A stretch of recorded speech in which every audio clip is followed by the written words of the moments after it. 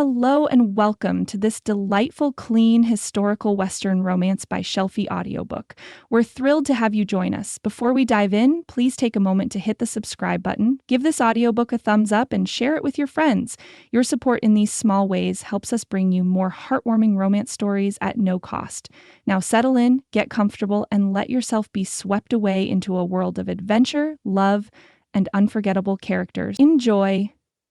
This audiobook is copyrighted by Shelfie Bennett. Chapter 1. A Widow's Arrival. Redemption Springs, nestled in the crook of the Colorado mountains like a child in its mother's arms, protected from the harshest winds yet still touched by winter's lingering breath. The late March sun had begun its work of transformation, turning crusty snowbanks into rivulets that carved miniature canyons through the muddy thoroughfare that passed for Main Street. Reverend Josiah Fletcher stood motionless before the simple headstone, his tall frame casting a long shadow across the marble marker. His worn black Sunday coat hung loose on his frame, evidence of meals forgotten or merely picked at during the 2 years since Sarah's passing. The mountain air carried the scent of damp earth and pine, mingled with the first tentative fragrance of spring growth pushing through the partially thawed ground. "Papa, look!"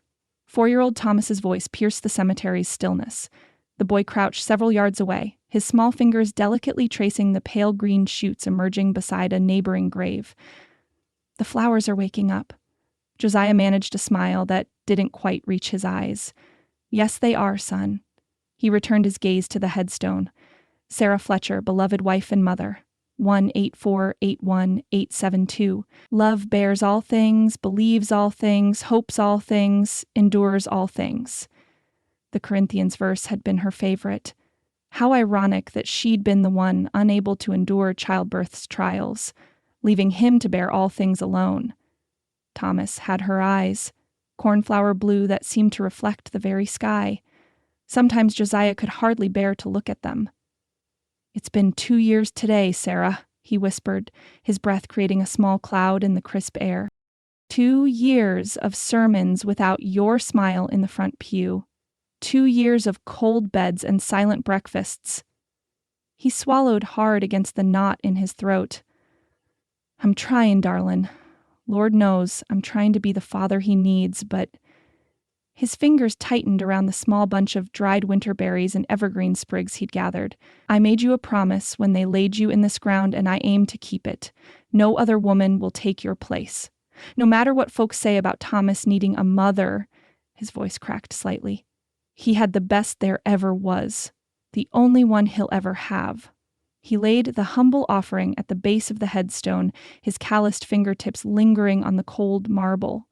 The gold band on his left hand caught the sunlight, still bright despite the years of wear. The soft crunch of boots on the partially frozen ground alerted him to another presence.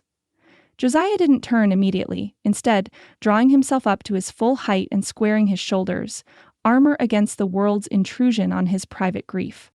"Fine day, Reverend Fletcher." Thomas Barlow's voice carried the gentle, measured cadence of a man accustomed to making himself heard without shouting. As head of the church elders and the most prosperous merchant in Redemption Springs, Barlow commanded respect without demanding it. Josiah nodded in acknowledgement but kept his eyes on the grave. "Mr. Barlow." The older man moved to stand beside him, his silver-streaked beard and weathered face testimony to decades of Colorado winter. He clasped his hands behind his back, giving Josiah a moment more of silence before speaking again. "Been 2 years to the day, hasn't it, yes?" The single word carried the weight of 730 endless days and nights. Barlow nodded, his gaze taking in the small boy who now sat cross-legged among the meager green shoots, whispering to them as though sharing confidences with old friends. "Fine boy you're raising there," Barlow observed. "Growing like a weed. Sarah would be mighty proud." "I hope so."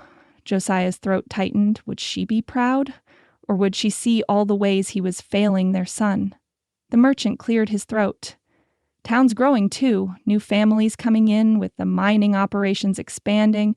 Soon we'll need to think about a proper school, not just Widow Hatcher's front room lessons."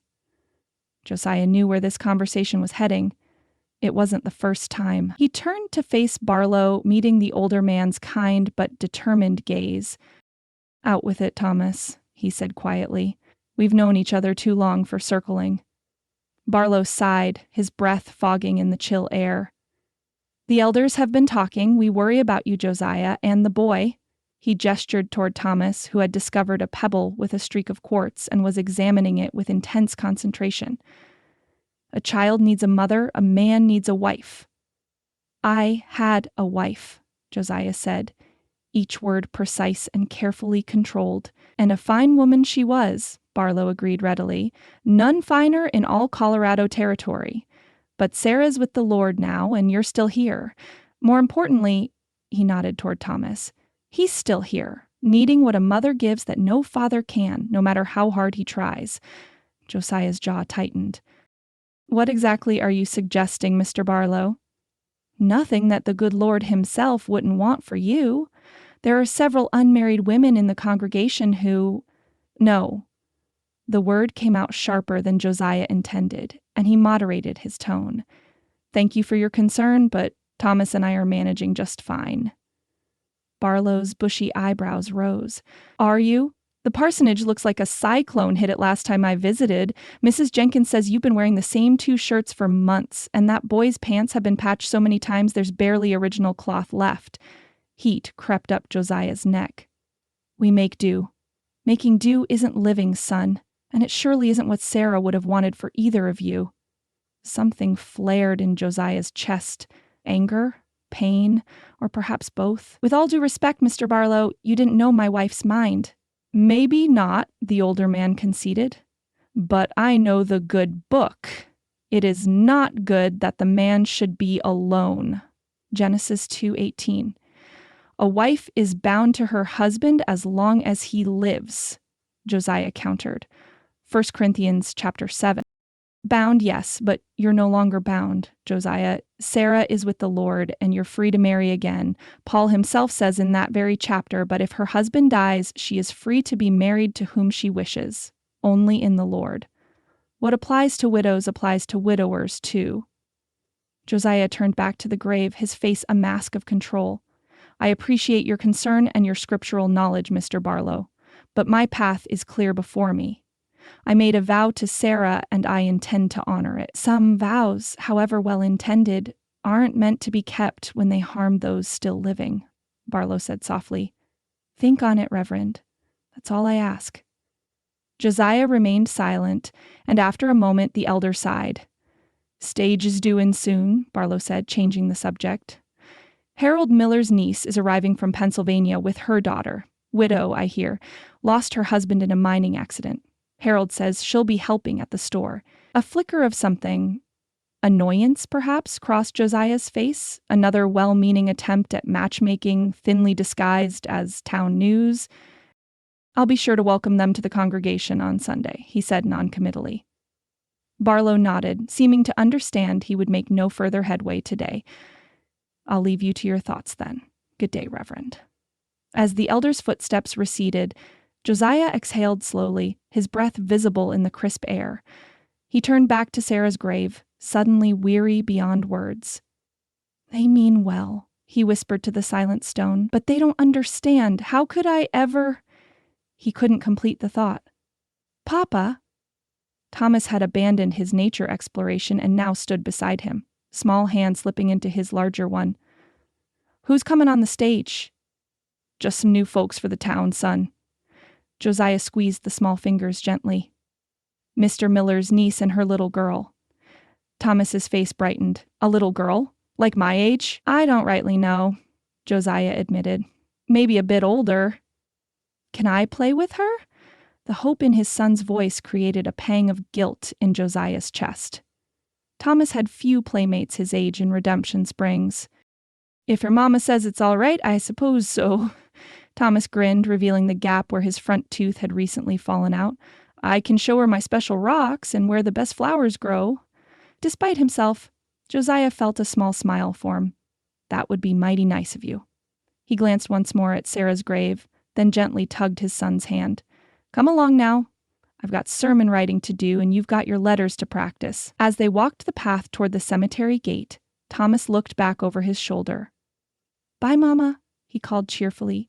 "We'll come back soon." Josiah's throat constricted. Thomas remembered so little of her now, just fragments and impressions from his earliest years. Soon even those would fade. He cast one last glance at the lonely headstone. The sunlight caught the marble at just the right angle, making it gleam like a beacon. "I'll keep my promise, Sarah," he thought. "No other woman will ever take your place in my heart. That I swear before God and man." With that silent recommitment, he guided his son through the wrought iron gates and back toward the town that was stirring to life in the early spring sunshine, unaware that the afternoon stage would bring changes no amount of vows could prevent. The Concord stagecoach rounded the bend at the edge of town, its wheels slinging mud and slush, as the team of 6 horses labored through the spring mire. The driver, a leathery-faced man known to most only as Sutter, hauled back on the reins with practiced strength, his voice carrying across Redemption Springs' main thoroughfare. "Whoa there! Steady now, you ornery beasts!" Inside the lurching coach, Susan Hawkins braced herself against the worn leather seat, her gloved hands gripping the edge as the vehicle finally shuddered to a halt. The journey from Denver had been 3 days of bone-jarring travel over rutted roads, barely free of winter's icy grip. Her back ached, her head throbbed, and her spirit felt as battered as her body. "Mama, we're here, we're really here!" 8-year-old Abigail pressed her face to the smudged window glass, her breath creating a small fog circle that she wiped away impatiently with her sleeve. "Look at all the horses! And there's a real saloon just like in Papa's stories." "Abigail Mary Hawkins," Susan admonished gently. "A saloon is hardly a sight for proper young ladies to be remarking upon." But she couldn't help smiling at her daughter's enthusiasm, a welcome contrast to her own churning apprehension. The coach door swung open, and Sutter's weathered face appeared. "Redemption Springs, ma'am. End of the line." He offered a calloused hand to assist her down. Susan gathered her skirts with one hand while the other instinctively went to her reticule, confirming for perhaps the 20th time that morning that James's pocket watch was still safely tucked inside alongside her small Bible. The timepiece no longer ticked. It had stopped the moment the mine collapsed, James with it. But she couldn't bear to part with it. Some small, foolish part of her believed that as long as she had it, some piece of him remained. "Thank you, sir," she murmured as she navigated the treacherous step down. The mud immediately tried to claim her boot, sucking at the leather with greedy persistence. Sutter steadied her elbow until she found firm footing. Abigail needed no assistance, leaping from the coach with the boundless energy of youth, narrowly missing a sizable puddle in her landing. "Abby!" Susan cautioned, but her daughter was already turning in a slow circle, taking in the sights of their new home with undisguised wonder. Susan forced herself to follow suit, though with considerably less enthusiasm. Redemption Springs was smaller than she'd imagined from Uncle Harold's letters. A single muddy street stretched before her, lined with false-fronted buildings in various states of repair. A mercantile, a smithy, what appeared to be a milliner's shop, the aforementioned saloon, and at the far end a white clapboard church with a modest steeple pointing heavenward. Everything was coated with the particular grime of a mining town. A mixture of mud, coal dust, and the distinctive gray pallor of winter's end. "Not quite Philadelphia, is it?" she whispered to herself. Behind her, Sutter and his assistant were already unloading the luggage. 2 battered trunks containing all that remained of their former life. So little to show for 30 years of living, she thought. Then she squared her shoulders beneath her travel-worn cloak. They were here now, and forward was the only direction left to them. "Susie girl, there you are." The booming voice cut through her musings, and Susan turned to see a barrel-chested man with a shock of white hair hurrying toward them, his gait hindered by a pronounced limp.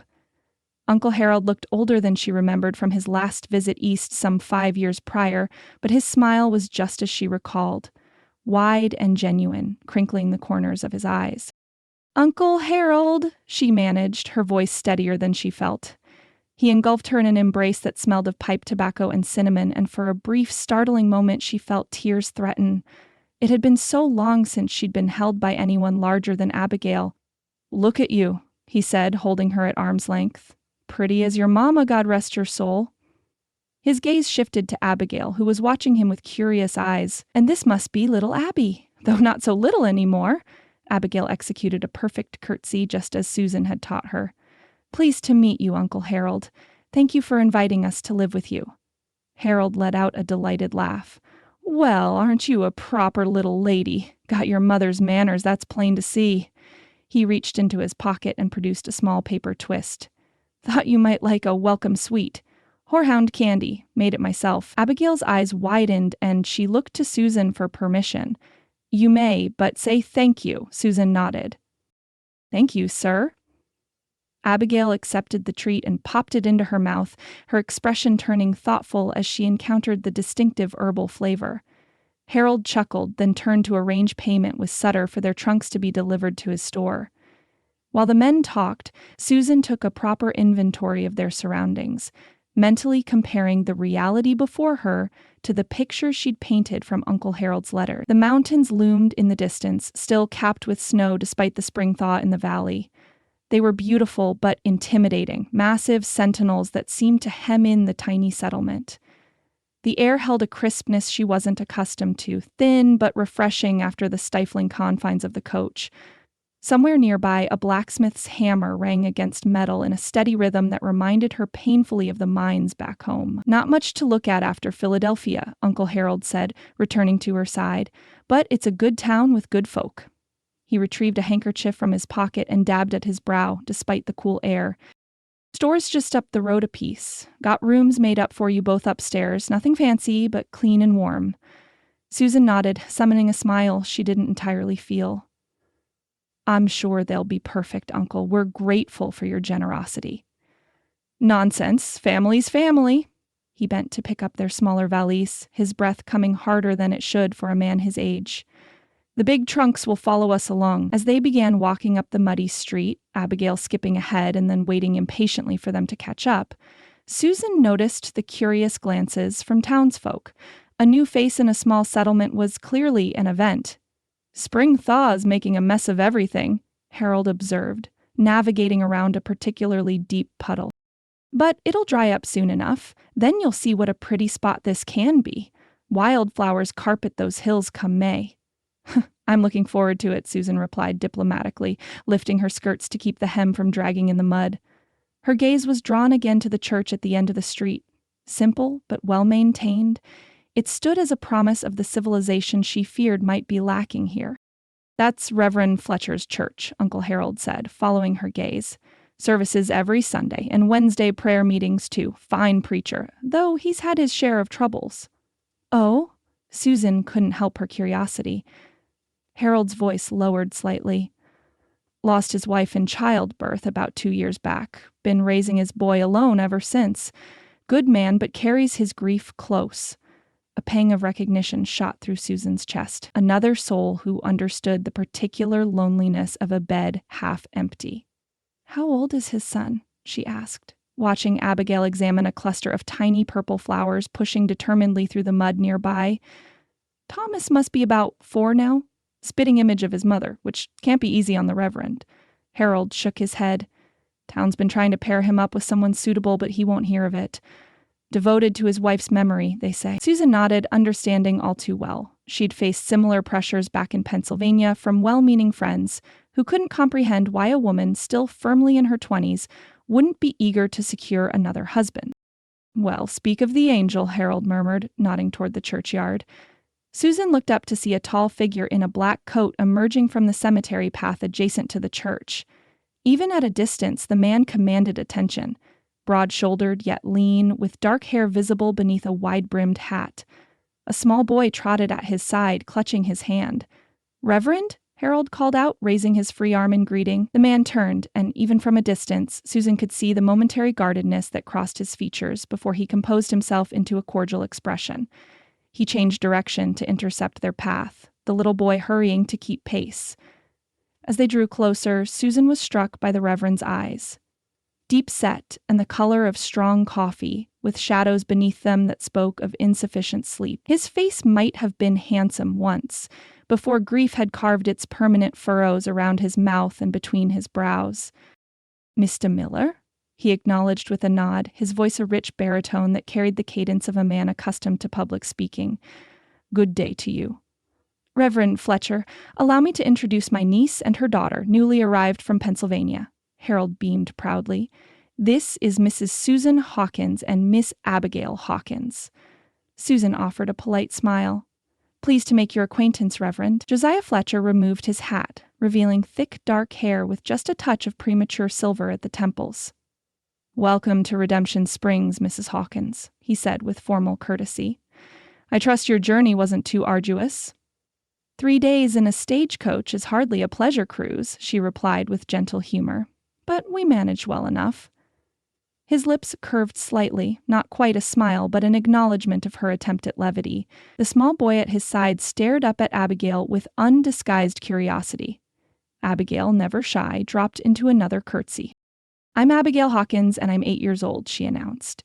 "Do you like to play hide and seek?" "I'm excellent at hiding." Thomas Fletcher blinked in surprise at her forwardness, then looked up at his father as if seeking permission to respond. "This is my son Thomas," Reverend Fletcher said, placing a gentle hand on the boy's shoulder. "He's usually more talkative with folks he knows better." "I'm 4, Thomas offered in a small voice. "Almost 5, Abigail beamed. "That's a very good age. I was 4 once, and it was splendid." A smile ghosted across the Reverend's face at this exchange, brief but genuine, transforming his features in a way that made Susan catch her breath. Then, as quickly as it appeared, it was gone, replaced by the same polite reserve. "We hold services at 10 o'clock on Sundays," he said, returning his hat to his head. "You and your daughter would be most welcome." "Thank you," Susan replied. "We'll certainly attend." Reverend Fletcher nodded, then turned his attention to Harold. "Don't forget the deacons' meeting tomorrow evening, Mr. Miller." "Wouldn't miss it," Harold assured him. With a tip of his hat that included both Susan and Abigail in its courteous gesture, the Reverend continued on his way, little Tama trotting alongside him, casting curious glances back at Abigail. Susan watched them go, struck by the straight line of the Reverend's shoulders despite the evident weight they carried. She recognized the posture of someone determined not to bend under grief's burden, no matter how heavy.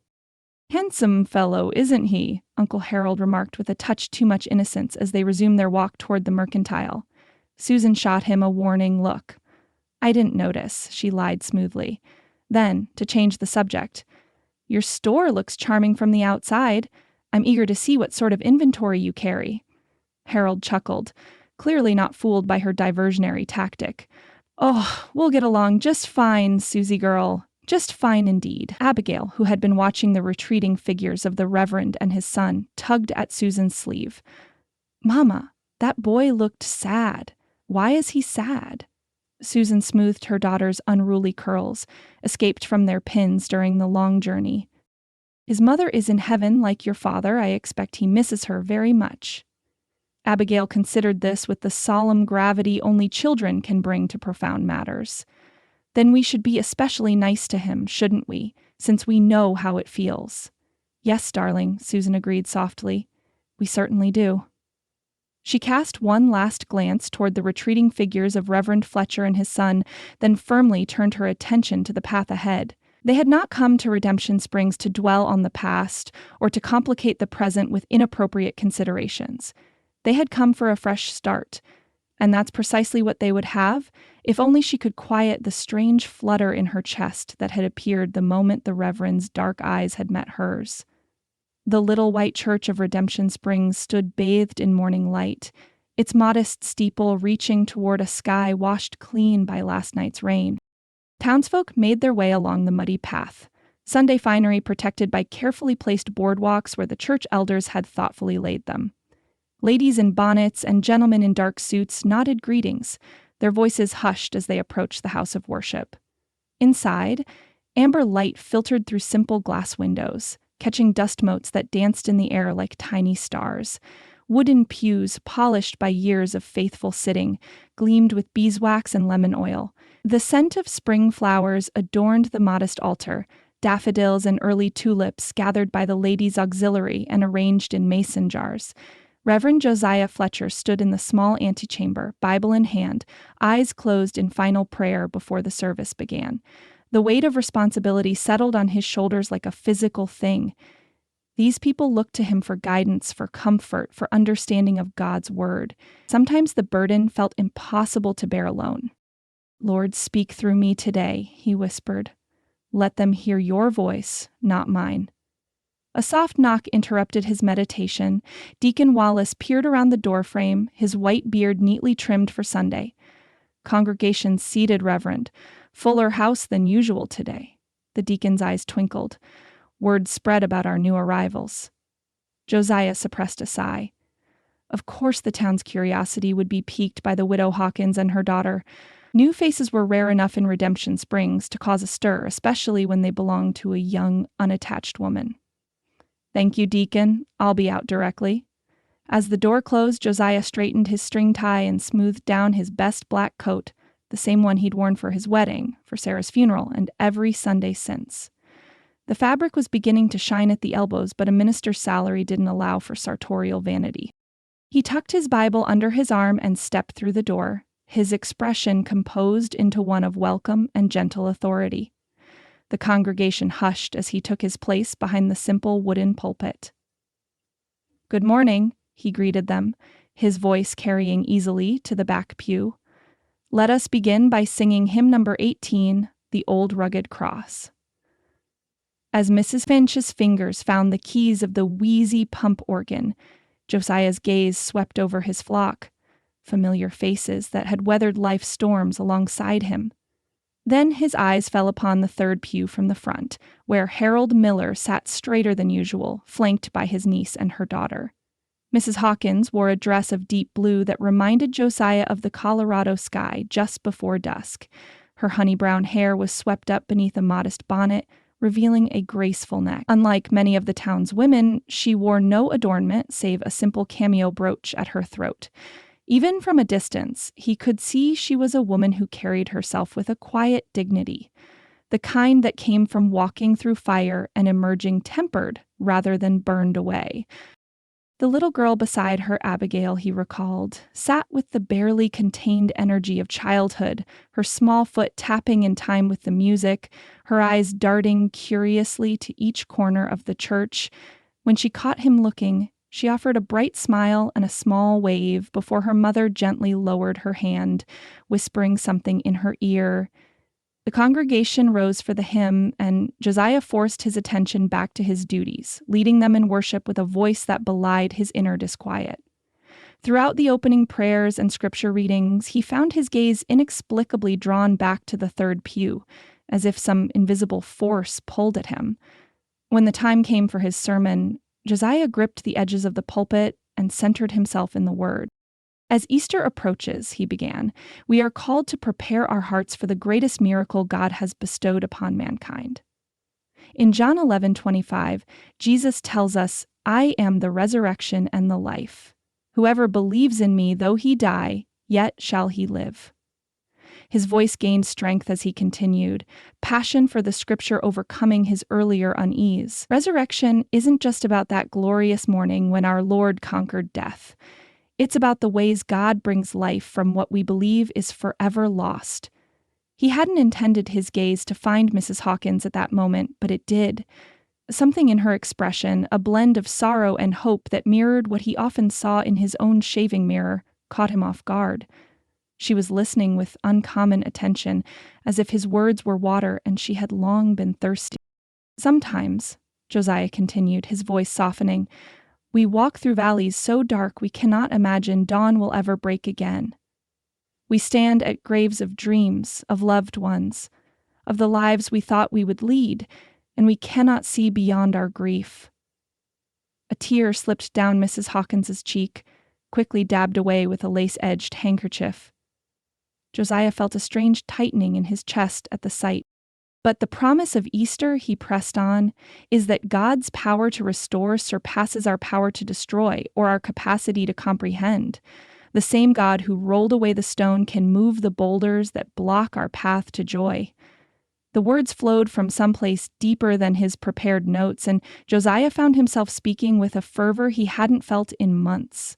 The congregation leaned forward in their pews, faces upturned and attentive. Even little Thomas, seated in the front pew under Mrs. Jenkins's watchful eye, had stopped fidgeting with his Sunday collar. When the sermon concluded and the final hymn was sung, Josiah stood at the church door, as was his custom, shaking hands with his parishioners as they filed out into the spring sunshine. He exchanged pleasantries about ailing grandmothers, newborn calves, and the promising weather, all the while aware of Harold Miller and his niece's family working their way toward the exit. "Powerful words today, Reverend," Harold said when they finally reached the door. "Touched my heart, they did. Didn't they touch yours, Susan?" Mrs. Hawkins met Josiah's eyes directly, something many of the town's women rarely did. Her eyes were a clear gray blue, like mountain lakes reflecting an autumn sky. "Indeed," she said, her voice carrying the faintest trace of an Eastern accent. "Your message about resurrection spoke to me deeply, Reverend Fletcher. It's a perspective on grief I hadn't considered before." Something in her candor caught him off balance. Most platitudes about his sermons were vague and polite. Hers felt sincere and specific. "Thank you, Mrs. Hawkins. I'm grateful it brought you comfort." She smiled then, a genuine expression that transformed her face from merely pretty to something luminous. "Susan, please," and it wasn't comfort so much as challenge. In the best possible way, Josiah found himself returning her smile before he could think better of it. "The best sermons challenge the preacher first," he admitted. "I often find myself convicted by the very words God gives me to deliver." "An honest preacher," she observed. "How refreshing." Harold beamed between them like a matchmaking fairy from one of Thomas's storybooks, and Josiah felt heat creep up his neck.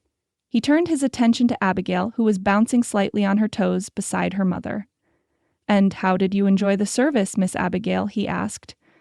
"The singing was lovely," she replied earnestly, "but I got rather hungry during the long talking part. Is Thomas here? He promised to show me something special." "Abigail," Susan admonished gently, "mind your manners." Josiah chuckled, the sound surprising him as much as it seemed to surprise Mrs. Hawkins. "No offense taken. Many grown men have dozed through my sermons, so a young lady merely getting hungry seems a victory." As if summoned by his name, Thomas appeared at Josiah's side, his small hand clutching something tightly. "Miss Abigail," he said with careful formality, clearly having rehearsed the greeting, "would you like to see my treasures now?" Abigail looked to her mother for permission, which was granted with a nod. Thomas opened his palm to reveal 3 small stones, one striped with bands of rust and cream, another with a vein of sparkling quartz, and a third smooth black pebble that gleamed like glass. "I found them by the creek," he explained, his shyness melting in the face of Abigail's obvious interest. "The black one might be from a shooting star. That's what Papa says." "May I hold them?" Abigail asked, her voice hushed with reverence. Thomas nodded solemnly, transferring his treasures to her small hand. "They're beautiful," she declared with conviction. "Do you have more?" "A whole collection," Thomas confided. "In a cigar box under my bed." "Tomas," Josiah interjected gently, "perhaps another time. Mrs. Hawkins and her daughter have just arrived in town and likely have much to do today."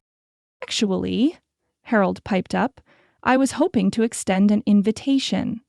Sunday dinner at my place. Nothing fancy, just a pot roast and some fixings. Would you and Thomas care to join us, Reverend? Give these young uns a chance to get acquainted proper-like." Josiah opened his mouth to decline. Sunday afternoons were reserved for visiting the sick and elderly of his congregation. But Thomas's face had lit up at the prospect of a playmate. It had been so long since he'd seen that particular expression on his son's features. "That's very kind, but I wouldn't want to impose," he hedged. "Nonsense," Harold insisted. "Susan's a fine cook, and I've already got more food than 3 people could eat. Been looking forward to her arrival for weeks, stocking up the pantry like a squirrel before winter." Susan's cheeks colored slightly.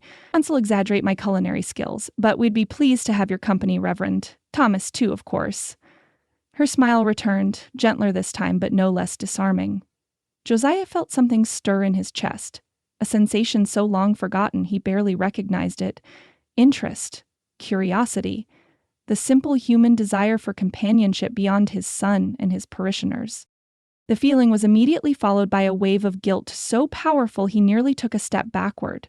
How could he even consider accepting? Sunday afternoons had been his and Sarah's special time together. They would walk in the hills after church, weather permitting, or read to each other beside the fire when snow or rain kept them indoors. To spend that sacred time in another woman's company seemed a betrayal of the highest order. "Papa, can we go?" Thomas tugged at his coat sleeve, eyes pleading. "I want to show Abigail my other stones."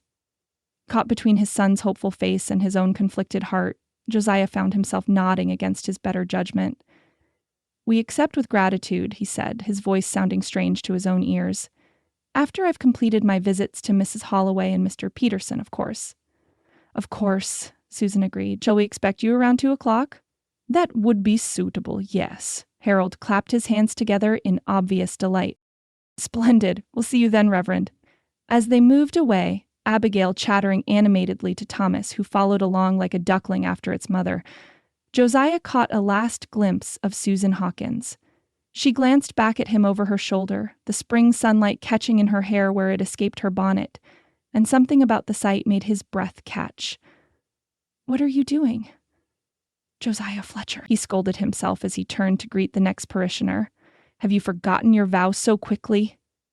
But as he mechanically shook hands and exchanged pleasantries, his thoughts kept returning to gray-blue eyes and a smile that seemed to reach into places long gone cold within him. "It's merely dinner," he told himself firmly, "for Thomas's sake. Nothing more." Yet, even as he formed the thought, he knew with troubling certainty that his carefully ordered existence had already begun to shift, like the first pebble in an avalanche, small but irreversible. Wednesday afternoon found Josiah at his desk, quill poised over parchment, the scratch of nib against paper punctuating the quiet of the parsonage.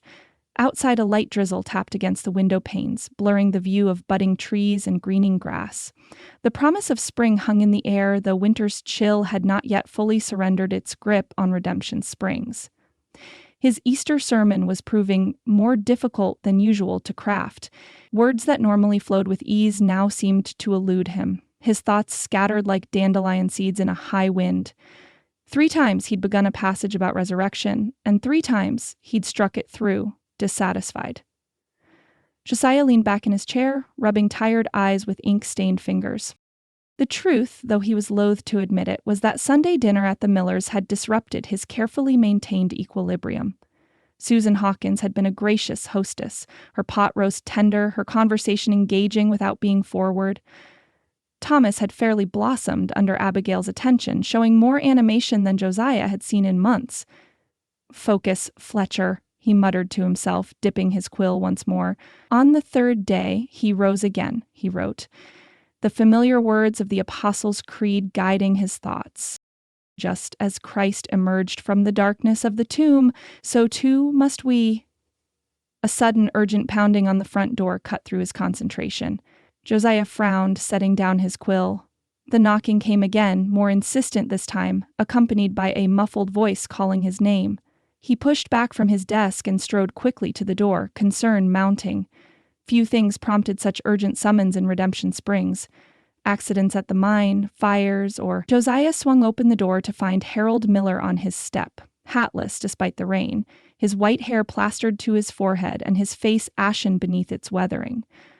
"Reverend," he gasped, breathless from what had clearly been a hurried journey.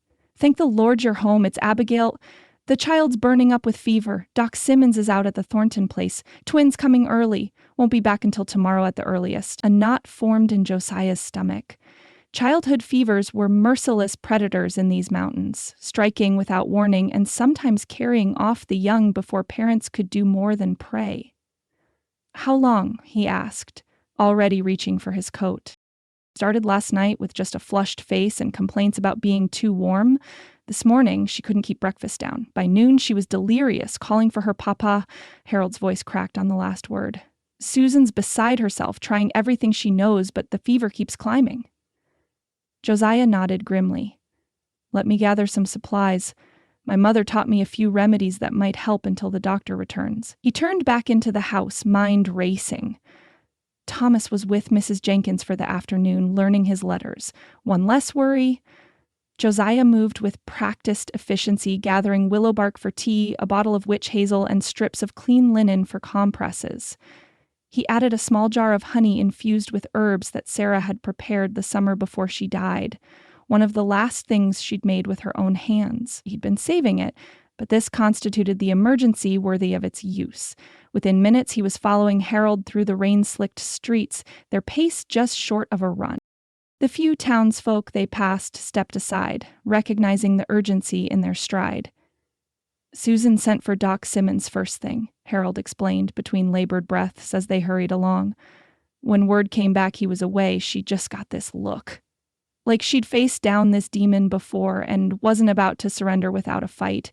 Been cooling Abigail with compresses and trying to get water into her, but the child's burning up something fierce." Josiah's mind flashed to Thomas at that age, so small and vulnerable to the world's vagaries. The thought of losing him sent a physical pain through his chest. How much worse for Susan, already having lost her husband, to face the prospect of losing her only child as well. The Miller home sat above the general store, accessed by an external staircase that they took 2 steps at a time. Harold pushed open the door without knocking, leading Josiah into the modest living quarters. The main room showed signs of a hasty transformation into a sick room. Curtains had been drawn against the light, and a small bed had been moved near the stove for warmth. The air hung heavy with the metallic tang of fever and the sharp scent of vinegar, an old remedy for cooling the sick. And there, in a straight-backed chair beside the bed, sat Susan Hawkins. Her hair had come loose from its usual neat arrangement, hanging in a honey-brown braid over one shoulder. Her face was drawn with worry, eyes shadowed from what had likely been a sleepless night. Yet there was a resolute set to her jaw, the look of a mother prepared to battle death itself for her child. She was singing softly, an old hymn about God's sheltering arms, while her hand moved in a gentle rhythm, pressing a damp cloth to Abigail's flushed forehead. The girl lay unnaturally still, her usually animated face now flushed scarlet against the white pillowcase, her chest rising and falling in rapid, shallow breaths. Susan looked up at their entrance, relief washing over her features when she saw Josiah. "Reverend Fletcher," she said, her voice hoarse from hours of quiet singing and coaxing. "Thank you for coming." Josiah set his supplies on the table and moved toward the bed, his concern deepening as he took in Abigail's condition. The child's skin radiated heat like a cook stove, her nightgown damp with sweat, her lips cracked from dehydration. "How long has she been this way?" he asked, keeping his voice calm though his heart raced with concern. "The delirium started about 3 hours ago," Susan replied, rising to make room for him beside the bed. "She was calling for James, her father. And then she stopped, recognizing me altogether." Her voice wavered slightly, but she steadied it with visible effort. "The fever keeps rising, despite everything I've tried." Josiah gently placed his palm on Abigail's forehead, wincing at the heat that met his touch. "We need to bring this fever down," he said, and quickly. He turned to Harold. "We'll need snow from the ice house, as much as you can carry. Pack it in towels." Then to Susan, "Do you have any elderberry in your pantry? Or boneset?" She nodded. "Both. Uncle Harold keeps a well-stocked medicine cabinet. There's blackberry root as well." "Good, we'll make a tea with all 3, plus the willow bark I brought." He began rolling up his sleeves, all thoughts of propriety or emotional distance forgotten in the face of a child's distress. "And we'll need to prepare a tepid bath to bring down her temperature." Susan matched his businesslike tone, clearly grateful for direction. "The washtub is in the back room. I'll start heating water, not too hot." "No, not too hot," Josiah agreed. "Lukewarm is best. The shock of cold could drive the fever deeper." As they worked, Josiah found himself impressed by Susan's composure. Many mothers became hysterical when their children were gravely ill, but she moved with purpose, following his instructions while adding her own knowledgeable suggestions. "My mother was a midwife," she explained, catching his appraising glance as she measured herbs into a pot of water. "She taught me what she knew, though I never had her gift for healing."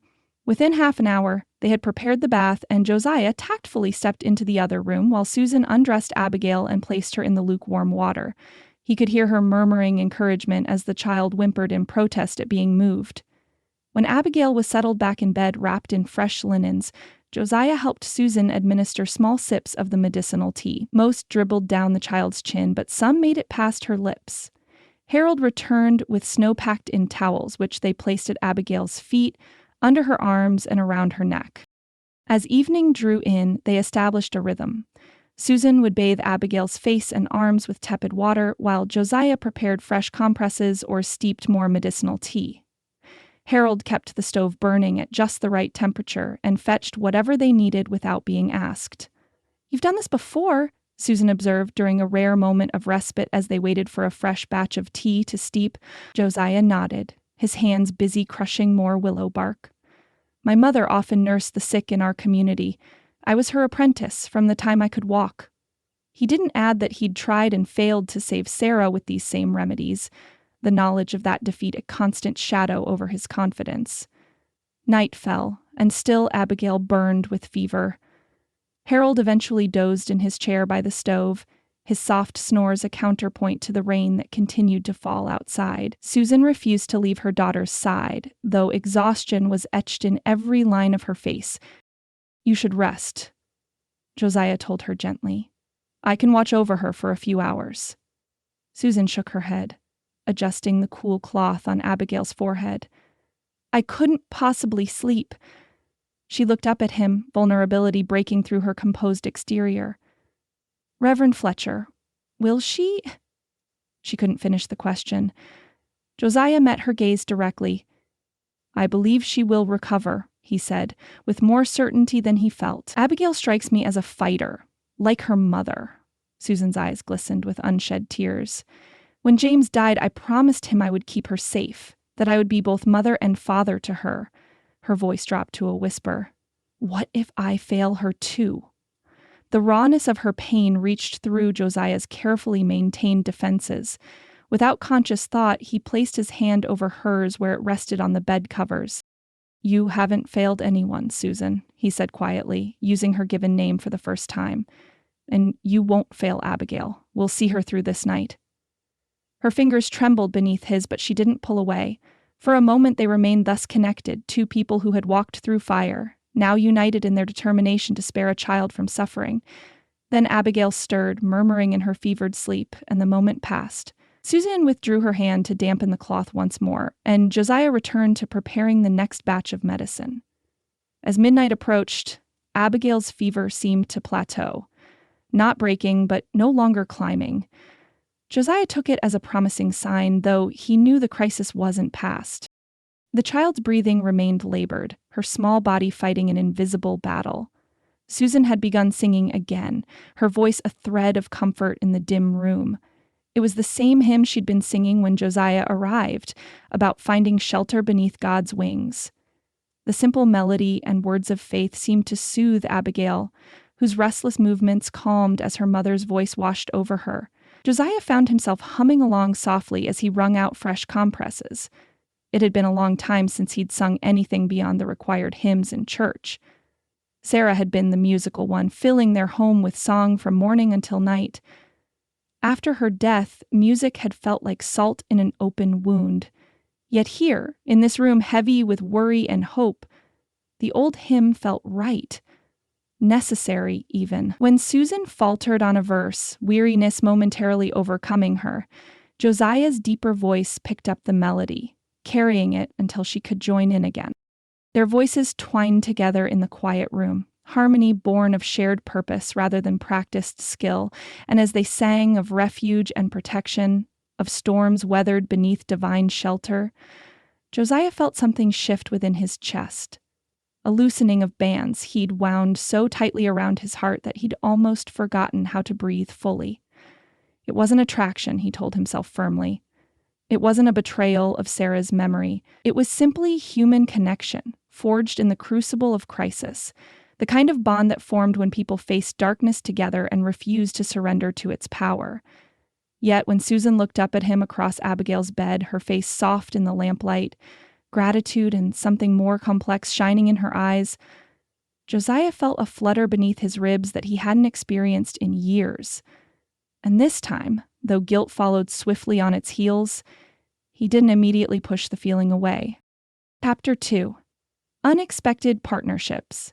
The hours stretched long past midnight, marked only by the soft ticking of Harold's mantel clock and the occasional crackle from the stove as it consumed another log. Outside, the spring rain had given way to stillness, the kind of profound quiet that comes when a storm has spent its fury and moved on, leaving the world washed clean. Abigail's fever held stubbornly, neither rising nor breaking. Ujaya maintained his post by the window, steeping fresh batches of willow bark tea while Susan kept vigil at her daughter's bedside. Harold had finally succumbed to exhaustion, snoring softly in his armchair, his chin dropped to his chest and his spectacles perched precariously on the end of his nose. "You should rest," Josiah said, his voice barely above a whisper as he brought a fresh cup of tea to Susan. "Even a few minutes would help restore your strength." Susan shook her head, accepting the steaming cup with hands that trembled slightly from fatigue. "I couldn't possibly sleep." Her eyes, shadowed with worry, never left Abigail's flushed face. "Besides, I've gone without sleep before. After James died, I didn't close my eyes for nearly 3 days." The quiet admission floated between them in the lamplight. Josiah settled into the chair opposite her, the small bed between them. For a moment he considered letting the comment pass unremarked, keeping the professional distance he'd maintained with parishioners in need. But something about the intimate hush of the sick room and shared purpose of their vigil loosened his usual reserve. "Was it sudden?" he asked, his voice gentle. "Your husband's passing?" Susan's fingers stilled where they'd been smoothing Abigail's damp curls. For a moment he thought she might not answer, might retreat behind the polite facade most widows maintained when speaking of their loss. Instead, she drew a deep breath and met his eyes across her daughter's still form. "It was and it wasn't," she said. "The mine had been deemed unsafe by several inspectors, but the owners insisted operations continue. The men knew the risks every time they descended." Her voice remained steady, though a muscle worked in her jaw. "James was a foreman. He'd reported the unstable supports many times."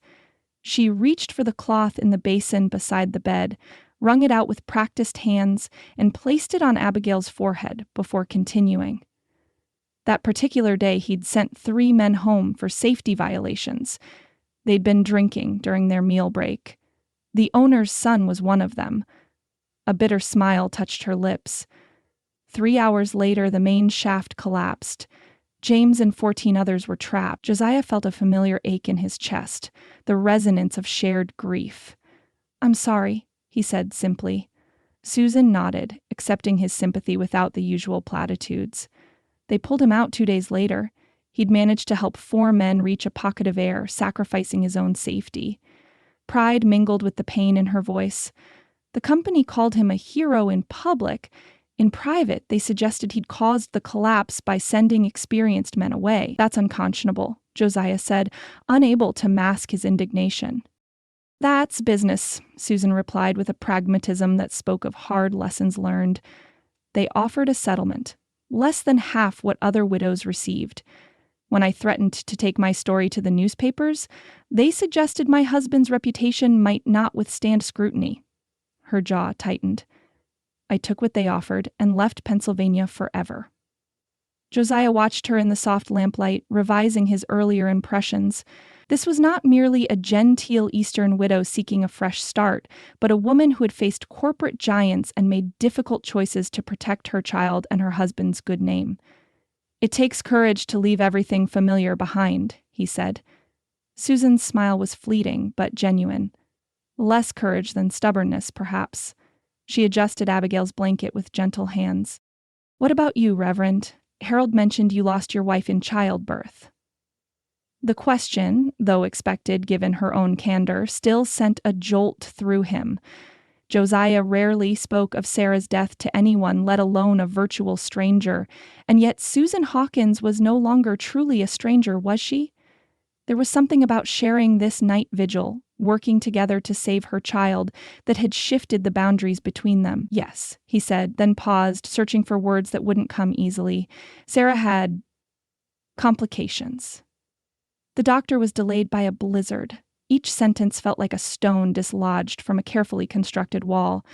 She lived long enough to see Thomas, to hold him once. Susan made no move to fill the silence that followed, allowing him space that few others had granted. Most people rushed to offer comfort or change the subject when grief made them uncomfortable. She made me promise to raise him knowing how much she'd loved him. Josiah continued, surprising himself with his willingness to share this most private of memories.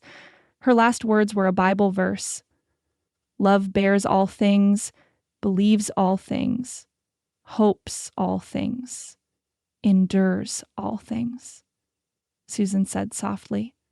Josiah nodded. It's engraved on her headstone.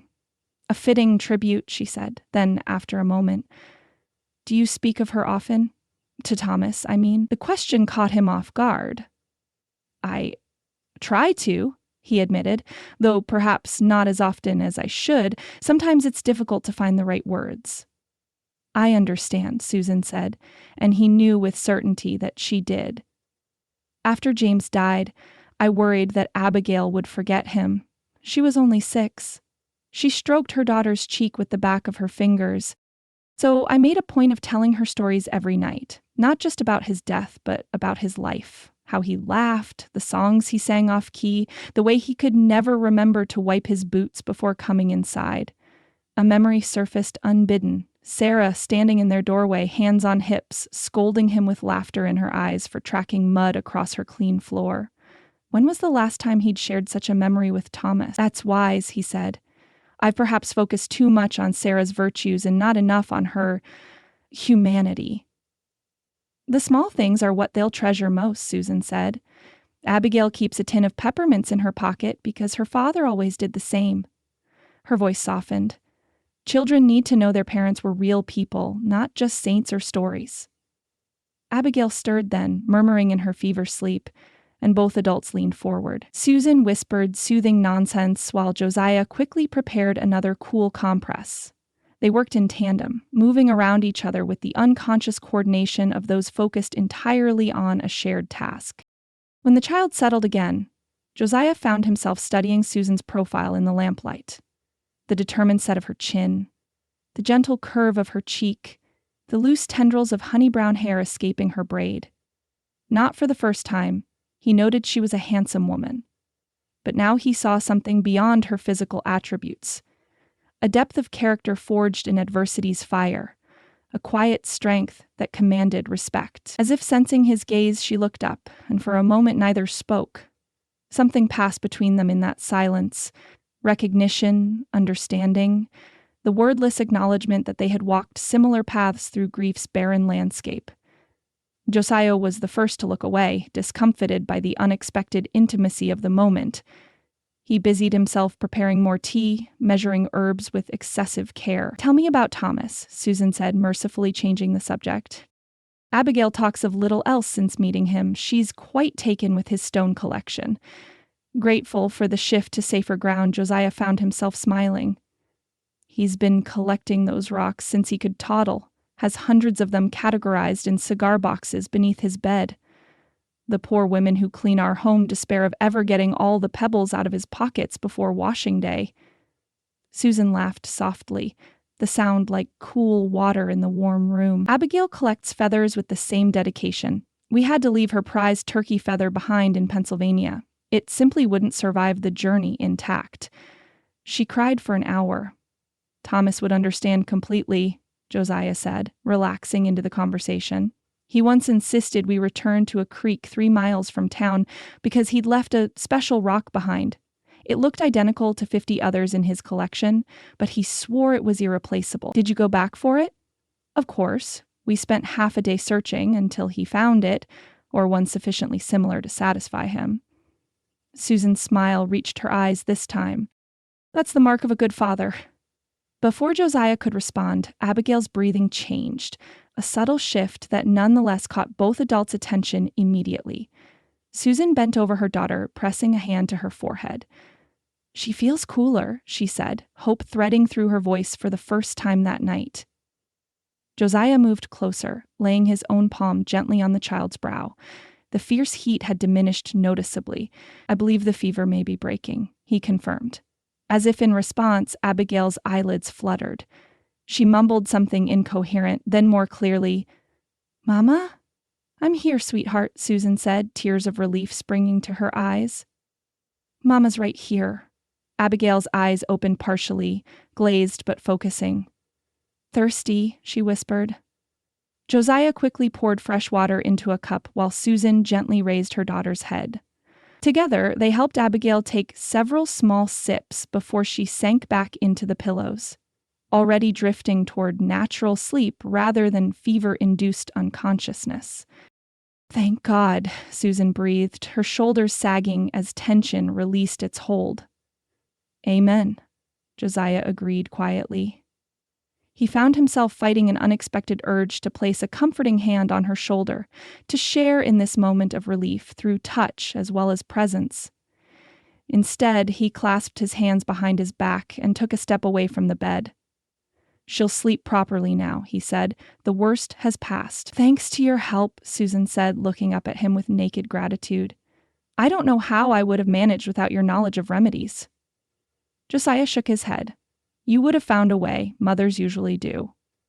The first pale light of dawn was filtering through the curtains, painting the room in soft grays and muted gold. Harold stirred in his chair, blinking owlishly as he adjusted his spectacles. "How's our patient?" he asked, voice rough with sleep. "The fever's breaking," Susan told him. "She just woke and took some water." Harold's face split in a wide grin. "Praise be! I knew our girl was a fighter." As the older man made his way to the bedside to see for himself, Josiah began gathering his supplies. The crisis had passed. His presence was no longer necessary. Yet he found himself oddly reluctant to leave, as though something important remained unfinished between himself and Susan Hawkins. "I should return home," he said. "Thomas will be worried if he wakes and I'm not there." Susan nodded. "Of course." She rose from her chair, the movement betraying her exhaustion as she swayed slightly. "Reverend Fletcher." "Josiah." "I don't have words adequate to thank you." The sound of his given name on her lips sent an unexpected warmth through him. "No thanks are necessary," he said, more gruffly than he'd intended. "It's what neighbors do." "Nevertheless," she insisted, "you've given me back my daughter. I won't forget that." There was nothing appropriate he could say to that, so Josiah merely nodded. As he reached the door, Susan called after him. "Will you come back later to check on her?" The request was reasonable, expected even, of a pastor concerned for his parishioners. Yet Josiah hesitated, suddenly aware of a danger he hadn't anticipated when he'd first followed Harold through the rain. "Yes," he said finally, against his better judgment. "I'll return this afternoon." As he stepped out into the pale spring morning, Josiah felt as though he'd left something essential behind in that sick room. Some piece of the armor he'd so carefully constructed around his heart. A week after Abigail's fever broke, Redemption Springs Ladies Auxiliary gathered in the church basement to plan the Easter celebration. The long trestle tables normally used for potluck suppers had been arranged in a square, with Mrs. Peabody presiding at what was clearly the head position, a leather-bound notebook and sharpened pencil at the ready. Josiah observed from his position near the door as the women of his congregation settled themselves, according to the town's unspoken social hierarchy. Mrs. Peabody, widow of the town's founding doctor and self-appointed arbiter of propriety, held court with Mrs. Wallace and Mrs. Jenkins flanking her like loyal lieutenants. The younger, married women clustered together at the adjacent table, while the unmarried ladies occupied the table farthest from Mrs. Peabody's direct gaze.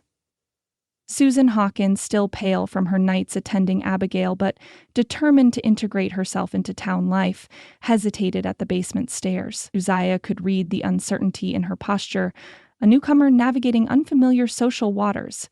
He stepped forward. "Mrs. Hawkins, we're pleased you could join us," he said, loud enough for the room to hear. "How is Abigail today?" Susan's smile conveyed both gratitude for the greeting and genuine pleasure at the question. "Much improved, thank you, Reverend. She's with Thomas and Mrs. Jenkins's granddaughter today, learning to make daisy chains." Several of the younger women smiled at this, but Mrs. Peabody merely sniffed. "We were about to begin, Reverend. Is there a particular reason you're attending a ladies' meeting?" Her tone suggested she already knew the answer and found it wanting. Josiah maintained his pleasant expression with the practice of a man accustomed to difficult parishioners. "The Easter celebration affects the entire congregation, Mrs. Peabody. As pastor, I believe I should be informed of the plans, particularly since this year we've decided to expand our observances to include a community festival." "Very sensible," Mrs. Wallace nodded, earning a sharp look from Mrs. Peabody. "Well, you may as well sit down then," Mrs. Peabody conceded with poor grace. "Mrs. Hawkins, there's space at the end there." She gestured to the table of unmarried women, though Susan's wedding band clearly placed her in the widows category. If Susan noticed the slight, she gave no indication, merely taking the offered seat with a smile and a quiet greeting to the young women around her. Josiah felt a flare of admiration for her composure, followed by an irrational irritation with Mrs. Peabody's transparent attempt to establish dominance. "Ladies, as you know, Easter falls on April 17th this year," Mrs. Peabody began without preamble. "We have just 3 weeks to prepare both the church decorations and the festival activities." She flipped open her notebook. "I've taken the liberty of assigning committees based on last year's performance." The next 20 minutes passed in a flurry of assignments delivered with the precision of military orders. Mrs. Jenkins would oversee the egg dyeing, Mrs. Wallace the choir's special music, Mrs. Thompson the children's Easter pageant. Flower arrangements, altar linens, refreshments. Each task was designated to women who had performed them for years without variation. Susan sat quietly throughout, occasionally making notes on a small pad she'd brought, but otherwise simply observing. When Mrs. Peabody finally paused for breath, she raised her hand slightly like a schoolgirl seeking permission to speak. "Yes, Mrs. Hawkins." Mrs. Peabody's tone suggested that interruptions were neither expected nor welcome. "I was wondering if you've considered including some activities for the older children. In Pennsylvania, our church organized an Easter treasure hunt with Bible verses as clues, leading to small gifts hidden throughout the church grounds." A momentary silence followed this suggestion. Several of the younger mothers looked interested but glanced at Mrs. Peabody before expressing support.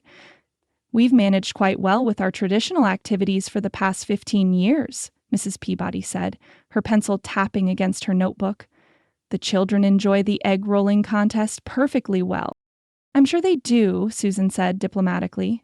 "The treasure hunt would simply be an additional activity, perhaps while the smaller children nap after the midday meal. It might give the mothers a chance to enjoy the festival as well, knowing their older children are occupied." Mrs. Wallace nodded thoughtfully. "My William is 10 now, too old for egg rolling, but too young to sit still through the adults' hymn sing. Something for his age group would be welcome." Mrs. Peabody's lips compressed into a thin line. "We don't have the resources for additional activities. The budget is already allocated." "The materials would be quite simple," Susan persisted gently.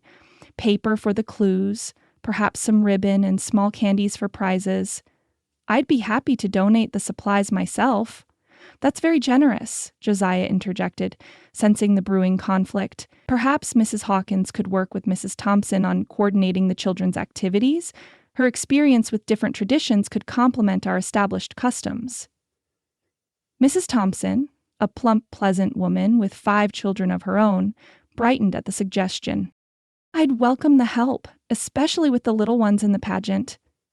Mrs. Peabody's expression suggested she'd bitten into a particularly sour pickle. "Eastern ways aren't necessarily suited to our Western sensibilities, Reverend. Our community has certain expectations for Easter celebrations." Something in her tone, the barely disguised condescension, the unnecessary emphasis on Eastern, kindled a rare spark of irritation in Josiah's chest. Before he could temper his response, words were leaving his mouth with more heat than he'd intended. "I believe our Lord's resurrection transcends regional preferences, Mrs. Peabody. The message of renewal and hope is universal, even if the methods of celebration vary." The room fell silent.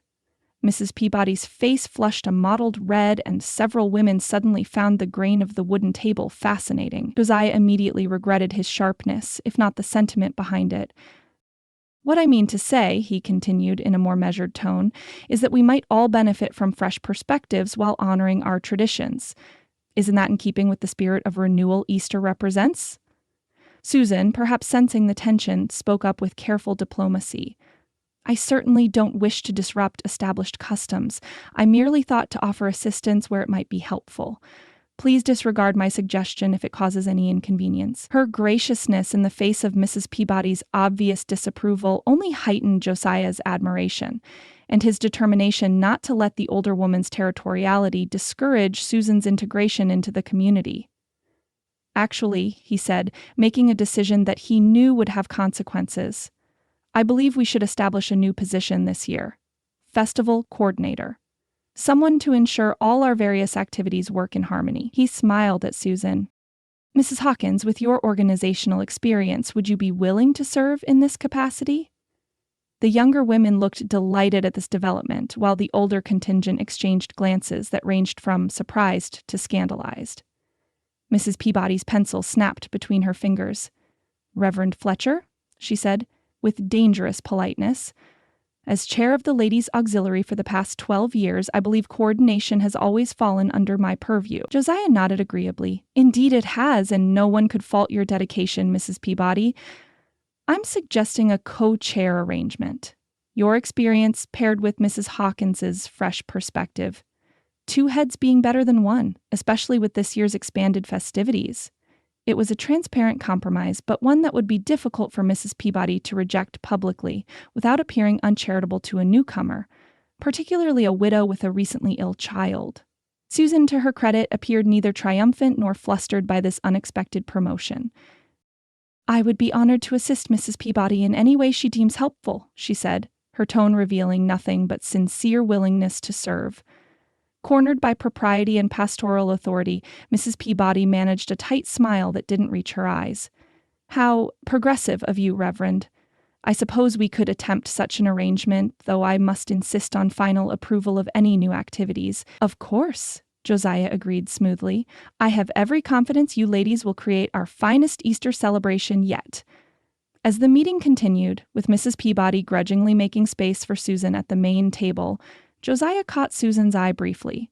She offered the smallest of grateful smiles, quickly concealed as she turned her attention to the notebook Mrs. Peabody was now aggressively annotating. Josiah felt a confusing mixture of satisfaction and unease at his own actions. Had he championed Susan because it was the right thing to do for the congregation, or because of some personal inclination that had no place in his pastoral decisions? The question troubled him as he excused himself from the remainder of the meeting, claiming sermon preparations that actually could have waited. As he climbed the stairs from the basement, he heard Mrs. Jenkins's voice drifting after him. Well, I haven't seen Reverend Fletcher take such a firm stand since the mining company wanted to hold services on Christmas Eve. Our quiet preacher has found his voice again, it seems. The comment, not meant for his ears, followed him into the sanctuary, where the afternoon light slanted through windows in dust-moted beams. Josiah stood in the empty church, surrounded by the profound silence that always seemed to dwell in sacred spaces between services. What am I doing, Sarah? He whispered to the absent wife who still occupied so much of his heart. What am I doing? Only the stillness answered, neither accusing nor absolving, leaving him alone with the unsettling awareness that something within him was changing as inexorably as winter giving way to spring. The following Tuesday dawned clear and mild, a perfect spring day that seemed designed to coax reluctant buds from winter-dormant branches. Josiah stood on the church steps, watching as Susan approached from the direction of her uncle's store. She wore a practical dress of dove gray with a blue shawl draped over her shoulders, a woven basket looped over one arm. Thomas and Abigail skipped ahead of her, the little boy chattering with uncharacteristic animation while Abigail nodded solemnly, as if considering weighty matters of state rather than childish plans. "Good morning, Reverend," Susan called as they drew near. "I hope we haven't kept you waiting." "Not at all," Josiah replied, checking his pocket watch. "You're precisely on time." A smile touched her lips, a habit my father instilled. He claimed tardiness was a form of theft. Stealing another person's most precious commodity. "Time," Josiah nodded. "A wise perspective. Papa, can Abigail and I go look for colored eggs while you and Mrs. Hawkins do the boring grown-up things? Thomas tugged at his father's coat sleeve, barely able to contain his excitement. Josiah frowned slightly. There aren't any eggs to find yet, son. The Easter celebration is still weeks away. Not real eggs, Thomas explained with the exaggerated patience children reserve for particularly dense adults. Abigail says we need to find the perfect spots to hide them so the little children will have a good hunt, but not too hard. Susan's eyes crinkled at the corners. Abigail has taken her role as Easter treasure hunt assistant quite seriously. She thought it sensible to survey the church grounds while we make our rounds to the businesses. I see, Josiah said, his expression softening as he observed his son's eager face. Thomas had shown little interest in anything beyond his rock collection since Sarah's death. This newfound enthusiasm, clearly sparked by Abigail's influence, was too precious to discourage. Very well, but stay within sight of the church. No wandering down to the creek. Yes, sir, Thomas beamed, grabbing Abigail's hand. Come on, I know a perfect spot behind the big oak tree. The children dashed off, Abigail's dark curls bouncing as she ran, Thomas's shorter legs working double time to keep pace. It does my heart good to see him so animated, Josiah admitted as he and Susan started down the church path toward Main Street. He's been a solemn child since... He trailed off, then squared his shoulders. Since his mother passed. Susan nodded, requiring no further explanation. Children have a remarkable capacity for joy, even after sorrow. Abigail grieved deeply for her father, but in time her natural resilience prevailed. She glanced sideways at him. Thomas is fortunate to have a father who encourages that resilience rather than stifling it with excessive caution. The observation, offered without judgment but with clear insight, caught Josiah off guard. Had he been overprotective of Thomas? Certainly he'd discouraged some of the rougher play other boys engaged in, fearful of injury with no mother to provide comfort. But had he, in his determination to be both father and mother, somehow hindered his son's natural healing? Before he could pursue the uncomfortable thought, they reached McAllister's Dry Goods, the first stop on their donation-gathering route. The bell above the door jingled cheerfully as they entered, and the comforting aroma of coffee beans, leather, and peppermint enveloped them. Reverend Fletcher, Mrs. Hawkins, Althea McAllister greeted them from behind a glass counter gleaming with brass buttons and tortoiseshell combs. Harold mentioned you'd be stopping by for the Easter Festival donations. The next hour passed in a flurry of visits to the various businesses along Main Street. Josiah observed with growing admiration how skillfully Susan navigated each interaction. With the crusty blacksmith, she spoke knowledgeably about different metals for crafting simple prizes for the children's games. At the milliner's shop, she admired Mrs. Fairchild's latest creations, while gently securing a donation of silk ribbons for the treasure hunt clues. Even the taciturn owner of the feed store, known for his reluctance to participate in town events, found himself agreeing to provide grain sacks for the potato race, after Susan mentioned how her late husband had won a similar contest 3 years running. You have quite a gift for persuasion, Josiah remarked as they left the apothecary with promises of horehound candy and licorice sticks for prizes. Susan adjusted her basket, now heavy with donated items. Not persuasion so much as genuine interest, she corrected gently. People respond when you value what matters to them. The observation, simple yet profound, reminded Josiah of his seminary professor's advice about pastoral care. Listen first to what troubles their hearts, not what you think ails their souls. It was wisdom he'd sometimes forgotten in the fog of grief that had enveloped him these past 2 years. Their final stop was Harold Miller's general store, where they found the proprietor contentedly measuring coffee beans for Mrs. Peterson. The children had stationed themselves near a display of colored paper, deep in consultation about which shades would be best for Easter decorations. Well, if it isn't my 2 favorite committee chairs, Harold called jovially. Success with the donations? Beyond expectations, Susan smiled, setting her laden basket on the counter. Redemption Springs has proven most generous. Any town with sense would be, with you doing the asking, Harold said with a wink toward Josiah. Isn't that right, Reverend? Josiah felt heat rise in his face at the blatant matchmaking. The Lord moves hearts toward charity, he said stiffly. Harold's mustache twitched with poorly suppressed amusement. Must be why he sent Susan to organize things then. He finished Mrs. Peterson's purchase and turned his full attention to them. Now, what can I provide for this grand festival? Whatever you need, it's yours. Susan produced a neatly written list from her pocket. We're still in need of colored ribbons for the treasure hunt clues, additional eggs for dyeing, and perhaps some plain muslin for the children's pageant costumes. Consider it done, Harold said, moving toward the bolts of fabric stacked on shelves along the back wall. The eggs you can pick up fresh next week. Got a new supplier from over Parkerville Way. As for ribbons, I've got a whole array of colors just arrived on yesterday's stage. Susan, come help me choose the best ones. As Harold led Susan to a glass case displaying various notions and trimmings, Josiah found himself momentarily alone. He took the opportunity to check on the children, who had moved from the colored paper to a bin of wooden toys, spinning tops, Jacob's ladders, and carved animals that Thomas was showing Abigail with proprietorial pride. My papa made this one, Josiah overheard his son saying, holding up a small wooden horse with a flowing mane. It was for Christmas after Mama went to heaven. He stays up real late sometimes making things in the shed. The simple statement, delivered without self-consciousness, squeezed Josiah's heart. Those late nights in his small workshop had been attempts to ensure Thomas didn't feel the lack of a mother's touch at Christmas, though no hand-carved toy could truly fill such a void. It's beautiful, Abigail said with genuine admiration. My papa couldn't make things with his hands, but he could sing better than anybody. He taught me all his mining songs, even the ones Mama said weren't proper for little girls. Thomas's eyes widened. Can you sing one? Abigail glanced around to ensure no adults were listening, then leaned in conspiratorially. I'll sing you the one about the miner and the tavern maid when we're alone. Mama would have conniptions if she heard me. Josiah suppressed a smile at her use of such a grown-up word, turning away before the children realized he'd overheard their exchange.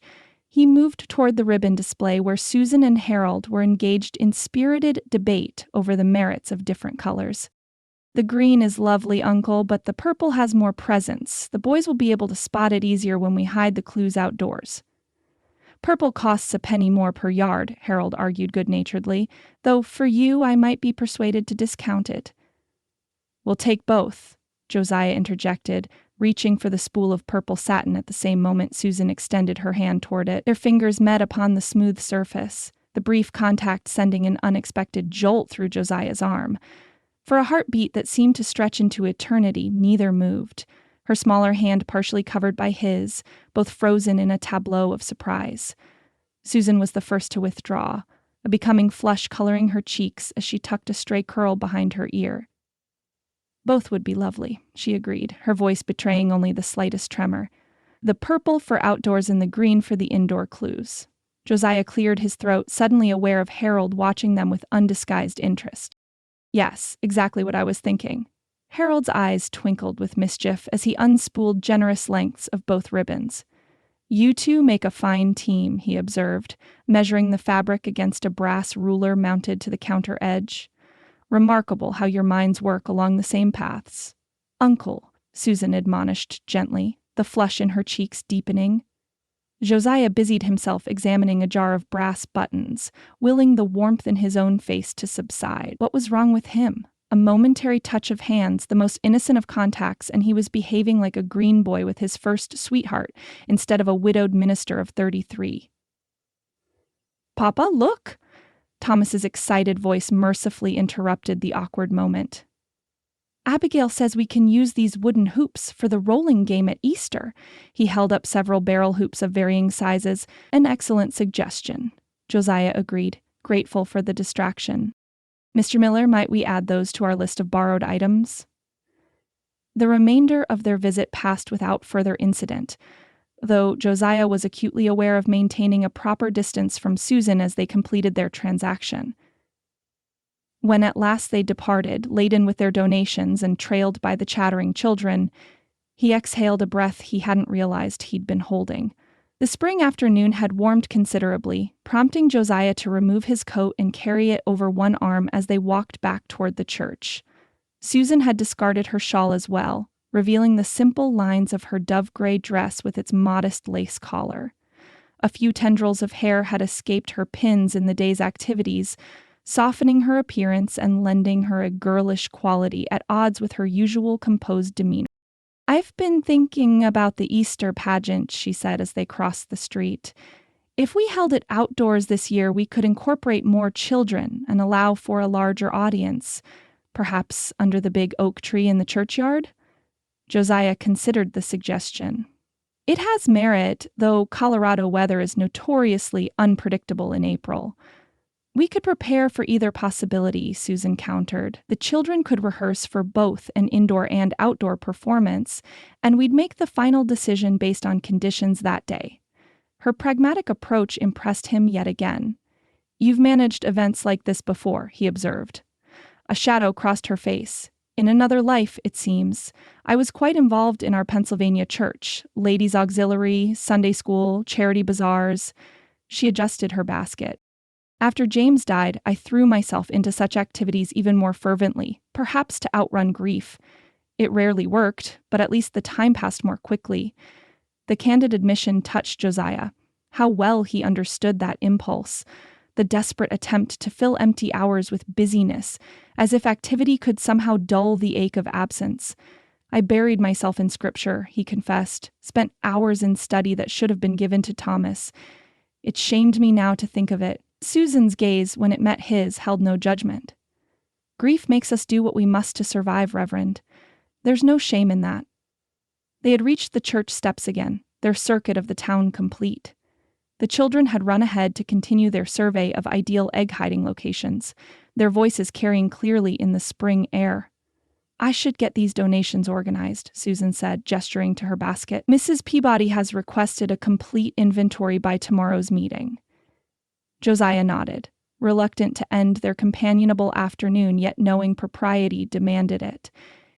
"Of course. May I help you carry anything to the store?" "Thank you, but I can manage."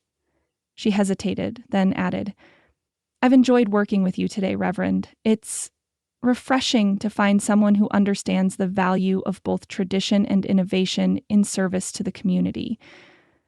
The simple compliment warmed him more than it should have. "Likewise, Mrs. Hawkins, your contributions to our Easter celebration are already proving invaluable." Something like disappointment flickered briefly in her eyes at his formal response, quickly masked by a polite smile. "Until tomorrow, then, Thomas," she called to the children. "It's time to head back." As Josiah watched them depart, Susan walking with graceful posture despite her heavy basket, Abigail skipping alongside while recounting some adventure to Thomas, he became aware of a peculiar emptiness settling over him, as if the day had suddenly lost its luster with their departure. "This will not do," he thought sternly. "This will not do at all." The parsonage stood silent save for the ticking of the mantel clock and Thomas's soft breathing from the small adjoining bedroom. Josiah knelt beside his bed, elbows propped on the faded quilt Sarah had stitched during their courtship, hands clasped in prayer. But the words that usually flowed so easily in his conversations with the Almighty seemed damned behind a confusion of thoughts and feelings he could neither name nor control. "Lord," he whispered finally, "I seek your guidance. My mind is troubled, my heart unsettled." The admission, even whispered in the privacy of his room, felt like a betrayal. 2 years, 3 months, and 14 days since Sarah's death, and here he knelt, disturbed by feelings for another woman, a woman whose touch, however innocent, had sent warmth coursing through him like mulled cider on a winter's night. Josiah rose from his knees, sleep as elusive as proper prayer. He moved to the small desk in the corner where a lamp burned low, casting amber shadows across the worn surface. From the bottom drawer, he withdrew a leather-bound journal, the initials SEF stamped in faded gold leaf on its cover. Sarah Elizabeth Fletcher. The journal contained not her words, but his own, written to her during their courtship when his duties as a circuit-riding preacher had kept them apart for weeks at a time. Sarah had saved every letter, tied them with blue ribbon, and returned them to him on their wedding day with instructions to read them whenever they quarreled, to remind himself why he had loved her in the first place. They had quarreled so rarely that the letters had remained largely unread during their marriage. Only after her death had Josiah begun revisiting them. seeking solace in the passionate declarations of his younger self, as if those words might somehow keep her memory vibrant and immediate. He opened the journal now, careful of the brittle pages, and began to read by lamplight. April 12, 1868. My dearest Sarah, the dogwoods are blooming along the creek banks as I make my way between settlements. Their white blossoms against the new green of spring remind me of the ribbon in your hair the first time we met at your father's church. How nervous I was, a raw seminary graduate preaching before the daughter of a renowned minister. Yet you smiled at me from the third pew, and somehow my tangled words found their proper order. Last night I baptized twin infants in a settler's cabin so remote that the mother hadn't spoken to another woman in 6 months. As I held those tiny lives, blessed by nothing more than my dampened fingers and ancient words of promise, I found myself wondering what our own children might look like. Will they have your laughing eyes, my unfortunate nose? Heaven forbid. Your gentle spirit, I pray, rather than my stubborn nature. 3 more Sundays until I return to Richmond, 3 more Sundays until I can again hold your hand as we walk through your father's garden after services. I carry the memory of your touch like a talisman against loneliness. Josiah closed the journal abruptly, the youthful ardor of his words burning him like a brand. How carefree he had been then, how certain of God's benevolent plan for his life. He had never doubted that Sarah would be his helpmate into old age, that they would raise a houseful of children together, that they would rock side by side on some distant porch watching grandchildren play. Instead, he had held her hand as life ebbed from her body, had christened their son with her tears still damp upon his clerical collar, had priested her funeral with that same infant cradled against his chest, red-faced and squalling as if protesting the cosmic injustice of entering the world as his mother left it. Outside his window, rain began to patter against the glass, tentatively at first, then with increasing insistence. The spring shower that had threatened all evening had finally arrived, percussing on the roof like impatient fingers. Josiah moved to the window, watching as the dusty yard transformed into a patchwork of puddles, reflecting the cloud-dimmed moonlight. Rain in April was both blessing and potential curse in Redemption Springs. The valley needed moisture for crops and grazing land, but too much, too quickly, could send the creek over its banks, threatening the lower-lying homes and businesses. Such was life in the shadow of mountains. Abundant gifts and uncompromising dangers often flowed from the same source. Rather like his feelings for Susan Hawkins, Josiah reflected ruefully, her friendship was a blessing to both him and Thomas. Her organizational skills and fresh ideas promised to revitalize a congregation grown complacent in its traditions. Her understanding of grief provided companionship on a road few could truly comprehend without walking it themselves. Yet in that very understanding lay danger. The shared experience of loss created a bridge between them that seemed to bypass the usual careful distances he maintained with his parishioners, especially female ones. When Susan spoke of her dead husband or comforted Abigail in her occasional moments of sorrow, Josiah recognized the same hard-won wisdom he'd acquired in his own journey through grief's barren landscape. It was natural to feel connection with such a woman. Natural and utterly inappropriate for a minister who had vowed fidelity to his wife's memory. The rain intensified, drumming against the roof with growing urgency. Josiah returned to his desk and carefully replaced the journal in its drawer, his fingers lingering briefly on Sarah's embossed initials. Then, with deliberate movements, he extinguished the lamp and made his way to his empty bed. As he lay in darkness listening to the storm, Josiah tried to focus his thoughts on the Easter sermon he needed to complete, on the repairs the church roof required, on anything but the memory of Susan's fingers beneath his own upon a spool of purple ribbon. "Give me strength," he whispered into the darkness, uncertain whether he addressed his God, his departed wife, or some untapped reservoir within himself. Outside, the rain continued to fall, steady and relentless as the passage of time itself.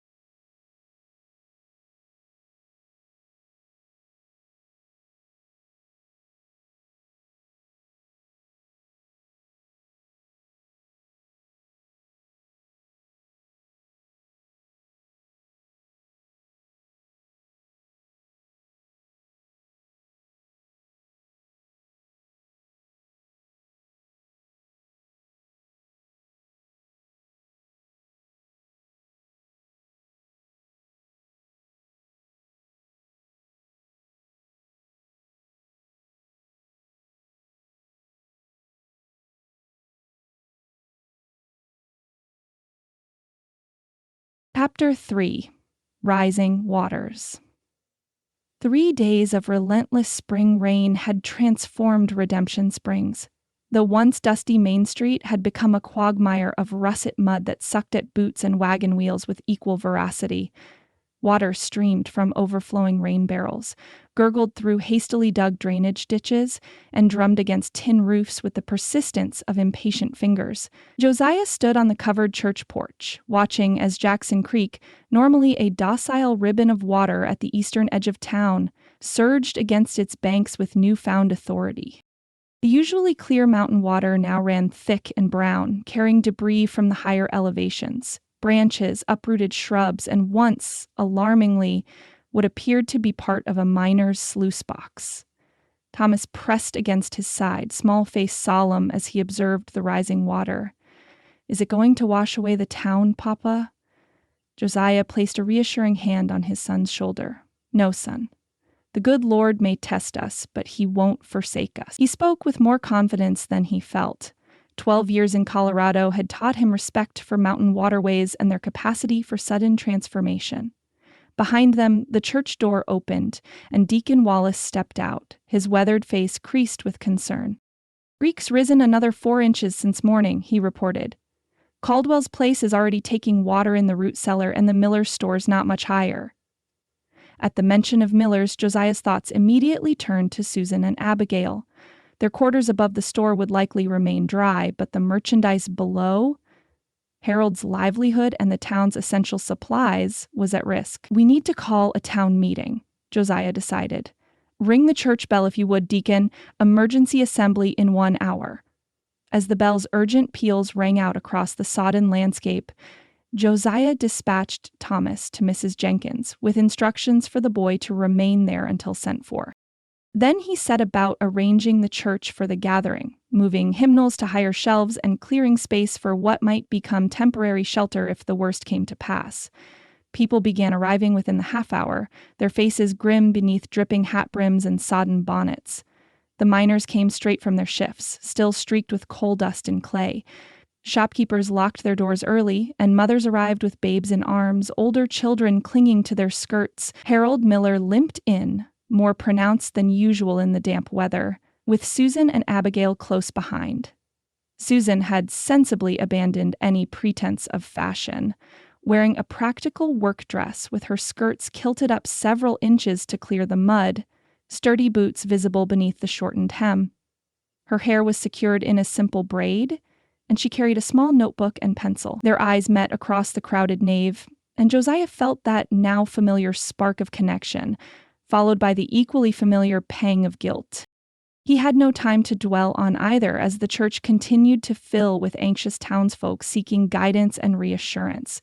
When nearly every adult in Redemption Springs had crowded into the small church, Josiah stepped to the pulpit, a position from which he usually delivered spiritual comfort, but which now required practical leadership. "Friends," he began, his deep voice carrying without effort to the back rows. "As you've all observed, Jackson Creek is rising to dangerous levels. While our town has weathered spring floods before, the unusual amount of rainfall, combined with the early snowmelt from higher elevations, presents a more serious threat than we've faced in recent years." Murmurs of concern rippled through the assembled crowd. Mrs. Peabody's voice rose above the others. "What of our Easter preparations? The festival is but 2 weeks away. Our immediate concern must be protecting lives and property," Josiah replied firmly. "Easter celebrations can be delayed if necessary." "Wash out Easter?" old Mr. Hatcher exclaimed. "Might as well suggest canceling Christmas." Before the outburst could gain momentum, Josiah raised his hand for silence. "No one is suggesting canceling anything, but we must address the flood threat before we can continue festival preparations." "The Reverend's right," Harold Miller interjected, rising from his seat with the aid of his cane. "I've lived here 30 years, and I've seen what that creek can do when it's riled. We need to act now, before night falls and the situation worsens." "What do you propose, Reverend?" Mr. Wallace asked. The question echoed in the expectant faces around him. Josiah drew a deep breath. "We need to construct sandbag barriers along the lower-lying properties. The mercantile, the smithy, and the homes along Creek Road are most vulnerable." "Where do we get enough sand?" someone called from the back. The lumber mill used most of what was stockpiled for mixing mortar on the new schoolhouse foundation. A moment of uncertain silence followed, broken by Susan's clear voice. "If I may, Reverend?" All eyes turned toward her as she rose, notebook in hand. Josiah nodded, curious what contribution this Eastern widow might offer to a crisis so particular to their mountain community. "In Pennsylvania, during the Millville flood of '68, we faced a similar situation," she said, her voice steady and assured. "When sand was scarce, we used a mixture of soil and straw packed into burlap feed sacks. The straw helps bind the soil and prevents it from washing away too quickly." The practicality of her suggestion sparked immediate discussion. Mr. Peterson, who operated the feed store, spoke up. "I've got 36 empty burlap sacks in my storeroom, and more filled with grain that could be emptied into barrels if needed. The stables have plenty of straw," offered young Jim Barlow, the blacksmith's apprentice. "And every able-bodied person has a shovel," added Harold, with a proud glance toward his niece. Josiah felt a surge of gratitude for Susan's practical knowledge and the town's ready response. "Excellent suggestions. We'll need to organize teams. One to prepare the sacks, another to transport them to vulnerable areas, and a third to position them properly." What followed was a flurry of organization, with Josiah assigning tasks based on each person's abilities. The older men and women would prepare the sacks at the feed store, the strongest men would transport them to the creek, and those with knowledge of water flow would supervise proper placement. As the meeting began to disperse, with people hurrying to their assigned duties, Susan approached the pulpit, her notebook now filled with neat annotations. "I've made a list of the homes most likely to need evacuation if the waters continue to rise," she said, turning the page toward him, "and I've noted which families have infants or elderly members who might need special assistance." Josiah studied the carefully drawn map of Redemption Springs, with properties marked according to elevation and proximity to the creek. "This is remarkably thorough." "After James died, I assisted the mine company's engineer with surveys," she explained. "I developed a knack for topography. Another piece of the puzzle that was Susan Hawkins clicked into place. This woman of hidden depths and unexpected skills, who continually defied his attempts to categorize her as merely an Eastern widow out of her element. This will be invaluable," he said, genuine admiration warming his voice. "I've also taken the liberty of inventorying the church's supplies," she continued, flipping to another page. "If we need to house displaced families, we have sufficient blankets for 30 people, but we're short on pillows and would need to arrange more substantial food supplies than what's currently available for Sunday socials." Their heads bent together over her notebook, they continued discussing contingencies, each building upon the other's suggestions with a natural rhythm that felt like a conversation long in progress rather than one newly begun. Neither noticed the speculative glances cast their way by the remaining townspeople, nor Mrs. Peabody's narrowed eyes as she observed their easy collaboration. They were too absorbed in the practical matters at hand, their shared purpose temporarily suspending the careful distance Josiah had maintained since Susan's arrival in Redemption Springs. It was Harold who finally interrupted them, clearing his throat with deliberate obviousness. "If you two have finished plotting how to save our humble settlement, some of us could use guidance down at the creek. The water's risen another 2 inches just since the meeting began." Josiah straightened, suddenly aware of how closely he'd been standing to Susan, their shoulders nearly touching as they studied her notes. "Of course, we should join the others immediately." As they followed Harold out into the persistent drizzle, Susan matched her stride to Josiah's longer one with unconscious ease. "Reverend," she said quietly, "I hope I didn't overstep by speaking up during the meeting. I know some of the townsfolk might resent suggestions from a newcomer." "Your experience is valuable, regardless of how recently you arrived," Josiah replied. "God places people where their gifts are needed." A smile touched her lips, genuine and unguarded. "A rather more charitable interpretation than Mrs. Peabody's, I suspect." Despite the gravity of their situation, Josiah found himself returning her smile. Mrs. Peabody would find fault with the angel Gabriel's trumpet playing. Susan's surprised laugh quickly stifled behind her hand. warmed him more effectively than any physical flame could have in the damp spring air. For a moment, he forgot about rising waters and endangered property, captivated instead by the simple joy of having amused this woman who carried her burdens with such quiet grace. Then a shout from the direction of the creek reminded him of their purpose, and together they hurried toward the growing crisis, their momentary connection overshadowed by the community's pressing need. By mid-afternoon, the rain had subsided to a fine mist that beaded on wool coats and linen dresses without distinction, but the creek continued to rise. The waters had taken on a malevolent personality, gurgling and snarling at the edges of human habitation, as if resentful of the town's presence in what had once been its unrestricted domain. A line of townfolk stretched from the feed store to the creek bank, passing bulging burlap sacks from hand to hand in a human chain that represented Redemption Springs' determination to stand against nature's onslaught. Men, women, and older children worked side by side, social distinctions temporarily erased by common purpose. Josiah had positioned himself midway along the line, where his height and strength could best serve the effort. His Sunday coat and collar had been abandoned hours ago in favor of shirt sleeves rolled to the elbow, now mud-spattered and damp with sweat despite the cool air. To his left stood Miner Tompkins, the burly foreman whose massive hands made even the heaviest sandbags seem like mere pillows. To his right stood Susan, who had insisted on joining the line despite Harold's protestations about women's work. "If my hands can carry a bucket of coal or a basket of laundry," she'd informed her uncle with quiet firmness, "they can certainly carry sandbags to save our town." Now, 3 hours into their labor, she showed no signs of flagging.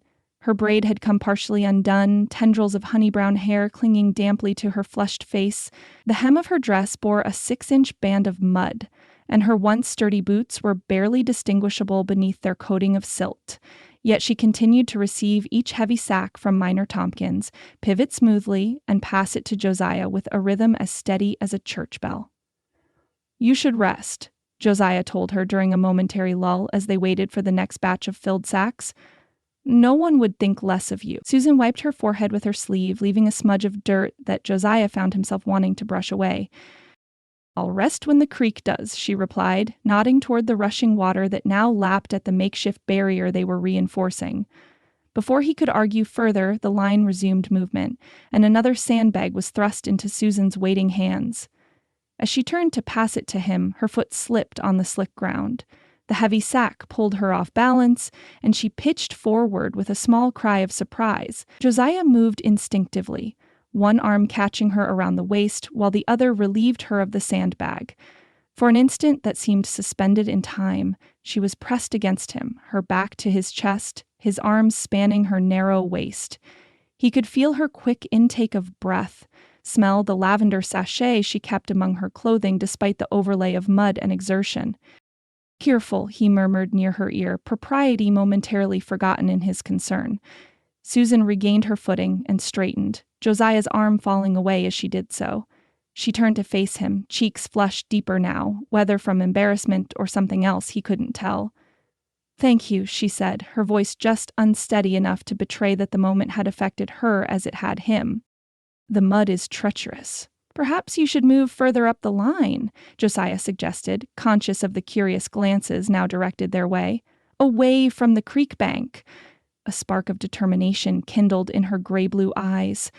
"I'm perfectly capable of maintaining my position, Reverend." The subtle emphasis on his title reminded him of the boundaries between them, boundaries that had momentarily dissolved when he'd held her. Josiah nodded, accepting her decision while silently resolving to keep a closer eye on the ground near her feet. They resumed their work, now with a heightened awareness of each other that made the simple act of passing sandbags seem fraught with unspoken meaning. Josiah found himself cataloging details he should have been too preoccupied to notice. The graceful line of her neck as she turned, the capable strength in her small hands, the determination in the set of her jaw. "Well, isn't that interesting?" Mrs. Peabody's voice cut through his thoughts like a knife through butter. She had joined the line several positions behind them, apparently having decided that crisis overrode her usual aversion to manual labor. "Our Reverend and Mrs. Hawkins make quite the team." The observation, delivered in a tone that managed to imply volumes without stating anything directly objectionable, caused several heads to turn. Susan kept her eyes focused straight ahead, but Josiah could see the tightening of her shoulders under the thin fabric of her work dress. "Every pair of hands is valuable today," he responded evenly, passing a particularly heavy sack to young Jim Barlow on his right. "We're grateful for all who serve, regardless of their normal stations." Mrs. Peabody's thin lips pursed disapprovingly. Indeed, though some seemed to have forgotten their proper stations altogether. Before Josiah could formulate a response that balanced Christian charity with the growing urge to suggest Mrs. Peabody find duties elsewhere, Harold Miller's voice boomed from further up the line. "Less jawing, more hauling," he called. "Creek's not waiting on social commentary to rise." A ripple of nervous laughter passed through the brigade, and even Mrs. Peabody had the grace to look momentarily abashed. The rhythm of work resumed, sandbags moving steadily from hand to hand toward their destination at the creek's edge. As afternoon faded toward evening, the human chain reconfigured itself as people rotated in and out for brief rest periods. Somehow, Josiah and Susan remained constants in their section, working with a synchronized efficiency that required minimal communication beyond an occasional nod or murmured word of encouragement. "You've done this before," Josiah observed during another brief pause, noting how she braced her stance to better support the weight of each sack. Susan adjusted her grip on a particularly awkward bundle. "Pennsylvania has no shortage of flooding. The mining operations changed the landscape, redirecting natural waterways. Spring floods became commonplace." A shadow crossed her face. "The year before James died, we lost our first home to a flash flood. Everything gone in less than an hour." The casual mention of such profound loss, delivered without self-pity, stirred something in Josiah's chest. This woman understood that life could be upended in moments, that security was always an illusion rather than a certainty. Perhaps that shared knowledge was part of what drew him to her, against his will and better judgment. "I'm sorry," he said simply. "Don't be," she replied, accepting another sandbag from Miner Tompkins. "It taught me what matters. Things can be replaced, people cannot." The wisdom in her words struck him with unexpected force. How often had he clung to Sarah's physical remnants? Her Bible, her rocking chair, the quilt she'd made during their courtship, as if preserving these items could somehow preserve her. Yet the essence of Sarah, like the essence of Susan's James, existed beyond any object they had touched or created. Their eyes met over the sandbag passing between them, and Josiah saw his own realization mirrored in her gaze, the strange, sad fellowship of those who had learned life's harshest lessons too young. The moment was broken by a shout from the creek bank. "Gap forming! Need more bags right away!" The pace intensified as they rushed to reinforce a section where water had begun seeping through. Josiah found himself working shoulder to shoulder with Susan, both of them now in the front line at the water's edge, placing bags with careful precision to stem the threatening breach. Cold water lapped at their boots, mud sucking at their feet as they struggled to maintain secure footing while hefting the increasingly sodden sandbag. When Susan slipped again, Josiah's hand shot out to steady her, closing around her upper arm. This time she caught herself before falling against him, but his hand remained on her arm a moment longer than strictly necessary. "Thank you," she murmured, not meeting his eyes. "We look after our own here," he replied, then immediately wished he could recall the words. Our own, as if she belonged to him, to them, to Redemption Springs. Yet hadn't she proven herself one of them today? Working alongside miners and merchants, ranchers and shopkeepers, offering suggestions without condescension and labor without complaint. The town's initial wariness toward the Eastern widow had visibly dissolved throughout the day, replaced by respect born of shared struggle. As twilight approached, lanterns were lit along the sandbag line, casting long shadows and transforming familiar faces into strange masks of light and dark. Harold called for the women and elderly to retire, with fresh workers taking their places for the night shift. "That includes you, Susan," he insisted when she began to protest. "You've done more than your share. Abigail needs you, and you need rest." Reluctantly, Susan conceded, though not before extracting a promise that she would be summoned if the situation worsened overnight. As she prepared to depart, she turned to Josiah, who would be remaining with the men. "Reverend," she said formally, conscious of the ears around them, "thank you for your leadership today. "The town is fortunate to have you, and you, Mrs. Hawkins," he replied with equal formality. "Your experience has been invaluable." They stood for a moment in awkward silence, neither quite willing to end the interaction, yet constrained by the public setting and their respective positions from expressing the strange bond that had formed between them throughout the day's crisis. "Well," she said finally, "good night, then." "Good night," he echoed. "God keep you safe." As she walked away, her figure gradually dissolving into the gathering darkness, Josiah became aware of Mrs. Peabody standing nearby, her sharp eyes missing nothing despite the dim light. "Remarkable woman, our new Mrs. Hawkins," she observed, her tone suggesting this was not entirely a compliment. "So adaptable. So quick to find her place among us. Particularly with certain members of the community." Josiah met her gaze directly, refusing to be baited. "Christ calls us to welcome the stranger, Mrs. Peabody. I believe Redemption Springs has done that today, as Scripture commands." "Indeed, Reverend. Some more enthusiastically than others." With a final, knowing look, she departed toward the church, where she would oversee the preparation of food for the men working through the night.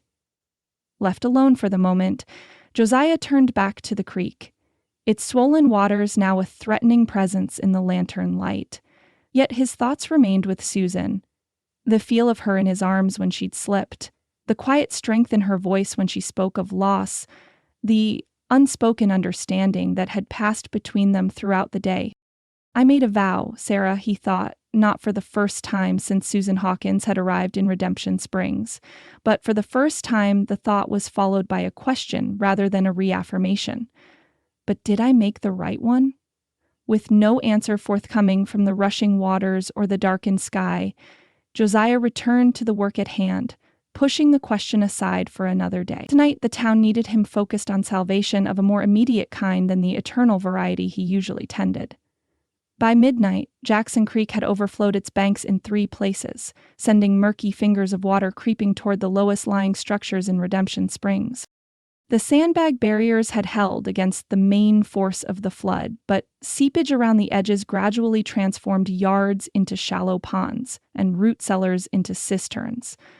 Dawn brought weary-faced men trudging back from the creek banks, their clothes mud-caked and spirits dampened but not broken. Among them, Josiah moved with the bone-deep fatigue of one who had worked through the night without respite. His collar long since discarded, his once white shirt now a testament to nature's indifference to human dignity. The church had transformed overnight into an impromptu haven, its wooden pews pushed against the walls to create space for pallets and blankets. The Caldwell family had arrived first, their 4 young children wide-eyed with a mixture of fear and excitement at this unexpected adventure. The elderly Hoffmans came next, Mr. Hoffman carrying their devoted tabby cat in a covered basket, despite Mrs. Peabody's objections about animals in the sanctuary. By morning, 7 families had taken refuge within the church walls, their worldly possessions reduced to what could be hastily gathered before water claimed their floors. Susan had been awake since before first light, moving purposefully among the displaced townsfolk. She had organized the church's small kitchen into a remarkably efficient operation, with older girls assigned to kneading dough for biscuits, while boys gathered firewood for the cook stove that normally heated only communion wine and baptismal water. Josiah paused in the doorway, allowing himself a moment to observe her before announcing his presence. She moved with the grace of long practice, her skirts pinned up practically, a borrowed apron protecting what remained of her dress's cleanliness. Her hair had been hastily restrained in a simple knot, practical rather than fashionable, yet somehow more becoming for its lack of pretense. "Mrs. Jenkins, if you'll watch that pot so it doesn't boil over," she was saying to the elderly seamstress who had appointed herself Susan's assistant. "Rose, your mother needs help with the baby. Timmy, please stop throwing those checkers. They're for playing, not for testing gravity." Each instruction was delivered with firm kindness, neither coddling nor harsh, and each recipient responded with immediate compliance. Susan had, in the space of one crisis-filled night, established herself as the calm center around which the displaced families orbited. "You've created order from chaos," Josiah said as he finally stepped into the room. Susan turned at the sound of his voice, a flicker of something warm passing through her eyes before practical concern took precedence. "You look exhausted," she said. "Have you slept at all?" "There hasn't been time," he admitted, accepting the cup of coffee she pressed into his hands. The thick ceramic mug warmed his chilled fingers, and the rich aroma momentarily cut through his fatigue. "How are our guests faring?" "As well as can be expected," Susan replied, keeping her voice low to avoid being overheard by the children playing nearby. "The Caldwell's youngest developed a cough during the night. I've been keeping him on a pallet near the stove where it's warmest. Mrs. Hoffman is distressed about her preserves in the root cellar, but Mr. Hoffman has managed to distract her by teaching checkers to the Peterson twins." Her efficient report, devoid of unnecessary detail yet missing nothing of importance, reminded Josiah powerfully of Sarah. His wife had possessed that same gift for household management, anticipating needs before they were voiced and solving problems with quiet competence. The similarity sent a pang through him, part sweet remembrance, part sharp-edged guilt that he could find such comfort in another woman's presence. "And Thomas?" he asked, pushing the conflicted feelings aside. Susan's expression softened. "And Abigail have appointed themselves official entertainers of the younger children. Last I saw, they were in the Sunday school room, acting out the story of Noah and the Ark." A hint of amusement touched her lips. "Thomas makes a surprisingly convincing elephant." Despite his exhaustion, Josiah found himself smiling. "Hayes always had a gift for mimicry," Sarah used to say. He stopped abruptly, the casual mention of his wife's name feeling suddenly like a betrayal in Susan's presence, but Susan merely nodded, no discomfort visible in her expression. Children often inherit such talents. Abigail has her father's singing voice, though mercifully not his tendency to create new lyrics when he forgot the proper ones. Her eyes crinkled at the corners, sharing the gentle humor of the memory rather than its sorrow.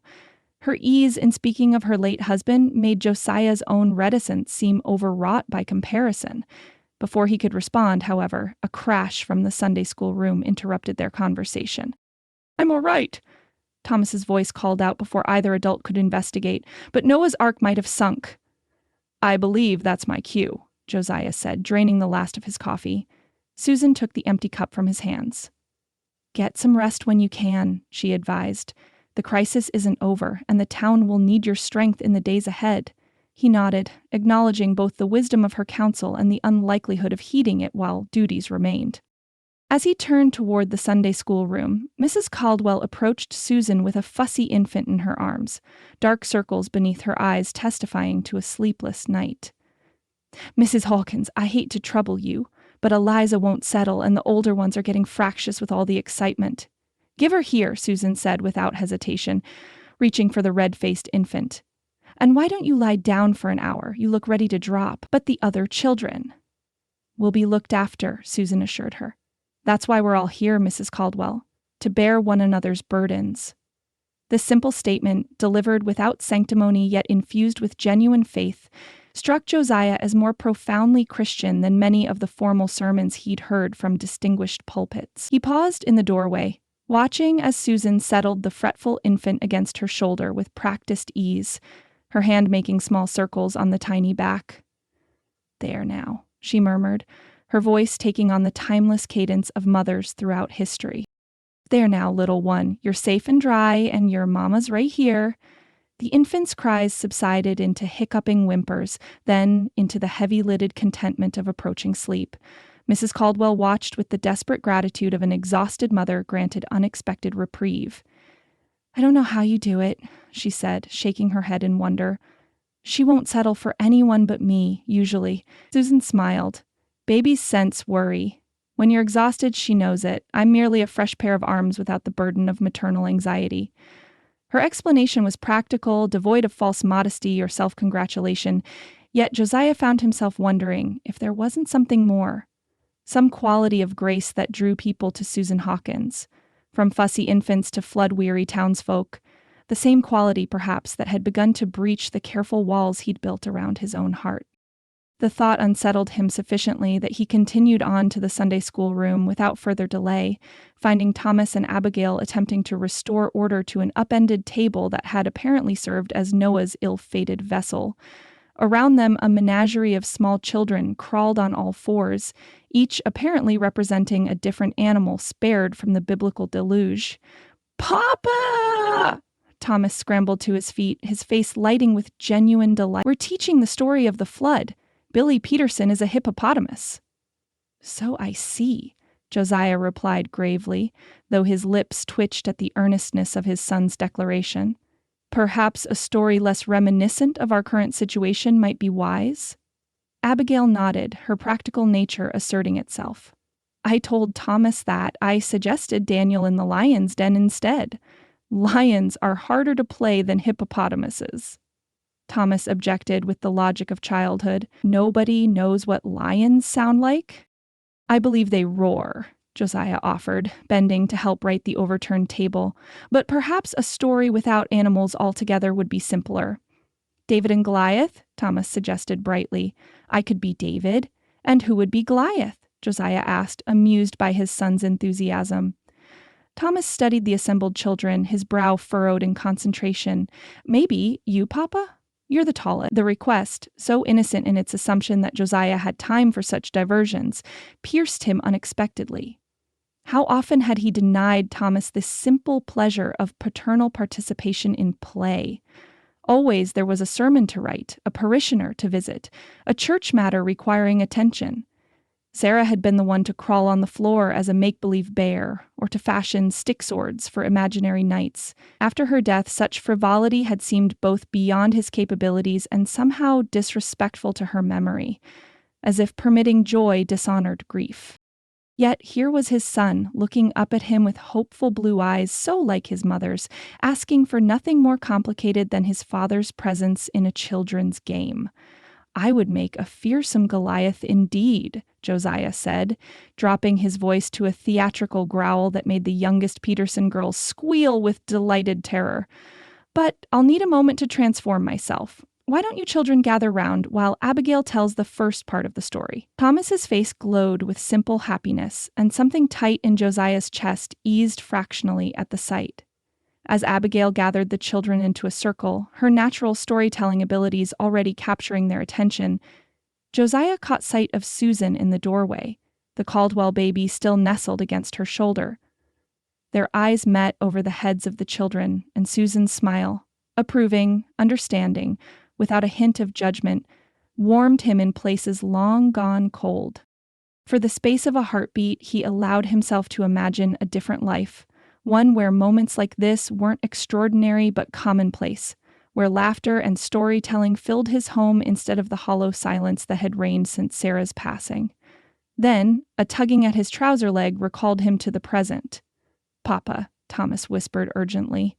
"Goliath is supposed to look fierce, not sad." Josiah blinked, only then realizing his expression had grown somber with his thoughts. "You're quite right," he whispered back, arranging his features into what he hoped was an appropriately menacing scowl. "Is this better?" Thomas giggled, the sound so unexpected and precious that Josiah felt it lodge somewhere in his heart, a tiny seed of healing taking tentative root. "Much better," his son confirmed. "Now come be Goliath, I have my slingshot ready." As Josiah allowed himself to be led toward the circle of waiting children, he caught Susan's gaze once more.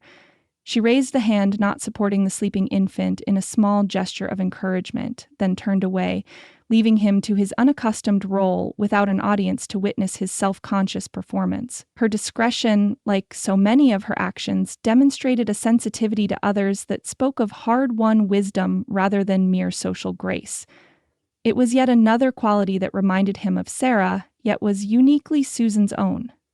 The realization followed him as he stomped into the circle of children, roaring his most threatening Goliath roar to a chorus of delighted shrieks. For the first time, the similarities between the two women didn't sharpen his grief, but somehow eased it, as if Sarah herself might have chosen someone like Susan to help heal the family she'd left behind. The thought was so unexpected, so contrary to the guilt he'd been nurturing, that Josiah nearly missed his cue to fall dramatically to the floor, slain by Thomas's imaginary stone. He caught himself just in time, collapsing with appropriate theatricality as the children cheered David's victory. And if, amid the play acting, he sent up a silent question to the wife whose absence still ached within him, "Would you mind, Sarah? Would you truly mind if I began to live again?" There was no clear answer forthcoming, only the laughter of children, the soft sarus of women's voices from the main room, and the gradual easing of a burden he'd carried alone for far too long. 3 days after the floodwaters crested, Jackson Creek began its reluctant retreat. The bloated, churning torrent subsided into a merely swollen stream, still dangerous, but no longer openly hostile to the town built along its banks.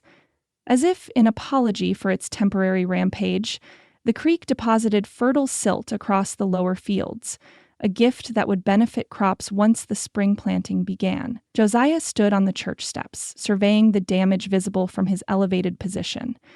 The Cowells' home showed a distinct water line 3 feet up its clapboard siding. The smithy's forge would require extensive cleaning before work could resume. Debris, branches, an outhouse door, someone's wayward chicken coop lay strewn across the muddy expanse that had once been the eastern end of Main Street. Yet for all the destruction, the town had been spared the worst. No lives lost, no buildings washed away entirely. The communal effort of the Sandbag Brigade had directed the most forceful currents away from the vulnerable structures, minimizing what could have been catastrophic damage. The displaced families had begun returning to their homes that morning, armed with mops and scrub brushes, their spirits remarkably buoyant given the circumstances. The crisis had brought out the best in Redemption Springs, neighbors helping neighbors without thought of repayment or recognition. "Penny for your thoughts, Reverend." Josiah turned to find Harold Miller making his way carefully up the church steps, his cane sinking into the soft earth with each measured stride. "Just taking stock," Josiah replied, offering his arm for the final step. "We were fortunate." Harold nodded, his weathered face creased with a mixture of fatigue and satisfaction. "That we were. Good leadership makes all the difference in times like these." He clapped Josiah on the shoulder. "You and Susan made quite the team. Never seen anything like it in all my years here." The simple observation, delivered without Harold's usual matchmaking hints, nonetheless caused Josiah's ears to warm. "Mrs. Hawkins brought valuable experience from her time in Pennsylvania," he said neutrally. "That she did," Harold agreed. "But it was more than that. Way you two worked together, like you'd been doing it for years. No wasted words, no crossed purposes." He shook his head in admiration. "Don't see that kind of natural fit every day." Before Josiah could formulate a response that neither confirmed nor denied the observation, the church door opened behind them, and Susan herself emerged, a sleeping Thomas cradled against her shoulder. The boy's face was slack with exhaustion, testimony to the excitement and disrupted routines of the past days. "He finally surrendered," she said softly, smiling at Josiah over his son's dark head. One moment he was helping Abigail sort donated clothing, the next he was swaying on his feet like a sapling in high wind. "I'll take him," Josiah said, reaching for his son. "You've done more than enough already. It's no trouble," Susan replied, but she carefully transferred the sleeping child to his father's arms. Thomas stirred slightly, mumbled something unintelligible, then nestled his face against Josiah's neck with a sigh of absolute trust. The feel of his son's warm weight, the tiny puffs of breath against his skin, struck Josiah with unexpected poignancy. How long had it been since he'd simply held Thomas like this? The boy was growing so quickly, soon would be too big for such embraces. What other precious moments had he missed in his determination to be the perfect minister, the responsible widower, the man who honored his wife's memory through unwavering devotion to duty? "I should get him to a proper bed," Josiah said, his voice rougher than he'd intended. Susan nodded, understanding in her eyes. "Of course, Abigail is helping Mrs. Jenkins prepare food baskets for the returning families. I told her she could remain there until supper time, if that's agreeable to you." "Mrs. Jenkins will be delighted with the company," Harold interjected. "Woman dotes on children, despite her prickly exterior."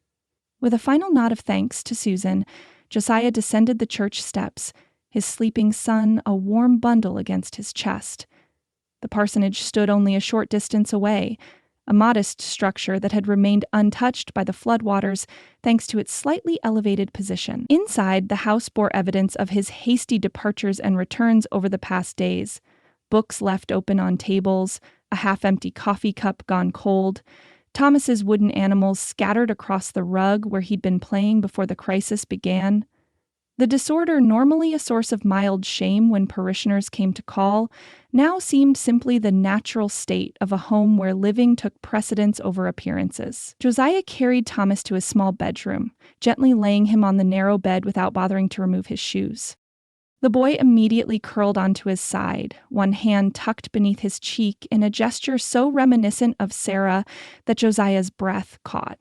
He stood watching his son sleep for several long moments, cataloging the changes that had emerged in recent months.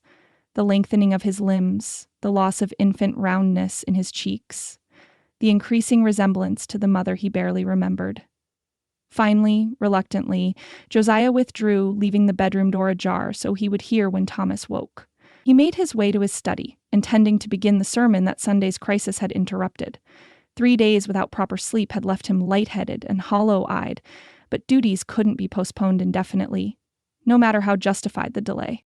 As he settled at his desk, he noticed an envelope propped against his inkwell, crisp white stationery with elegant script that immediately identified its source.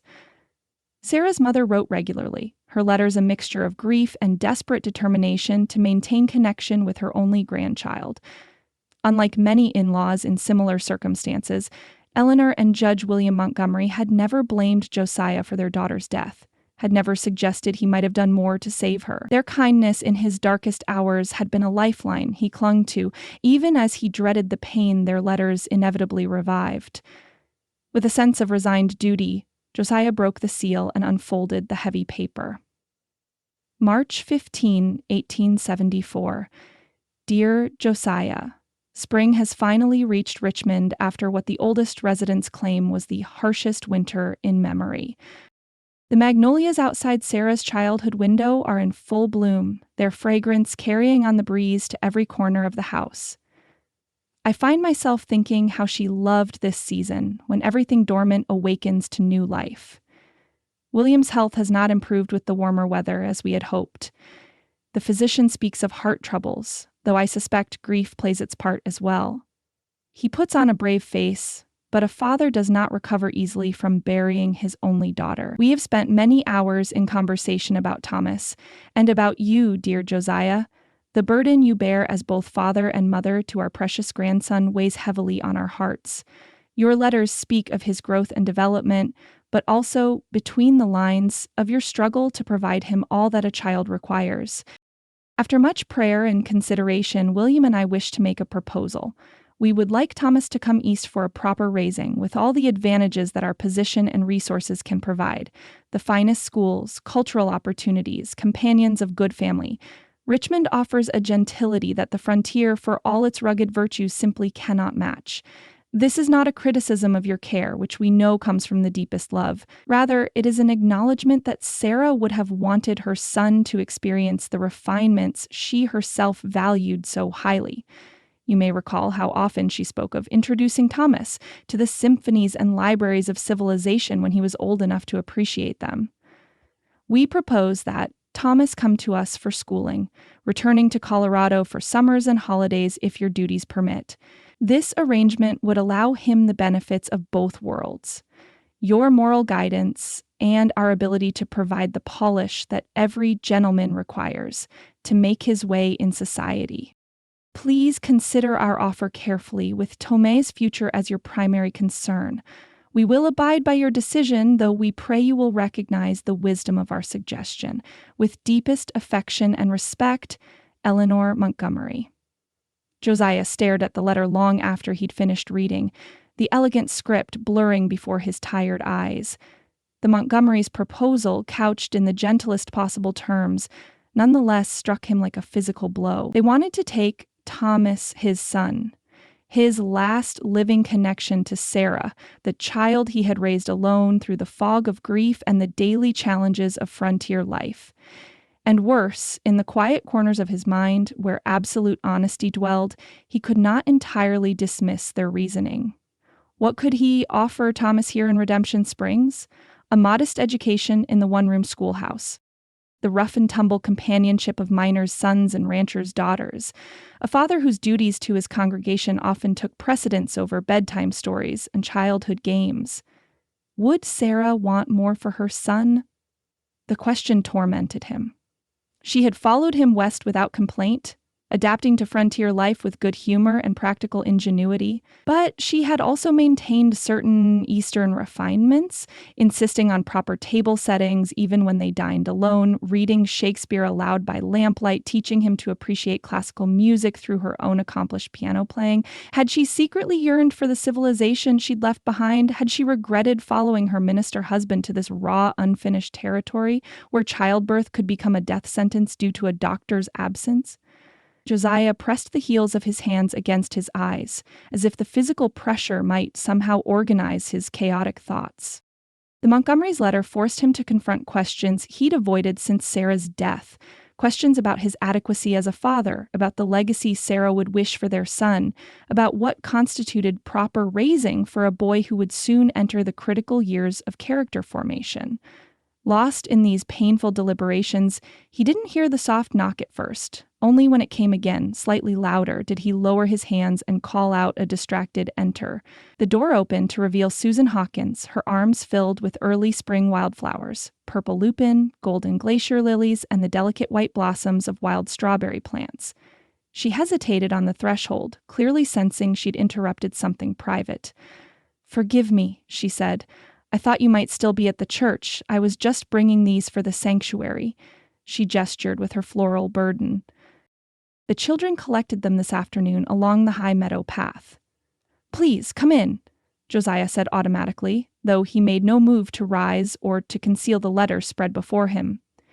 Some emotion must have shown on his face, despite his attempt at composure, for Susan's expression shifted from polite apology to gentle concern. "Is everything all right?" she asked, stepping into the study but maintaining a respectful distance. "You look troubled." Josiah glanced down at the letter, then back at Susan. The desire to unburden himself warred with his habitual privacy, and his sense that pastoral problems should be handled alone, without imposing on parishioners. Yet Susan was not merely a parishioner, was she? These past days had transformed her into something else, a friend, a partner in crisis management, perhaps even... He cut the thought short before it could fully form. "I've received a letter from Sarah's parents," he said, surprising himself with the admission they wished to take Thomas East for what they term a proper raising. Susan's eyes widened slightly, but her voice remained calm. "I see, and this troubles you." It wasn't a question, but an observation, delivered without judgment or presumption. She neither pressed for details nor offered immediate opinion, simply acknowledged his distress without minimizing it. "It does," Josiah admitted. "They make compelling arguments about educational opportunities, cultural advantages." He trailed off, unwilling to voice his deepest fear. That they might be right. That Thomas might indeed thrive better under their refined guidance than under his own distracted care. Susan set her flowers on a side table and took a step closer, though still maintaining a proper distance. "May I speak candidly, Reverend?" He nodded, grateful for the directness that had become one of the qualities he most appreciated in her. "I don't know your in-laws, nor all the particulars of your situation," she began carefully. "But I do know Thomas. I've watched him these past weeks, seen his interactions with other children, observed his relationship with you." Her voice gentled further. "Is a remarkably well-adjusted child, Reverend Fletcher. Thoughtful, kind, secure in his father's love despite his mother's absence. Whatever you may doubt about your parenting, the results speak for themselves." The simple validation, offered without flattery or agenda, eased something tight in Josiah's chest. He had been so focused on his perceived shortcomings as a father that he'd failed to consider the evidence before him. Thomas's fundamental happiness, his social ease with both children and adults, his curious mind and compassionate heart. As for Eastern advantages, Susan continued, a hint of wryness entering her tone, I can speak from experience when I say they're often overvalued. My father insisted on piano lessons and dancing masters, French tutors, and deportment instruction. Yet the most valuable lessons I've learned came from life itself, from joy and loss, from work and worship, from community both in times of celebration and crisis. She gestured toward the window, where the town of Redemption Springs spread below them, mud-splattered but undefeated by nature's recent assault. What Thomas learns here about resilience, about neighbors helping neighbors, about making do with what you have rather than yearning for what you don't, these are lessons no finishing school or cultural salon can provide. Her words resonated with thoughts Josiah himself had harbored, but dismissed as self-serving justification.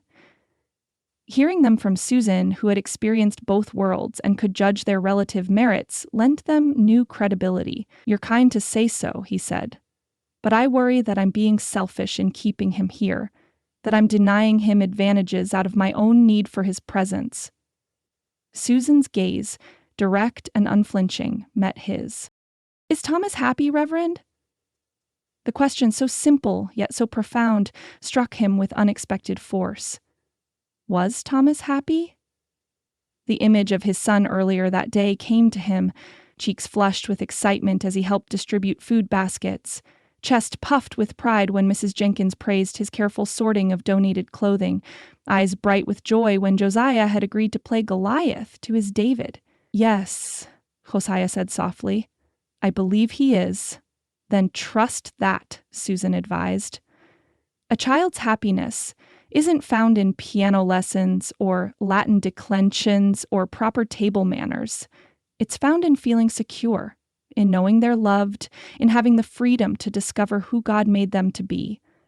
A shadow crossed her face. After James died, well-meaning friends suggested Abigail might be better off with my sister in Boston, where she could attend a proper girls' academy instead of accompanying me to this uncivilized wilderness, as they called it. What did you tell them? Josiah asked, though he could guess the answer from Abigail's presence in Redemption Springs. A hint of steel entered Susan's normally gentle voice. I told them that Abigail needed her mother more than she needed elocution lessons, and that we would sink or swim together as a family. The quiet determination in her words stirred something in Josiah. Admiration, certainly, but also a renewed sense of his own resolve. Thomas needed his father, not distant grandparents, however well-intentioned. They would continue as they had begun, facing life's challenges together rather than separated by half a continent. Thank you, he said simply. Your perspective is clarifying? Susan nodded, understanding that his gratitude encompassed more than her words alone. After a moment, she gestured toward the wildflowers she'd set aside. I should arrange these before they wilt. Easter is approaching, and the church could use a touch of spring after serving as emergency shelter. Of course. Josiah rose, suddenly aware of how long they'd been in private conversation. Though nothing improper had transpired, appearances mattered in a small town where the minister's behavior set the standard for the congregation. As Susan gathered her flowers, she paused at the door. Whatever you decide about Thomas, Reverend, know that it comes from love. That's what matters most, not Eastern refinements or Western practicalities, but the love that guides your choices. The simple wisdom of her statement followed Josiah long after she'd departed, lingering like the subtle fragrance of wildflowers that remained in her wake. He returned to his desk and the Montgomerys' letter, seeing it now through a lens clarified by Susan's understanding. With steady hand, he reached for pen and paper. His in-laws deserved a thoughtful, loving response, one that honored their concern while firmly establishing his intention to raise Thomas in the home and community where Sarah had expected him to grow. He would invite them to visit Redemption Springs, to see for themselves the life he and Thomas had built together, rather than imagining frontier deprivations from the comfort of their Richmond mansion. As he began to write, Josiah felt a curious sense of peace settling over him. Not the hollow quiet of grief he'd cultivated these past years, but something warmer and more substantial. For the first time since Sarah's death, he felt truly confident in his path forward as Thomas's father, secure in the knowledge that love, Not geography or social advantage would determine his son's happiness. And if that newfound confidence owed something to the gentle wisdom of a certain widow with honey-brown hair and practical hands, well, perhaps that, too, was part of God's mysterious provision for a family that had been broken but was slowly, steadily finding its way toward wholeness again. Chapter 4. The Mystican Journal. The floodwaters had receded, leaving Redemption Springs to take stock of both damage and blessing. No lives lost, no buildings washed completely away, just the messy aftermath of nature's temporary dominion over man's careful constructions. Throughout town, the sound of scrubbing brushes and the sharp tang of lye soap permeated the air as townsfolk scoured away the creek's muddy signature from floors and furnishing. The church had suffered less than many buildings, its elevated position sparing the main sanctuary from inundation. The basement, however, had not escaped unscathed.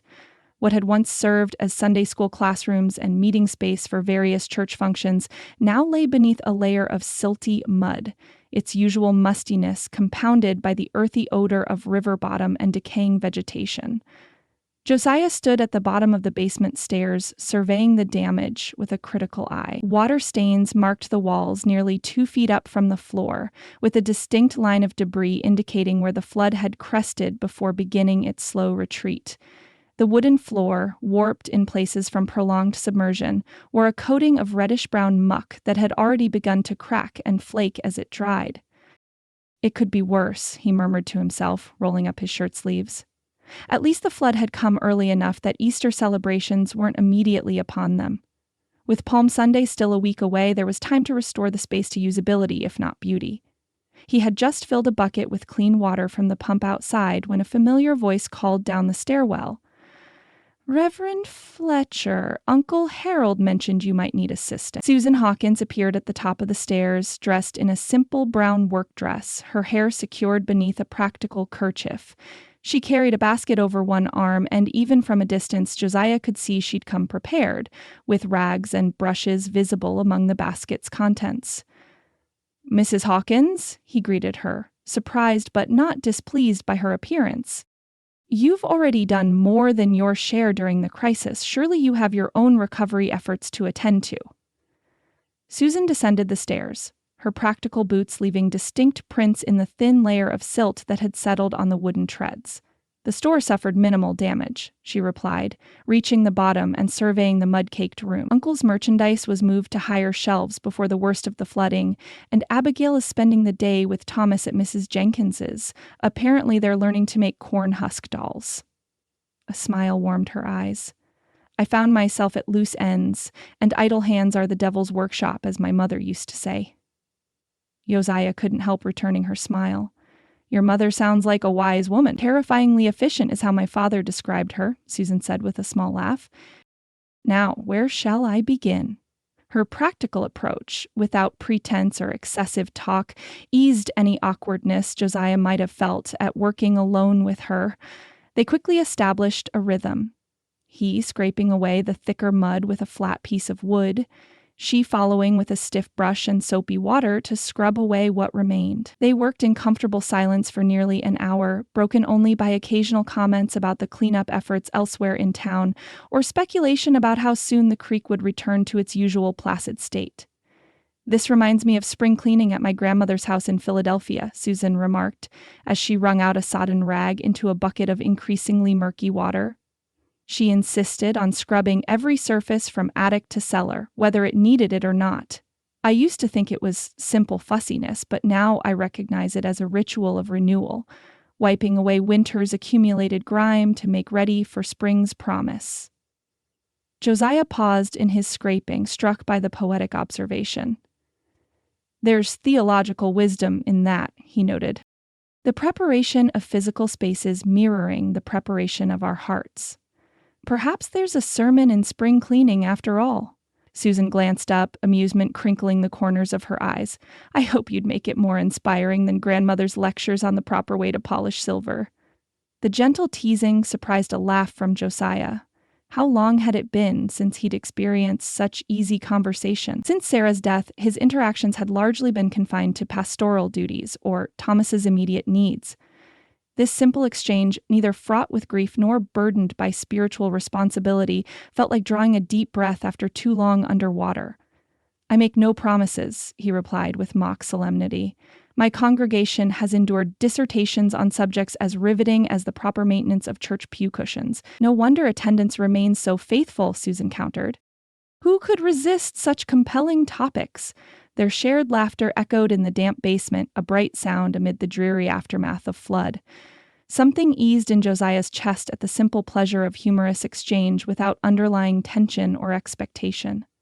They returned to their work, the silence now punctuated by occasional comments or observations. Susan proved as adept at physical labor as she was at organization, tackling the mud-caked surfaces with methodical efficiency that belied her relatively delicate appearance. "I'm afraid we're running low on clean water," Josiah said after another hour had passed. "The well pump needs several minutes of rest between uses. It's been working overtime since the flood." He set aside his scraping tool and straightened, pressing a hand to the small of his back where muscles protested the unaccustomed labor. "I'll fetch more from the kitchen barrel. It won't be far behind the flood for cleanliness, but it should serve for rough cleaning." "I'll continue here," Susan agreed, already turning her attention to a particularly stubborn patch of dried mud beside the small podium used for children's lessons. Josiah climbed the stairs, his boots leaving damp prints across the sanctuary floor, as he made his way toward the small kitchen attached to the rear of the church. Before he could reach it, however, a sharp knock at the main door interrupted his progress. He opened it to find Deacon Wallace, hat in hand, his expression a mixture of apology and urgency. "Begging your pardon, Reverend, but there's been a bit of trouble down at the Hoffman place. Their root cellar wall gave way completely this morning, and Mrs. Hoffman is having what you might call a crisis of faith." Josiah sighed inwardly but nodded his understanding. The Hoffmans were among his oldest parishioners, and Mrs. Hoffman, while stalwart in many ways, had always measured God's favor through the prosperity of her impressive preserve collection. The loss of her carefully stored winter provisions would indeed constitute a spiritual emergency in her mind. "Of course," he said. "Let me just inform Mrs. Hawkins that I'll be delayed." "No need to hurry back on my account," Susan called from the basement doorway, having evidently overheard the exchange. "I'm perfectly capable of continuing without supervision." Josiah hesitated. "I was meant to fetch more water." "And I'm quite familiar with the operation of a water barrel," she finished for him, her tone gently teasing. "The church won't collapse if you attend to Mrs. Hoffman's needs before returning." Her practical assessment made perfect sense, yet Josiah still felt oddly reluctant to leave her alone with the muddy cleanup. It seemed ungentlemanly somehow, though she had clearly demonstrated her capabilities. "Very well," he conceded, "but please don't overtax yourself. The basement has waited this long, another day won't matter." Susan's smile held a hint of knowing amusement, as if she recognized his unnecessary concern for what it was. "I'll endeavor to preserve my delicate constitution, Reverend. Now go. Mrs. Hoffman's preserves await your spiritual ministrations." With a final nod, Josiah followed Deacon Wallace out into the spring sunshine, his thoughts oddly divided between the task ahead and the woman he'd left behind. Susan watched the church door close before returning to the basement, a small smile playing at the corners of her mouth. Reverend Fletcher's protective instincts were endearing, if unnecessary. She had scrubbed floors far filthier than this during the aftermath of mining disasters in Pennsylvania, often while managing Abigail and a household of boarders simultaneously. Still, his concern warmed her. Josiah Fletcher was a good man, the kind whose consideration extended to everyone in his orbit, not merely those who might benefit him socially or professionally. It was one of the qualities she'd noticed early in their acquaintance, and one that had only deepened her respect for him as they'd worked together through the flood crisis. She moved to the water barrel in the church kitchen, working the small spigot to fill her bucket. The sanctuary stood quiet around her, dappled sunlight streaming through the simple glass windows to illuminate dust motes dancing in the air. There was something deeply peaceful about churches when empty of congregations. A liminal space where heaven and earth seemed to draw just slightly closer together. As she crossed back through the sanctuary toward the basement stairs, Susan noticed the door to Josiah's study standing slightly ajar. She hesitated, bucket in hand. She had never entered his private workspace, though she knew from Harold that the small room off the sanctuary served as the Reverend's retreat for sermon writing and pastoral counseling. Curiosity vied with propriety for a moment, before she firmly reminded herself that retrieving water and returning to her assigned cleaning was the appropriate course of action. Yet as she passed the partially open door, a stack of papers slid suddenly from the desk within, scattering across the floor with a soft fluttering sound. "Oh dear," she murmured, setting down her bucket. She couldn't simply leave the papers strewn about. What if they were important church documents, or, worse, the pages of Sunday's sermon? Decision made, Susan entered the small study, immediately struck by how the space reflected its occupant. Unlike Harold's cluttered mercantile office or her own practical kitchen, Josiah's study radiated scholarly simplicity. Bookshelves lined one wall, their contents ranging from leather-bound theological texts to slim volumes of poetry. The desk, though not new, had been lovingly maintained, its surface marked by ink stains and the subtle impressions of countless pages pressed upon it during writing. Susan knelt to gather the fallen papers, careful not to disorder what might be a deliberate arrangement.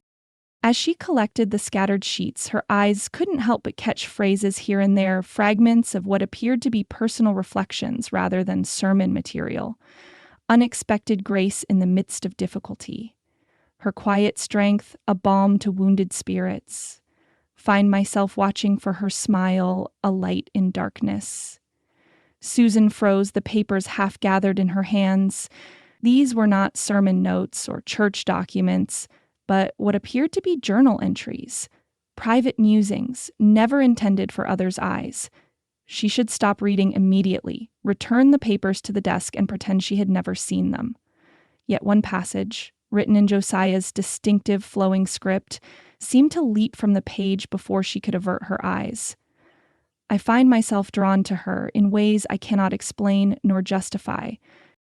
Her understanding nature, her practical wisdom, the grace with which she bears her own sorrows while easing those of others, these qualities stir something long dormant within me.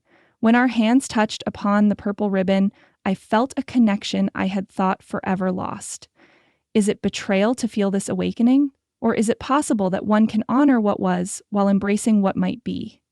Heat rushed to Susan's cheeks as the meaning of the words sank in. These were not general reflections, but specific observations about her.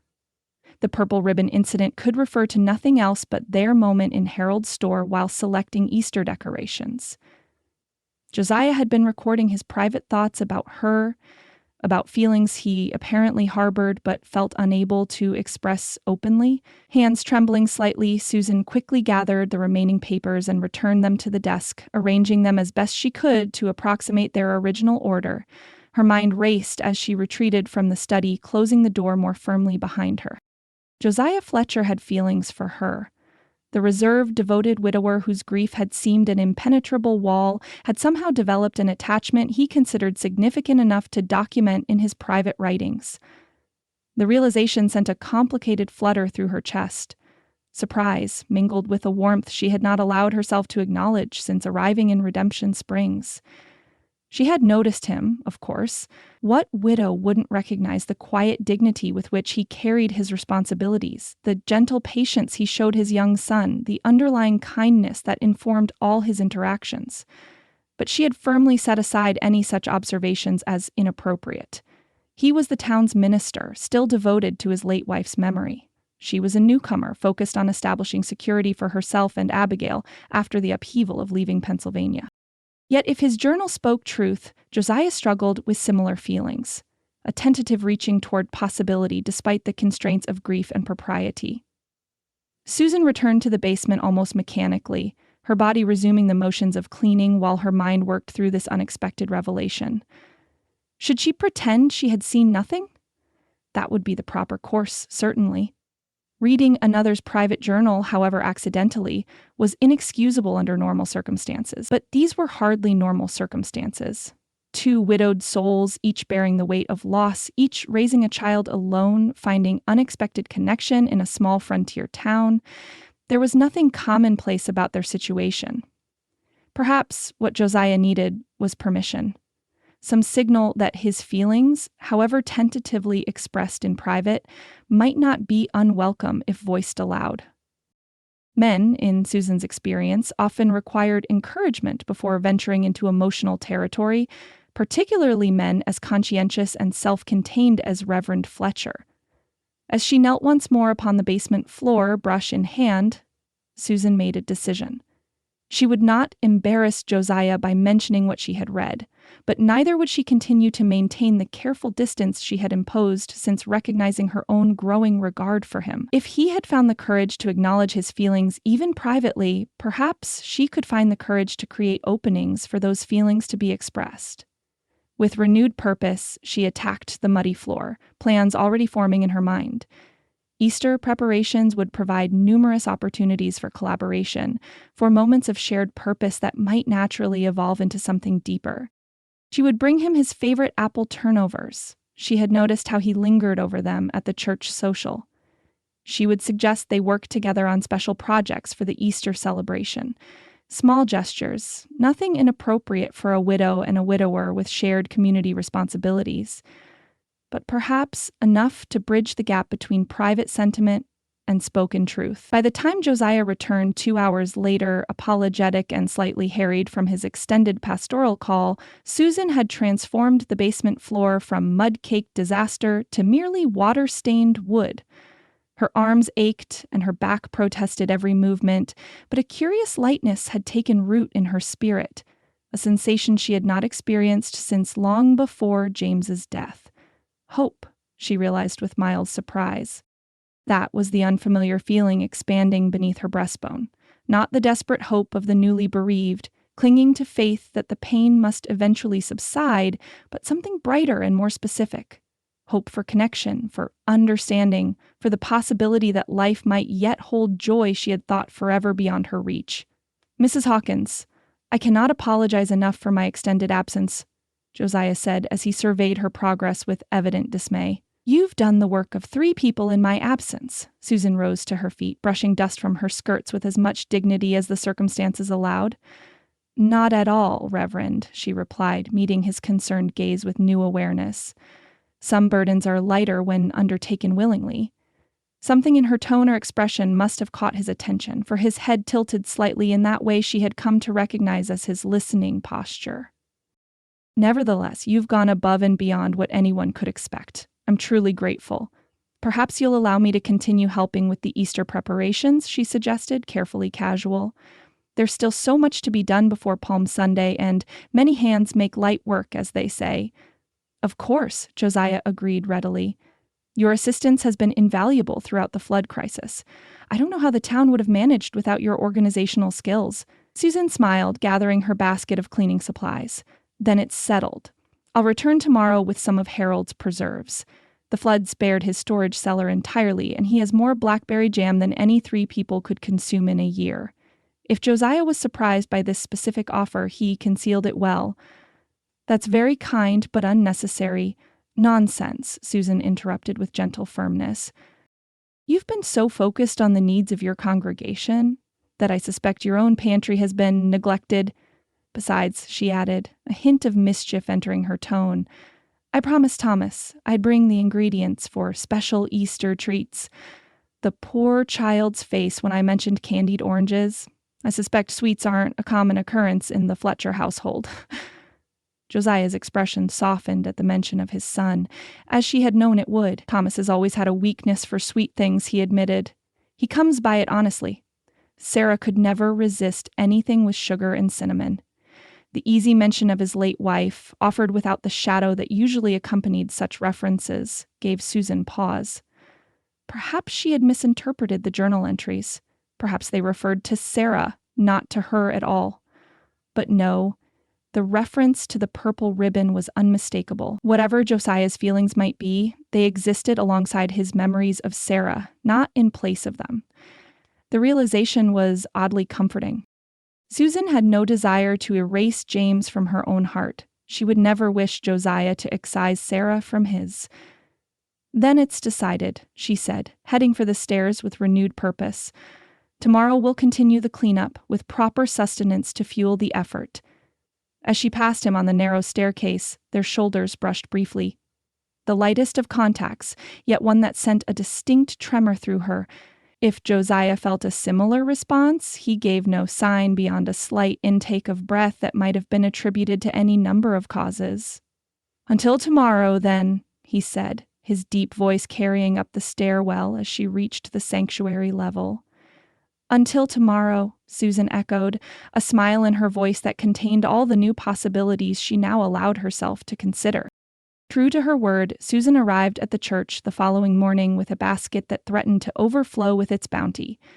Fresh-baked rolls, still warm from Harold's oven, nestled beside jars of blackberry jam and apple preserves. A smaller container held what Thomas had specifically requested: candied orange peels dusted with sugar that glittered in the morning light like diminutive gems. But the centerpiece of her offering, carefully wrapped in a clean cloth to maintain its warmth, was an apple and cinnamon tart that had been cooling on the windowsill when Josiah had visited their quarters above the mercantile the previous month. She had noticed how his eyes had lingered on it, though propriety had prevented him from commenting directly. Harold, with his usual lack of subtlety, had later informed her that the Reverend had a particular weakness for apple desserts, especially those spiced with cinnamon. "Good morning, Reverend," she called, finding him already at work in the basement, a pile of water-damaged hymnals spread across a table for assessment. "I've brought provisions, as promised." Josiah looked up, surprise and pleasure crossing his features before he could compose them into his usual reserved expression. "Mrs. Hawkins, you're as punctual as sunrise." He eyed the basket with poorly concealed interest, and apparently determined to ensure no one in Redemption Springs succumbs to hunger on your watch. The gentle teasing, so at odds with his normally careful formality, encouraged Susan that her new approach might indeed be welcome. "A lesson from my Pennsylvania mining days," she replied, setting the basket on a corner of the table not occupied by soggy hymnals. "Men performing physical labor require proper sustenance, or productivity suffers dramatically." "Is that what they taught in Philadelphia finishing schools?" Josiah asked, a smile playing at the corners of his mouth as he wiped his hands on a rag.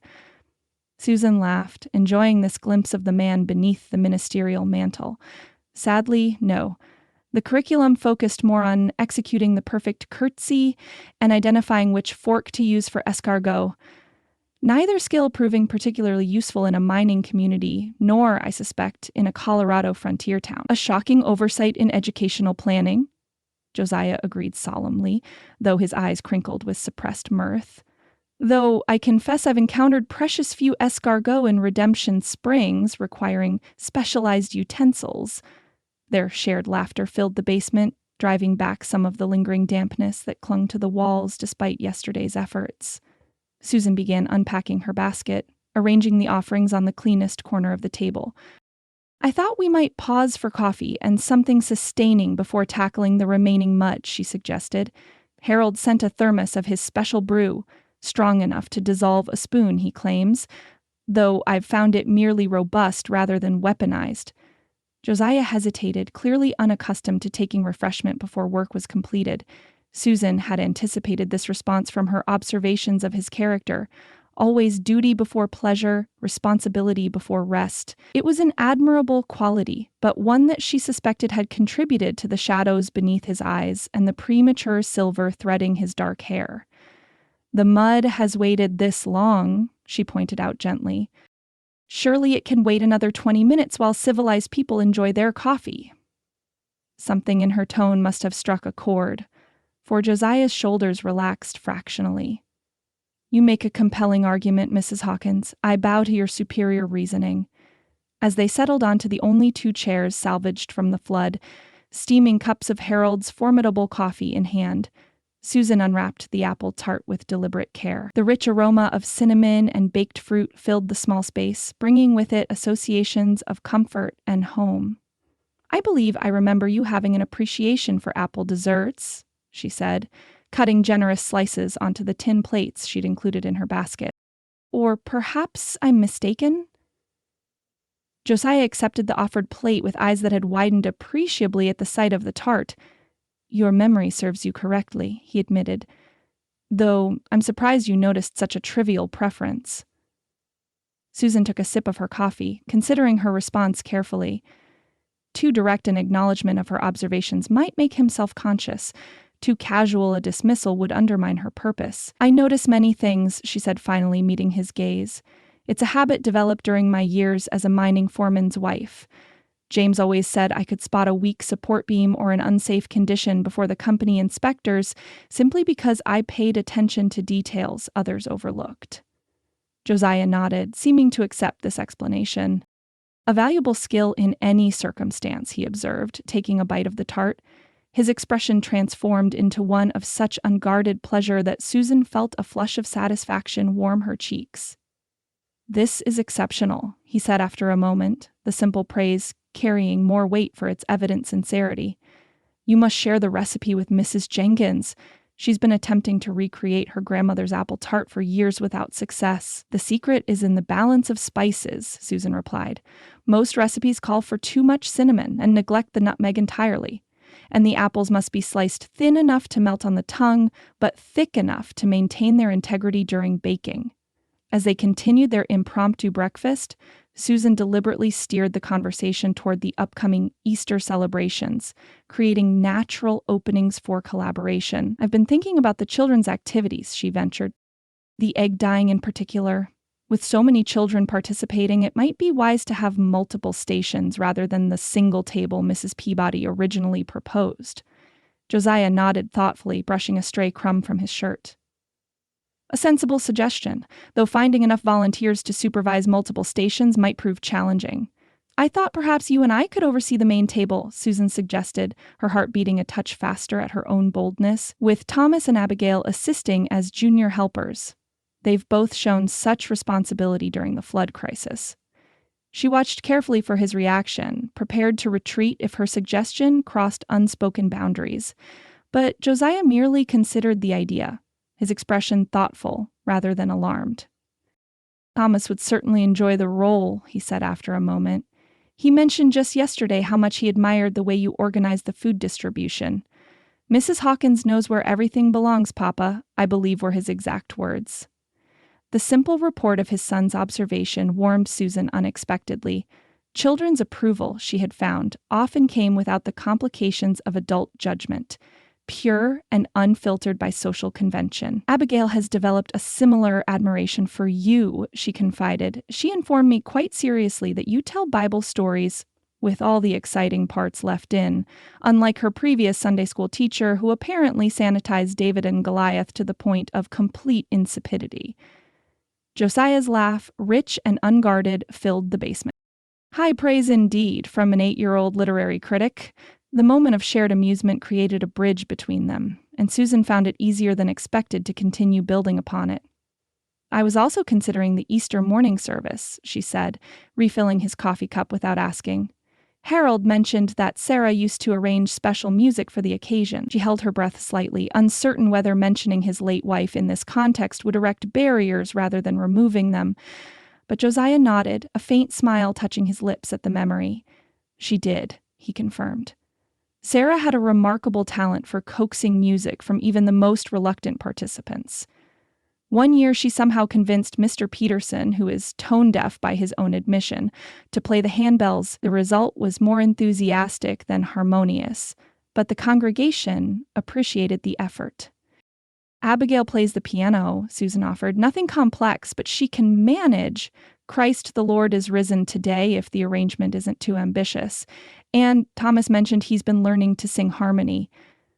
Josiah's eyebrows rose in surprise. "He has? He's never mentioned it to me." "Children often guard their developing talents until they feel confident enough to display them," Susan observed.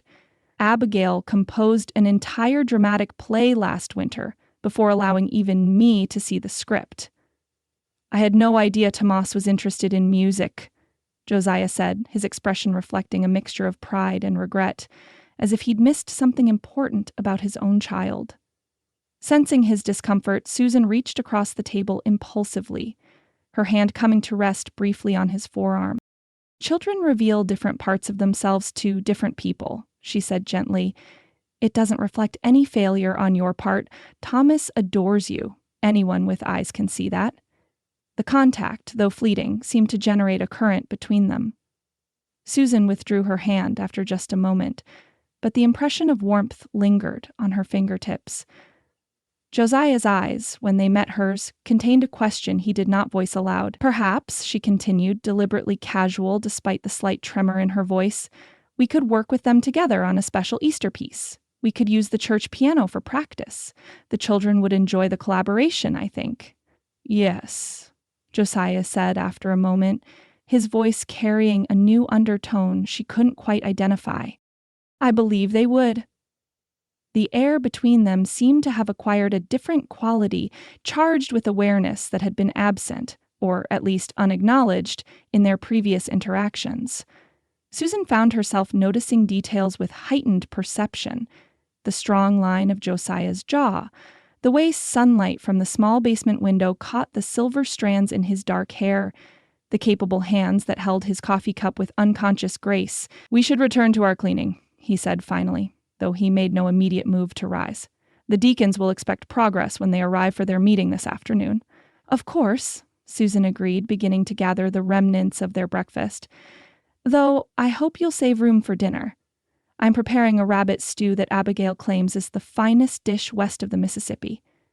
You and Thomas would be most welcome to join us." The invitation had not been part of her planned strategy, emerging instead from a spontaneous desire to extend their time together beyond the confines of church duties. For a moment, she feared she had overstepped, advanced too quickly from professional collaboration to personal connection. Josiah's pause lengthened, and Susan braced herself for a polite refusal. But when he finally spoke, his voice held a warmth that dispelled her concern. "Thomas would be delighted," he said. "As would I. Thank you for the kindness." "It's no kindness to enjoy the company of friends," Susan replied, the word friends carrying a weight and possibility she had not intended it to bear before yesterday's discovery. They returned to their separate tasks, Josiah continuing his assessment of the damaged hymnals, Susan tackling the remaining mud on the far wall. Yet something had shifted between them. A door opened that neither seemed inclined to close again. Throughout the morning, Susan found reasons to seek Josiah's opinion or assistance. A heavy crate that needed moving, a question about where particular supplies belonged, observations about which Sunday school materials might need replacing.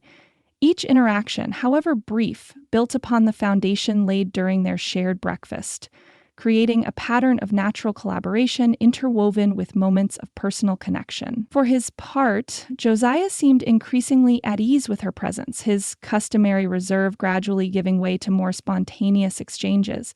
He shared anecdotes about previous floods the church had weathered, pointed out where Tomas had once drawn an impressively accurate horse on the basement wall during a particularly dull deacons meeting, and admitted his own dismal failure at attempting to repair the church piano after a particularly enthusiastic rendition of Onward Christian Soldiers had dislodged 3 keys simultaneously. By midday, when they paused again for a simple lunch of bread, cheese, and apples from Susan's seemingly bottomless basket, the atmosphere between them had transformed from polite collegiality to something approaching comfortable intimacy, the natural rapport of two people discovering unexpected harmony in shared purpose. "I've been meaning to ask," Josiah said as they sat on upturned crates, the basement floor now almost completely free of mud thanks to their combined efforts, "how you learned to play the piano. You mentioned Abigail plays, and I wondered if music has always been part of your family tradition." Susan smiled, pleased by his interest in her personal history rather than merely her usefulness to church functions. "My mother insisted on lessons for all her daughters," she explained. She believed music to be an essential accomplishment for young ladies of good family, regardless of whether they possessed any natural talent. My older sister Caroline could make a piano sing. I merely taught it to speak clearly. "And Abigail?" Josiah inquired, his eyes warm with genuine interest. "Somewhere between her aunt's virtuosity and her mother's competence," Susan replied, "though she approaches the instrument with James's enthusiasm rather than my technical precision. He couldn't read a note of music, but could play any tune by ear after hearing it once or twice." Her voice softened with memory. "He used to drive my piano teacher to distraction by improvising flourishes to the classical pieces I was assigned to practice." "He sounds like a man who embraced life fully," Josiah observed. "He did," Susan agreed, surprised to find she could discuss James with Josiah without the piercing pain that had accompanied such conversations in the past. In many ways, that made his loss harder to bear, the contrast between his vibrant presence and its sudden absence. Yet it also left Abigail and me with memories so vivid they've sustained us through some very dark days. Josiah nodded, understanding in his eyes. Sarah was similar. She approached each day as a gift to be unwrapped, rather than a duty to be fulfilled. I've often thought Thomas inherited that quality from her, though I fear my own more sober nature sometimes dampens his natural exuberance. The confession, offered without self-pity but with clear self-awareness, touched Susan deeply. "Every child needs both sunshine and shelter," she said quietly. "Your steadiness provides Thomas the security that allows his mother's joy to flourish in him. Never doubt the value of that foundation." Something in Josiah's expression shifted at her words, a softening around his eyes, a subtle relaxation of lines long etched by grief and responsibility. He studied her face with an intensity that might have made her uncomfortable from another man, but which from him felt like genuine recognition. "You have a gift for seeing clearly," he said finally. "Not only practical matters where your organizational skills are evident to all, but the less tangible truths that others miss or misconstrue." The unexpected compliment warmed Susan more than Harold's strong coffee or the spring sunshine now slanting through the basement window.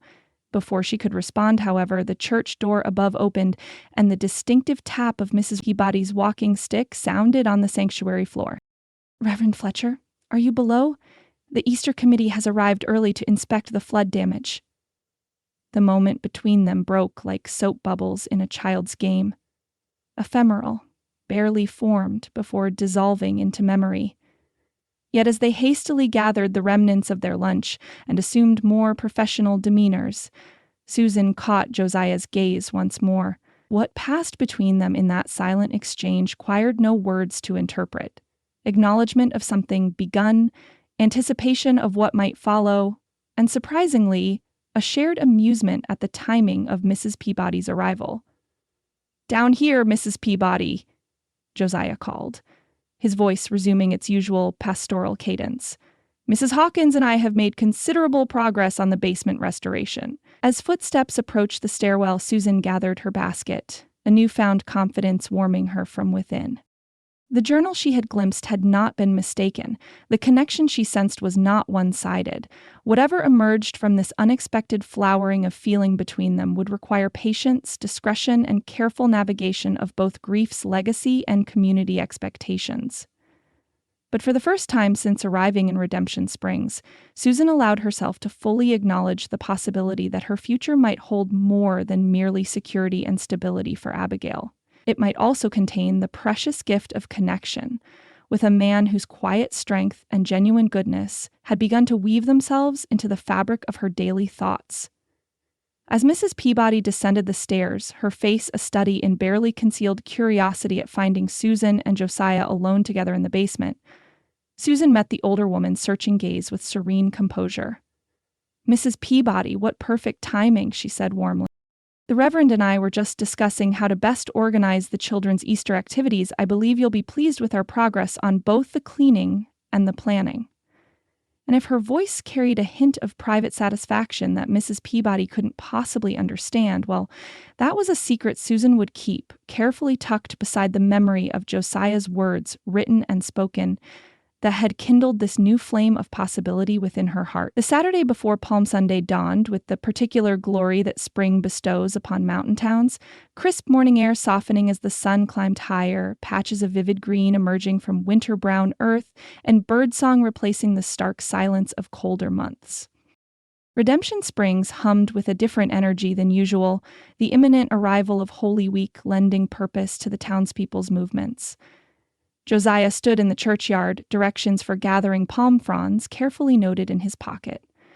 Last year, he'd sent 2 of the older boys up to the Wallace Ranch, where several exotic palms grew in Mrs. Wallace's cherished greenhouse, a remnant of her southern upbringing that she maintained despite the challenges of Colorado winter. This year, he found himself strangely reluctant to delegate the task, perhaps because Susan had offered to accompany him. "A fine morning for a walk," Harold observed, limping across the yard to where Josiah waited. The old man's eyes twinkled with barely suppressed matchmaking glee. "Susan should be along directly. Abigail needed help with her hair ribbons, some crucial matter of whether blue or yellow better suits the season." "There's no rush," Josiah replied, striving for a casual tone that neither encouraged Harold's obvious hopes nor revealed his own anticipation. "Mrs. Wallace isn't expecting us until 9 o'clock." Harold leaned on his cane, studying Josiah with the penetrating gaze that had likely served him well in business negotiations. "You know, when I invited Susan and Abigail to come west, I prayed they'd find peace here after all they'd endured. Never expected they'd find quite so much, quite so quickly." He paused meaningfully. "Though I can't say I'm displeased by recent developments." Josiah shifted uncomfortably, uncertain how to respond. What developments had Harold observed that warranted such a pointed comment? Certainly, he and Susan had worked closely together during the flood crisis and subsequent cleanup. Their shared dinner earlier in the week had been pleasant, with Thomas and Abigail providing most of the conversation, while he and Susan exchanged occasional smiles at the children's enthusiasm. Had his growing awareness of Susan as more than merely a parishioner somehow become visible to others? Before he could formulate a response that neither confirmed nor denied Harold's insinuation, the mercantile door opened, and Susan emerged with Abigail dancing beside her. The girl wore a blue ribbon in her dark curls, apparently the victor in the morning's fashion deliberations. Susan herself had dressed practically for the palm-gathering expedition in a simple dress of sage green, her honey-brown hair secured in a neat braid rather than the more elaborate arrangement she wore for church services. A woven basket hung from one arm, and she carried a light shawl despite the promising warmth of the morning. Josiah was struck, as he increasingly found himself, by the quiet grace she brought to even the most ordinary moments. Nothing about her appearance was designed to draw attention, yet he found his gaze continually returning to her like a compass needle seeking north. "I hope we haven't kept you waiting," Susan said as they approached. "Abigail insisted on bringing a sketchbook to draw Mrs. Wallace's greenhouse plants. She's developing quite an interest in botany." "Thomas has a similar fascination," Josiah replied, smiling at the girl, "though his botanical specimens tend to end up pressed between the pages of my theological texts, causing rather startling surprises when I'm preparing sermons." Abigail giggled, clutching her small, leather-bound sketchbook. "Mama pressed a 4-leaf clover in her Bible once, and it stained the page about Moses and the burning bush. She said it was appropriate since both were signs of God's special attention." Susan's cheeks colored slightly. "Children remember the most inconvenient details, don't they?" she said with a rueful smile. "That was years ago, when I was scarcely older than Abigail herself." "If we're confessing youthful transgressions against sacred texts," Josiah offered, "I should admit to drawing mustaches on several Old Testament prophets in my father's Bible." He was not amused. Their shared laughter drew curious glances from several townspeople passing by on their Saturday errands. Mrs. Jenkins, leaving the millinery shop with a hat box under her arm, paused to observe them with obvious interest. On the boardwalk opposite, Mr. Wallace tipped his hat with exaggerated formality, a knowing smile beneath his mustache. "We should be on our way," Josiah said, suddenly conscious of the public nature of their exchange. "Mrs. Wallace will be expecting us." As they set off toward the north end of town, where the Wallace Ranch lay, Abigail skipped ahead, her blue ribbon fluttering in the spring breeze. Susan matched her stride to Josiah's, their footsteps falling into natural rhythm on the packed earth road. "The town seems in especially good spirits this morning," she observed. "Is Palm Sunday typically a significant celebration here?" "It marks the beginning of Holy Week, which has always been important to the community," Josiah explained. "Many of the miners and ranchers who might attend only sporadically throughout the year make a point of participating in the Easter season services." Susan nodded thoughtfully. "In Pennsylvania, Palm Sunday was particularly meaningful for the mining families. They would place blessed palms above the doorways of their homes and carry small crosses woven from palm fronds in their pockets when descending into the mines. A form of protection, they believed. "Faith takes many forms on the frontier," Josiah said. "Some might call such practices superstition, but I've always felt that God honors sincere belief, even when expressed through customs not specifically outlined in Scripture. Susan glanced at him, approval warming her eyes. That's a more generous view than many ministers would take. James often complained that the company pastor condemned such traditions as papist nonsense, despite the comfort they brought to men risking their lives daily in the darkness. The longer I serve as a minister, the less inclined I am to draw rigid boundaries around how people connect with God, Josiah admitted. Sarah used to say I was becoming dangerously liberal in my theology. Was she opposed to such broad-mindedness? Susan asked carefully. Josiah smiled at the memory. Quite the contrary. She encouraged it, though she enjoyed teasing me about my evolution from the rather dogmatic seminary graduate she first met. His expression softened.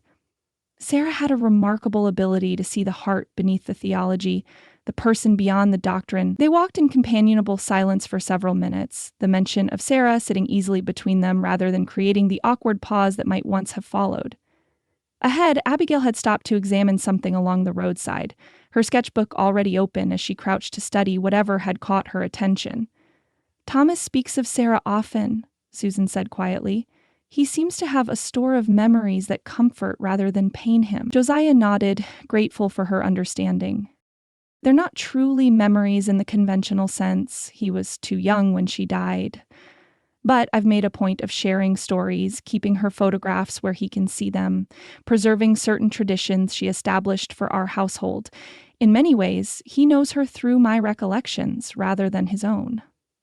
That's a precious gift you've given him, Susan said. Too many men attempt to erase painful memories, not realizing they're also erasing the good ones children need to form their own sense of connection. Her insight struck Josiah with particular force. How many times had well-meaning friends suggested he move forward by putting away Sarah's possessions, speaking of her less frequently, essentially encouraging Thomas to forget rather than remember. Susan, perhaps because of her own experience with loss, understood what others did not, that remembrance could heal rather than harm when handled with wisdom and love. They had nearly reached the Wallace property when they encountered Thomas running toward them, his face alight with excitement. Behind him came Mrs. Jenkins's granddaughter, Mary, struggling to keep pace with the boy's enthusiastic sprint. "Papa, Mrs. Hawkins!" Thomas called, skidding to a halt before them, his Sunday shoes already dusty from the road. "We're going to help with the palms, too. Mrs. Jenkins said we could since we've been practicing our hymns all morning." Mrs. Jenkins herself appeared around the bend in the road, walking at a more dignified pace. "The children have been most diligent with their Easter music," she explained as she drew near. "I thought they deserved a reward for such dedication." Her sharp eyes moved between Josiah and Susan with barely disguised curiosity. Besides, many hands make light work, as they say. The Wallace greenhouse stood adjacent to the main ranch house, its glass panes gleaming in the morning sun. Inside, the air hung heavy with moisture and the green scent of growing things, a startling contrast to the still, dry landscape outside. Mrs. Wallace, a statuesque woman with silver-streaked dark hair and the lingering accent of her Georgia upbringing, greeted them with obvious pleasure. "Reverend Fletcher, how delightful to see you, and with such charming company." Her gaze swept appreciatively over Susan and the children. "Harold's niece, if I'm not mistaken. We met briefly at the church social, though we've had little opportunity for proper conversation." Introductions completed, Mrs. Wallace led them to the far end of the greenhouse, where several palm varieties grew in large terracotta pots. "These are my pride and joy," she confided. "Imported as seedlings from Florida at considerable expense and nursed through many a Colorado winter. My husband indulges my homesickness for southern greenery, though he pretends to grumble about the cost of heating this glass menagerie during snowstorms." While Mrs. Wallace selected suitable fronds for harvesting, carefully instructing which could be cut without damaging the plants, the children wandered among the exotic specimens with expressions of wonder. Thomas showed Abigail his favorite, a plant with enormous leaves that Mrs. Wallace had told him came from a place called Brazil, while Mary sketched delicate ferns in the book Abigail had generously shared. Josiah and Susan worked side by side, carefully cutting the designated palm fronds and laying them in the baskets they'd brought. Their hands occasionally brushed as they reached for the same stem or adjusted the arrangement, each brief contact sending a ripple of awareness through Josiah that both troubled and intrigued him. "These will look magnificent in the sanctuary," Susan observed, her fingers deftly weaving smaller fronds into the traditional cross shape. "Will you use them to demonstrate Christ's triumphal entry for the children's lesson?" "I had planned to," Josiah replied, impressed by her understanding of the liturgical significance. "Though I confess my palm-weaving skills leave much to be desired. Last year's crosses resembled nothing so much as wind-blown haystacks," Susan laughed, the sound drawing Mrs. Wallace's attention from across the greenhouse. "Perhaps I could assist. The mining families in Pennsylvania were quite particular about their palm crosses. Each region had its own traditional design." "I would welcome the help," Josiah said with genuine relief. "The children will surely appreciate crosses that actually resemble crosses." Mrs. Wallace approached with fresh shears, her expression shrewd as she observed their easy interaction. My, she murmured, just loudly enough for both to hear. "What a delightful partnership you two have developed. One might almost believe you'd been working together for years rather than mere months." The comment, innocuous on its surface but laden with implication, caused heat to rise in Josiah's face. Before he could respond, Mrs. Wallace continued with determined cheerfulness. "Susan, my dear, you must join our Thursday Ladies Literary Society. We're in desperate need of younger members with fresh perspectives. Our current discussion of The Scarlet Letter has become rather stale, with Mrs. Peabody insisting on the most rigid possible interpretation of Hawthorne's symbolism." "I would be honored," Susan replied, her composure admirable despite the abrupt shift in conversation, "though I should warn you that my literary tastes run more to Dickens than Hawthorne." "A woman after my own heart," Mrs. Wallace declared. "We shall rescue the society from Mrs. Peabody's grim Puritanism yet." Across the greenhouse, the children had gathered around a particularly magnificent orchid, its exotic blooms drawing exclamations of appreciation. In the relative privacy created by their distance, Josiah heard Abigail's clear voice carrying across the humid air. "My mama thinks your papa is very nice," she informed Thomas with the forthright candor of childhood. "She smiles different when she talks about him, not her regular smile, but her special one." Thomas considered this information with serious attention. "Does she like him? Like when people get married?" "I think so," Abigail replied with the authority of an 8-year-old considerably worldlier than her 4-year-old companion. "She put on her good perfume before we came to get the palms. She only does that for important things." Josiah froze, the palm frond in his hand momentarily forgotten as he processed this innocent revelation. Beside him, Susan had also gone still, her cheeks flushing a delicate pink that had nothing to do with the greenhouse's warmth. Their eyes met briefly in mutual embarrassment before both deliberately turned their attention back to their work, pretending they hadn't overheard the children's frank assessment. Only then did Josiah notice Mrs. Peabody standing near the greenhouse entrance, where she must have arrived unannounced during their work. Her thin lips pressed into a disapproving line, and her sharp eyes missed nothing of the scene before her. The children's innocent conversation, Susan's telltale blush, his own evident discomfort. "Mrs. Wallace," the older woman called, her voice cutting through the humid air like a winter draft. "I've brought the ribbon samples for the sanctuary decorations. The committee cannot proceed without your final approval on the color selections." The tension that accompanied Mrs. Peabody's arrival cast a shadow over the previously pleasant atmosphere. The palm harvesting concluded with brisk efficiency, the easy camaraderie replaced by careful politeness. As they prepared to depart, baskets laden with palm fronds for the next day's service, Mrs. Peabody positioned herself strategically to walk beside Susan. "Mrs. Hawkins," she began with deceptive mildness, "I wonder if I might have your assistance with the altar arrangements tomorrow. I've noticed you have quite a gift for such things." Susan, who had maintained admirable composure despite the awkwardness of the children's overheard conversation, nodded graciously. "Of course, Mrs. Peabody, I'm happy to help however I can." "Excellent," the older woman said with a smile that didn't quite reach her eyes. The church relies so heavily on volunteers, especially during Holy Week, though one must be careful not to become overly invested in church activities to the exclusion of other community involvements. The warning, thinly veiled beneath social pleasantries, hung in the air between them. Josiah, walking slightly ahead with the children, caught enough of the exchange to recognize Mrs. Peabody's intention: to establish boundaries around Susan's involvement with church matters, and by extension, with him.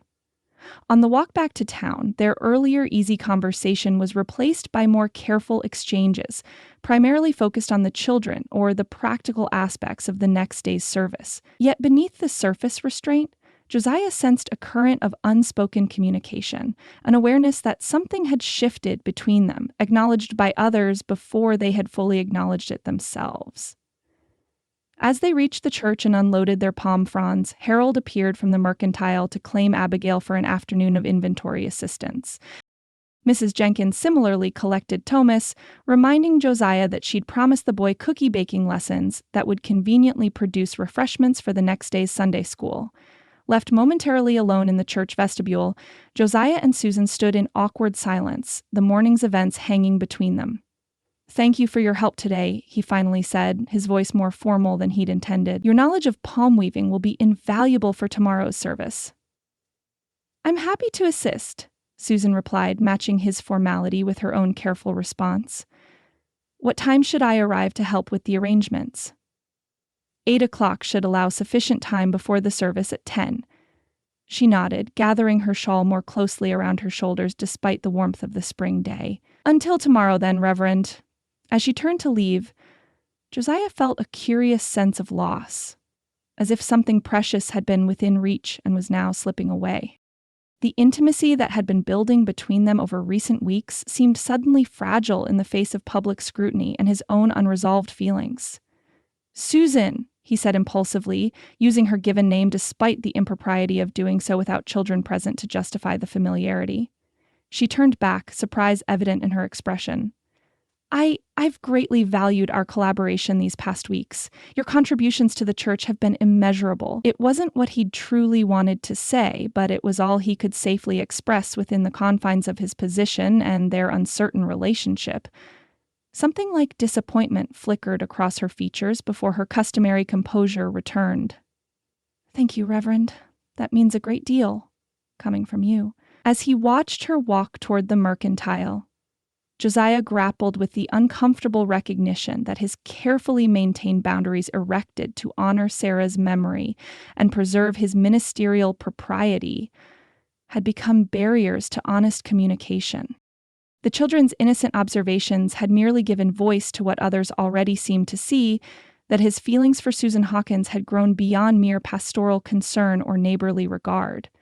What remained unclear was whether he had the courage to acknowledge those feelings, even to himself, let alone to the woman who increasingly occupied his thoughts during quiet moments and solitary evenings. The palm fronds, symbols of triumph and welcome, lay on the church table, awaiting their ceremonial purpose.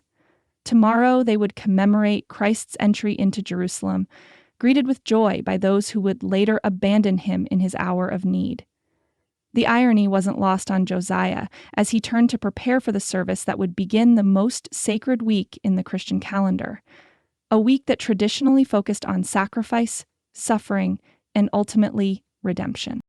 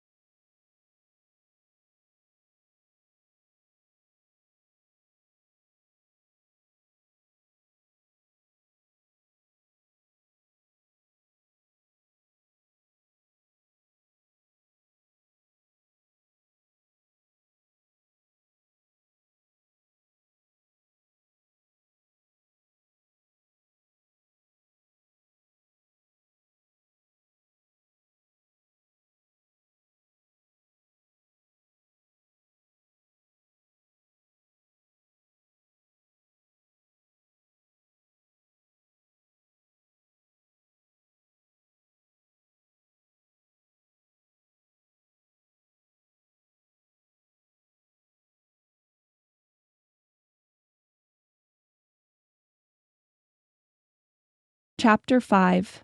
Distance and Danger. Josiah's quill scratched across parchment, the only sound in his otherwise silent study. Outside, April sunshine spilled across Redemption Springs, warming the earth and coaxing crocuses to unfurl their tender petals. Holy Week had descended upon the town, bringing with it the solemnity of Christ's Passion and, for Josiah, an unexpected hollow ache that had nothing to do with religious observance. He crossed out a line in his sermon and sighed, running his fingers through his already disheveled hair. 4 days had passed since Susan Hawkins had fled the church, her cheeks ablaze with mortification after discovering those love-filled words had been meant for Sarah, not her. 4 days of strained smiles when they passed on Main Street, of conversations cut awkwardly short, of a distance that seemed to widen with each passing hour. A soft knock interrupted his thoughts. "Papa?" Thomas poked his head around the door, clutching a crudely fashioned cross made of twigs bound with twine. "Is it time for supper yet?" Josiah blinked, realizing the shadows had lengthened considerably. "I reckon it is, son." He pushed back from his desk, wincing as his muscles protested the sudden movement after hours of stillness. "What have you got there?" Thomas padded forward, proudly displaying his handiwork. "Made it for Easter. Miss Susan taught me how last week, 'member?" The mention of her name caused a familiar tightness in Josiah's chest. "It's mighty fine work, Thomas. Can we show her?" "Please, Papa." The boy's eager expression tugged at Josiah's heart. "Maybe she can help me make another one. A bigger one for the church." Josiah knelt, meeting his son's hopeful gaze. "Miss Susan's mighty busy this week, what with Easter preparations and helping her uncle at the store. But we ain't seen her for days and days." Thomas's lower lip protruded slightly. "Did she get mad at us? Did I do something naughty?" "No, son, nothing like that." Josiah smoothed Thomas's unruly cowlick. "Grown-ups sometimes need space? Like when you pray by yourself? Something like that." Josiah stood, taking his son's small hand. "Come on, let's rustle up some victuals. Mrs. Winfield from the Ladies' Aid left us a stew." As they ate their supper, Thomas chattered about the Easter celebration, about the eggs they would dye, about the Bible verses Mrs. Peabody was making him memorize. But every few minutes the conversation circled back to Miss Susan and Abigail. When would they see them again? Could they go visit? Didn't Papa miss them? That night, after tucking Thomas into bed with prayers and a Bible story, Josiah slipped outside. The spring air carried the scent of apple blossoms and damp earth. Stars dusted the vast Montana sky, brilliant pinpricks in the velvet darkness. Almost of their own accord, his eyes drifted toward the Miller place at the edge of town. A single lamp burned in a downstairs window. Was she awake too? Was she thinking of him? Josiah removed his hat, crushing the brim between his fingers. "Lord," he whispered into the night, "I don't rightly know what you're doing here. I made a vow to Sarah's memory, and I meant to keep it." He swallowed hard. "But I find myself thinking of Susan Hawkins at the most inconvenient times, during sermon writing, during prayer, walking down the street. I can't seem to—" He broke off, shaking his head. "I miss her presence, Lord, more than I expected, more than seems proper." The admission hung in the night air, neither condemned nor condoned by the heavens above. Morning brought no clarity, only the inevitable approach of Good Friday.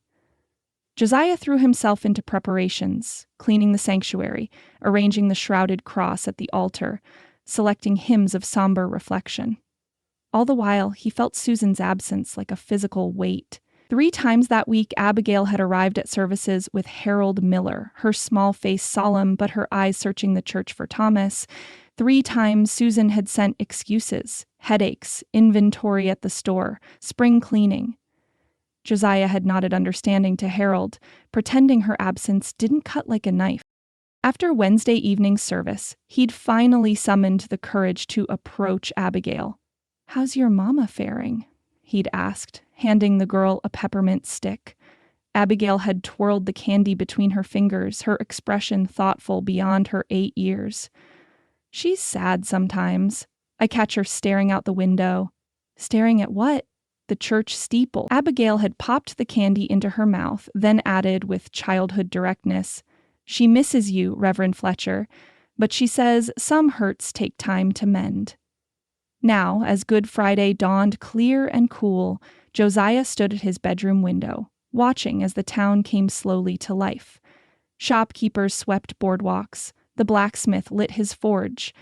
2 miners trudged up the hillside toward the redemption mine, their lunch pails swinging in rhythm with their steps. Thomas appeared at his side, still in his nightshirt. "Will Miss Susan come to church today, Papa? It's an important day, you said so." Josiah sighed. "I don't know, son." The boy pressed his nose to the glass. "I miss her. And Abigail." After a thoughtful pause, he added, "I think Mama would have liked them." Josiah's breath caught. Thomas rarely spoke of Sarah. Memories of a mother lost in childbirth were fragmented at best for a 4-year-old. "What makes you say that, Thomas?" The boy shrugged. "Miss Susan smells like flowers, just like Mama's dress in the trunk. And she knows all the same songs. And," he lowered his voice to a conspiratorial whisper, "she makes you smile again." Before Josiah could formulate a response, a distant shout pierced the morning stillness. Then another, and another, each more urgent than the last. Josiah strained to see down Main Street, where men were running toward the mine, some still buttoning shirts, others in various states of undress. A terrible feeling settled in his gut. "Thomas, stay here," he ordered, already reaching for his coat. "Don't leave the house." "Papa, I need to see what's happening. Mrs. Wilson next door will come for you if—" He stopped, unwilling to voice his fears. "Just stay put, son." Josiah raced down the stairs and out the door, joining the stream of townsfolk heading toward the mine. Good Friday, of all days. The symbolism wasn't lost on him as he ran, heart pounding against his ribs. The scene at the Redemption Mine entrance was chaos. Men shouted over one another, women clutched shawls to their throats, and children stood wide-eyed at the periphery. A great cloud of dust still billowed from the main shaft, testament to whatever catastrophe had occurred within. Josiah pushed through the crowd, scanning for someone in authority. He spotted Jeb Parker, the mine foreman, gesturing wildly as he spoke to several men with determined expression. "What's happened?" Josiah demanded, grabbing Jeb's arm. The foreman's face was ashen beneath coal dust. "Collapse in the north tunnel. Support beams gave way." He scrubbed a trembling hand across his mouth. 8 men trapped, far as we can tell. Harold Miller among them. Josiah's blood ran cold. Harold, Susan's only living relative. The man who'd taken her and Abigail in when they had nowhere else to go. How bad? Bad enough. Jeb shook his head. "Access is blocked. We're trying to clear a path, but the whole thing's unstable. Could come down on our heads any minute." Josiah glanced around, taking stock of the situation.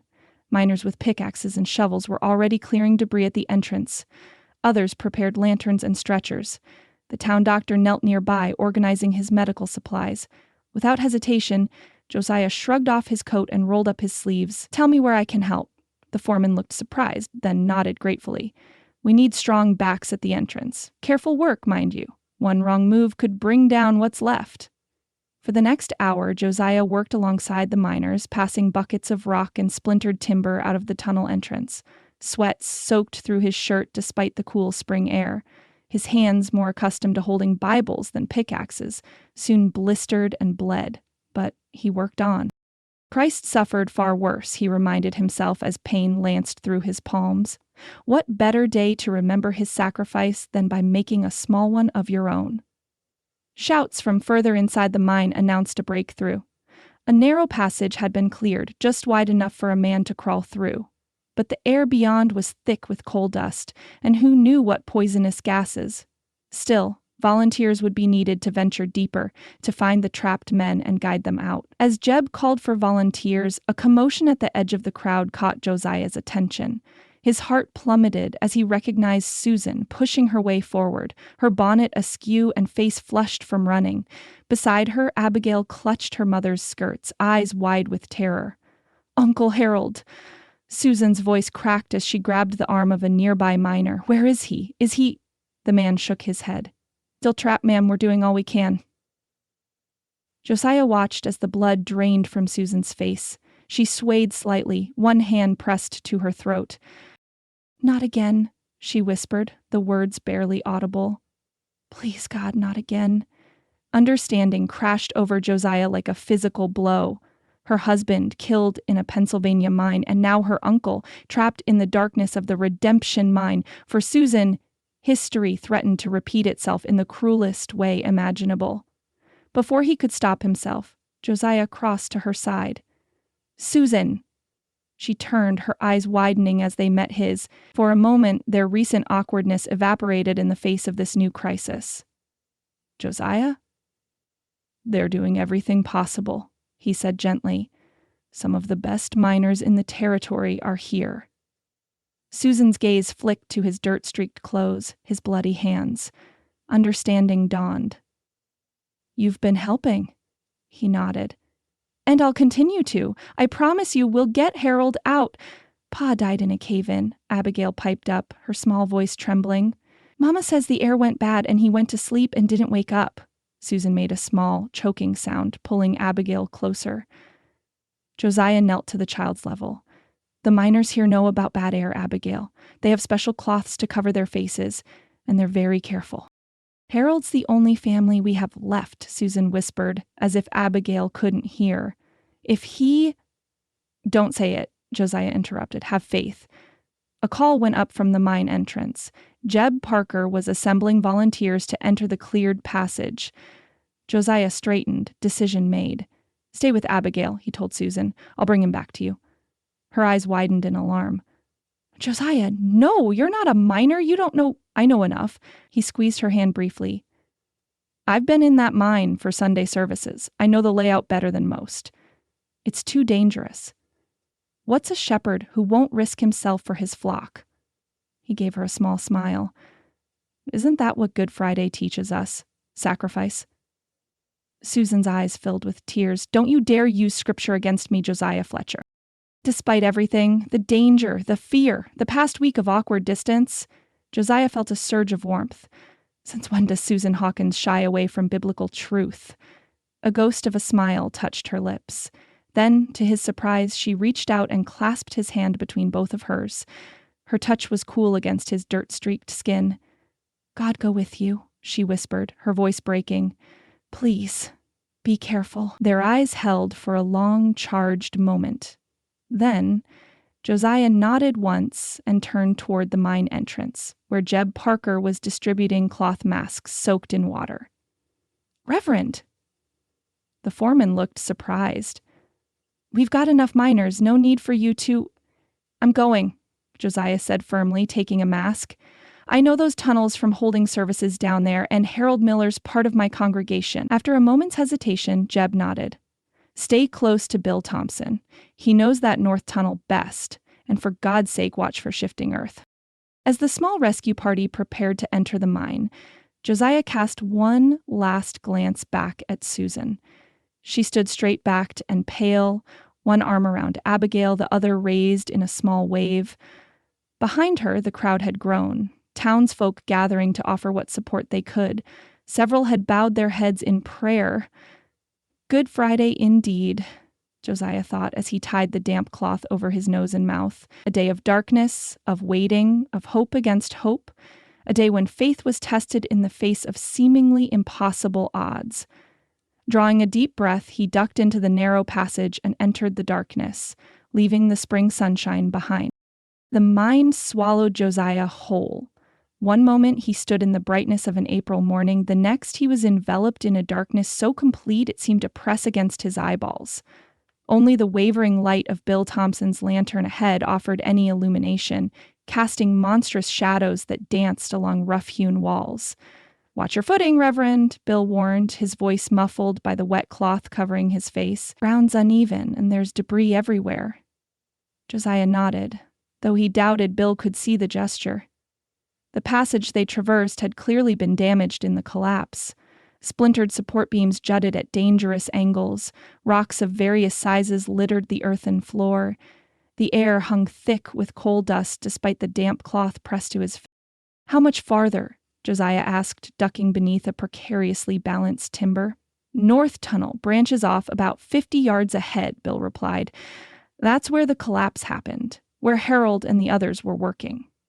Behind Josiah, 2 more miners followed, carrying ropes and a folding stretcher. Their breathing sounded unnaturally loud in the confined space, punctuated by occasional muttered curses when they stumbled on unseen obstacles. The tunnel narrowed as they progressed, forcing them to proceed in single file, shoulders brushing against rough walls. Josiah's back ached from the stooped posture necessary to avoid hitting his head. Sweat trickled down his spine despite the cool underground air. A desperate prayer looped through his mind with each step. Lord, guide us. Lord, protect us. Lord, let us find them alive. When they reached the entrance to the north tunnel, Bill raised a hand, signaling a halt. The lantern illuminated a scene of destruction. The passage ahead was partially blocked by fallen earth and shattered support beams, leaving only a narrow crawl space near the ceiling. We'll have to go over, Bill said grimly. One at a time. I'll go first with the lantern. The miner handed his light to one of the men behind, then clambered up the pile of debris. Rocks shifted beneath his weight, sending small avalanches of dirt cascading downward. Josiah held his breath until Bill disappeared through the opening, then exhaled when the miner's voice called back, "It's passable. Send the next man through."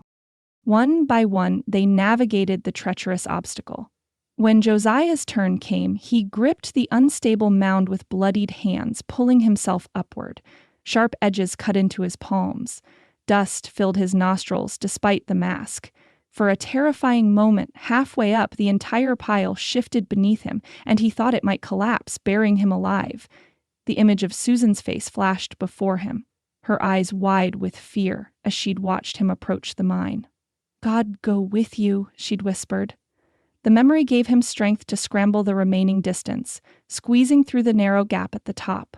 He emerged on the other side, dropping painfully to his knees on the hard-packed earth. Bill's lantern revealed a tunnel that stretched into darkness, the air noticeably fouler here. A sweetish, rotten egg smell permeated the space. A dangerous gas Josiah knew from mining town experience. "We need to move quickly," Bill said, helping Josiah to his feet. "That's sulfur you're smelling, bad air." They pressed forward, calling out for the trapped men every few yards. The silence that answered their shouts was deafening. Josiah's heart pounded against his ribs, partly from exertion, partly from growing dread. The deeper they ventured, the more damaged the tunnel became. In places, the ceiling had dropped so low they were forced to crawl on hands and knees. "Could they have survived this?" Josiah asked quietly as they paused to catch their breath.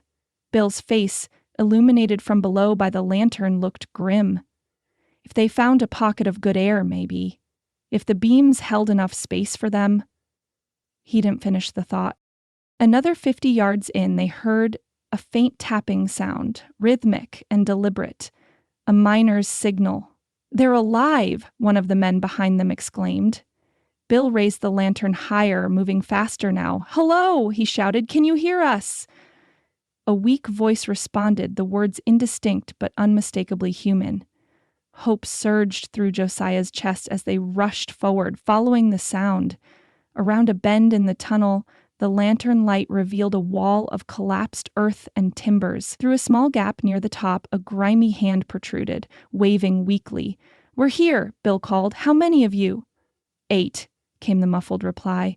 "Pocket of air, but it's getting bad. Harold's hurt bad." Susan's uncle. Josiah's stomach clenched. "We're coming," he shouted. "Hold fast." Bill assessed the barrier quickly. "We need to widen that opening without bringing the whole thing down." He turned to the other miners. "Patterson, start on the left side. Williams, take the right. Reverend, you and I will clear from the middle." Working with painstaking care, they began removing rocks and splintered wood piece by piece, enlarging the opening inch by precious inch. Every few moments the pile would shift alarmingly, forcing them to freeze until it settled. Josiah's muscles screamed in protest. His lungs burned with each breath. But he worked methodically, passing debris back to Williams, who stacked it carefully against the tunnel wall.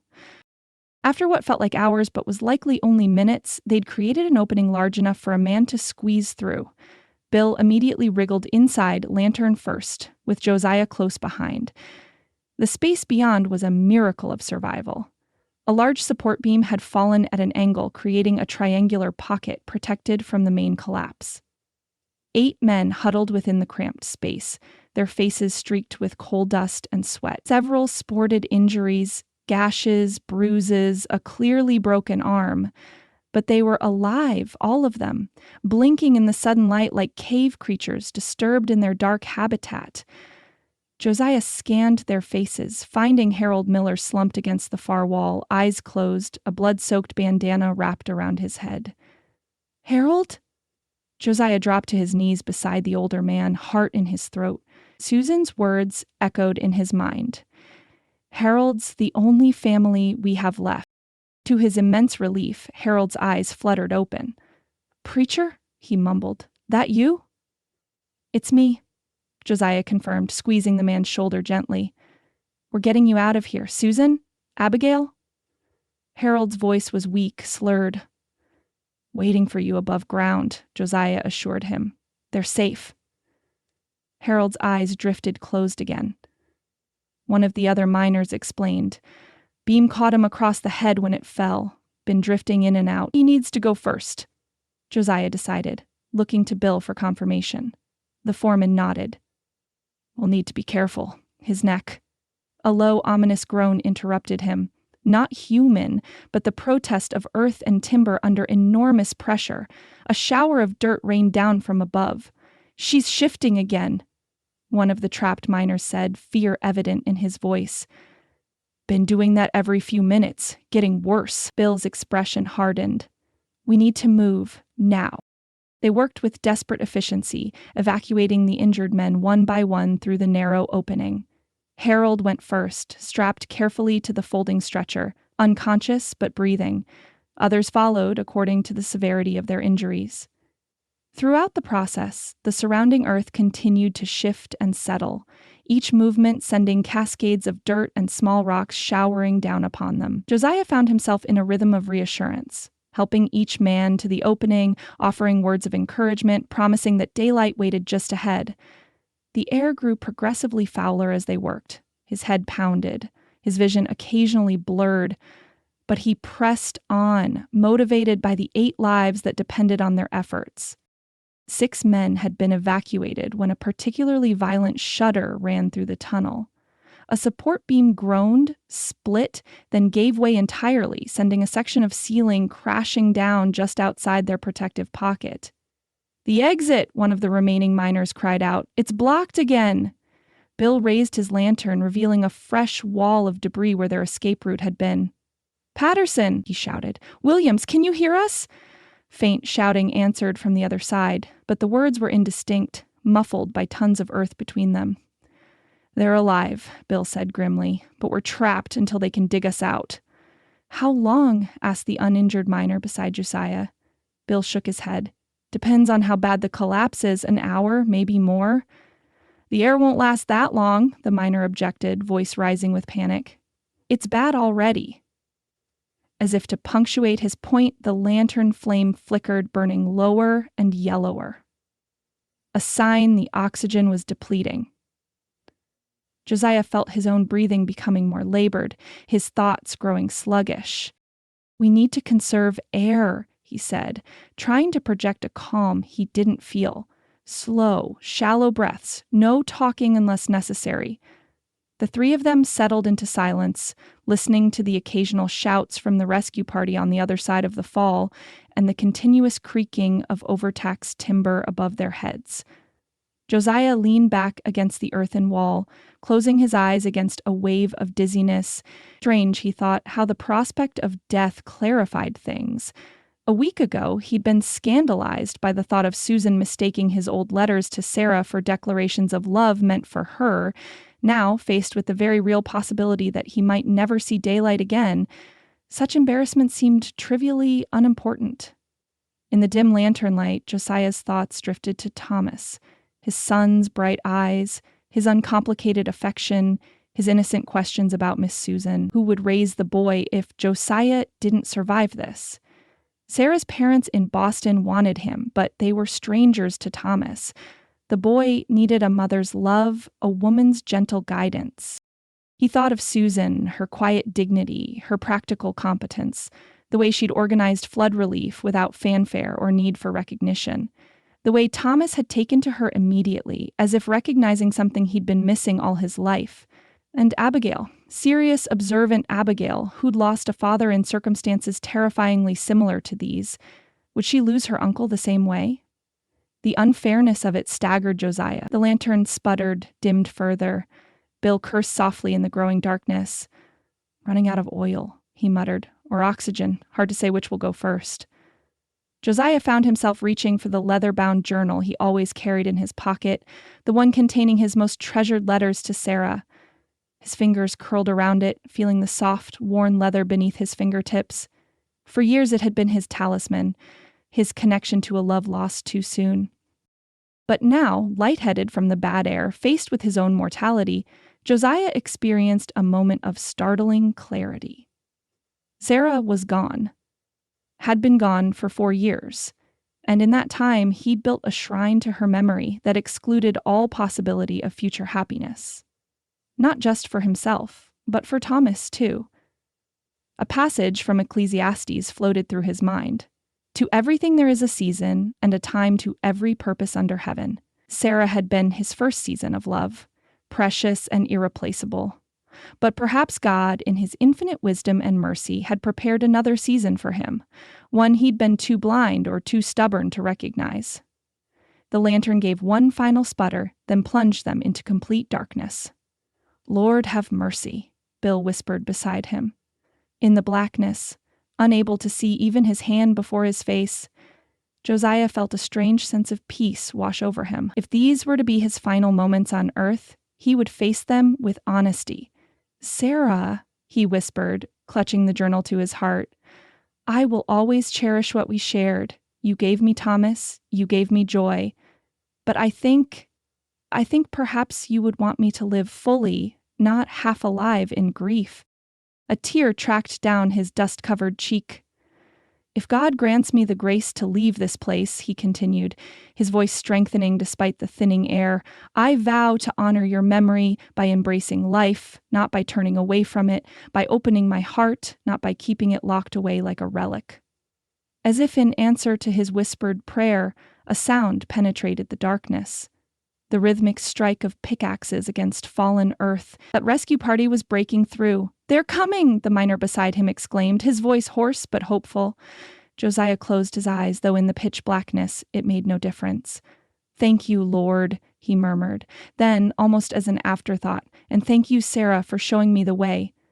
The tapping grew louder, more insistent. Suddenly a shower of dirt cascaded down and a pinprick of light appeared in the wall of debris. A lantern on the other side. Hope surged through Josiah's chest, lending him strength as the rescuers widened the opening inch by precious inch. When the hole finally grew large enough for a man to squeeze through, Josiah insisted the others go first. He helped the remaining injured miner through, then Bill Thompson, before finally pulling himself into the narrow tunnel beyond. The journey out seemed both endless and instantaneous. A blur of cramped passages, helping hands, and encouragement called back from those ahead. By the time they reached the main shaft, Josiah's legs trembled with exhaustion and his lungs burned with every breath, but the sweet promise of daylight beckoned ahead, growing brighter with each step. As they finally emerged into the late afternoon sunshine, a cheer went up from the crowd gathered at the mine entrance. Josiah blinked, momentarily blinded by the sudden brightness. Strong hands steadied him, voices called his name, but he searched for only one face in the crowd, and there she was. Susan, her bonnet discarded, her hair coming loose from its pins, her face streaked with tears of relief. Their eyes met across the sea of people, and in that moment, without a word spoken between them, something fundamental shifted and settled into place. Some things, Josiah realized, were indeed more important than embarrassment or misunderstandings, or even well-intentioned vows made in grief. Some things, like second chances at love, were God's own gifts of renewal, meant to be accepted with humility and gratitude. With this certainty filling his heart, Josiah Fletcher took his first step toward a future he hadn't dared to imagine until darkness had shown him the way.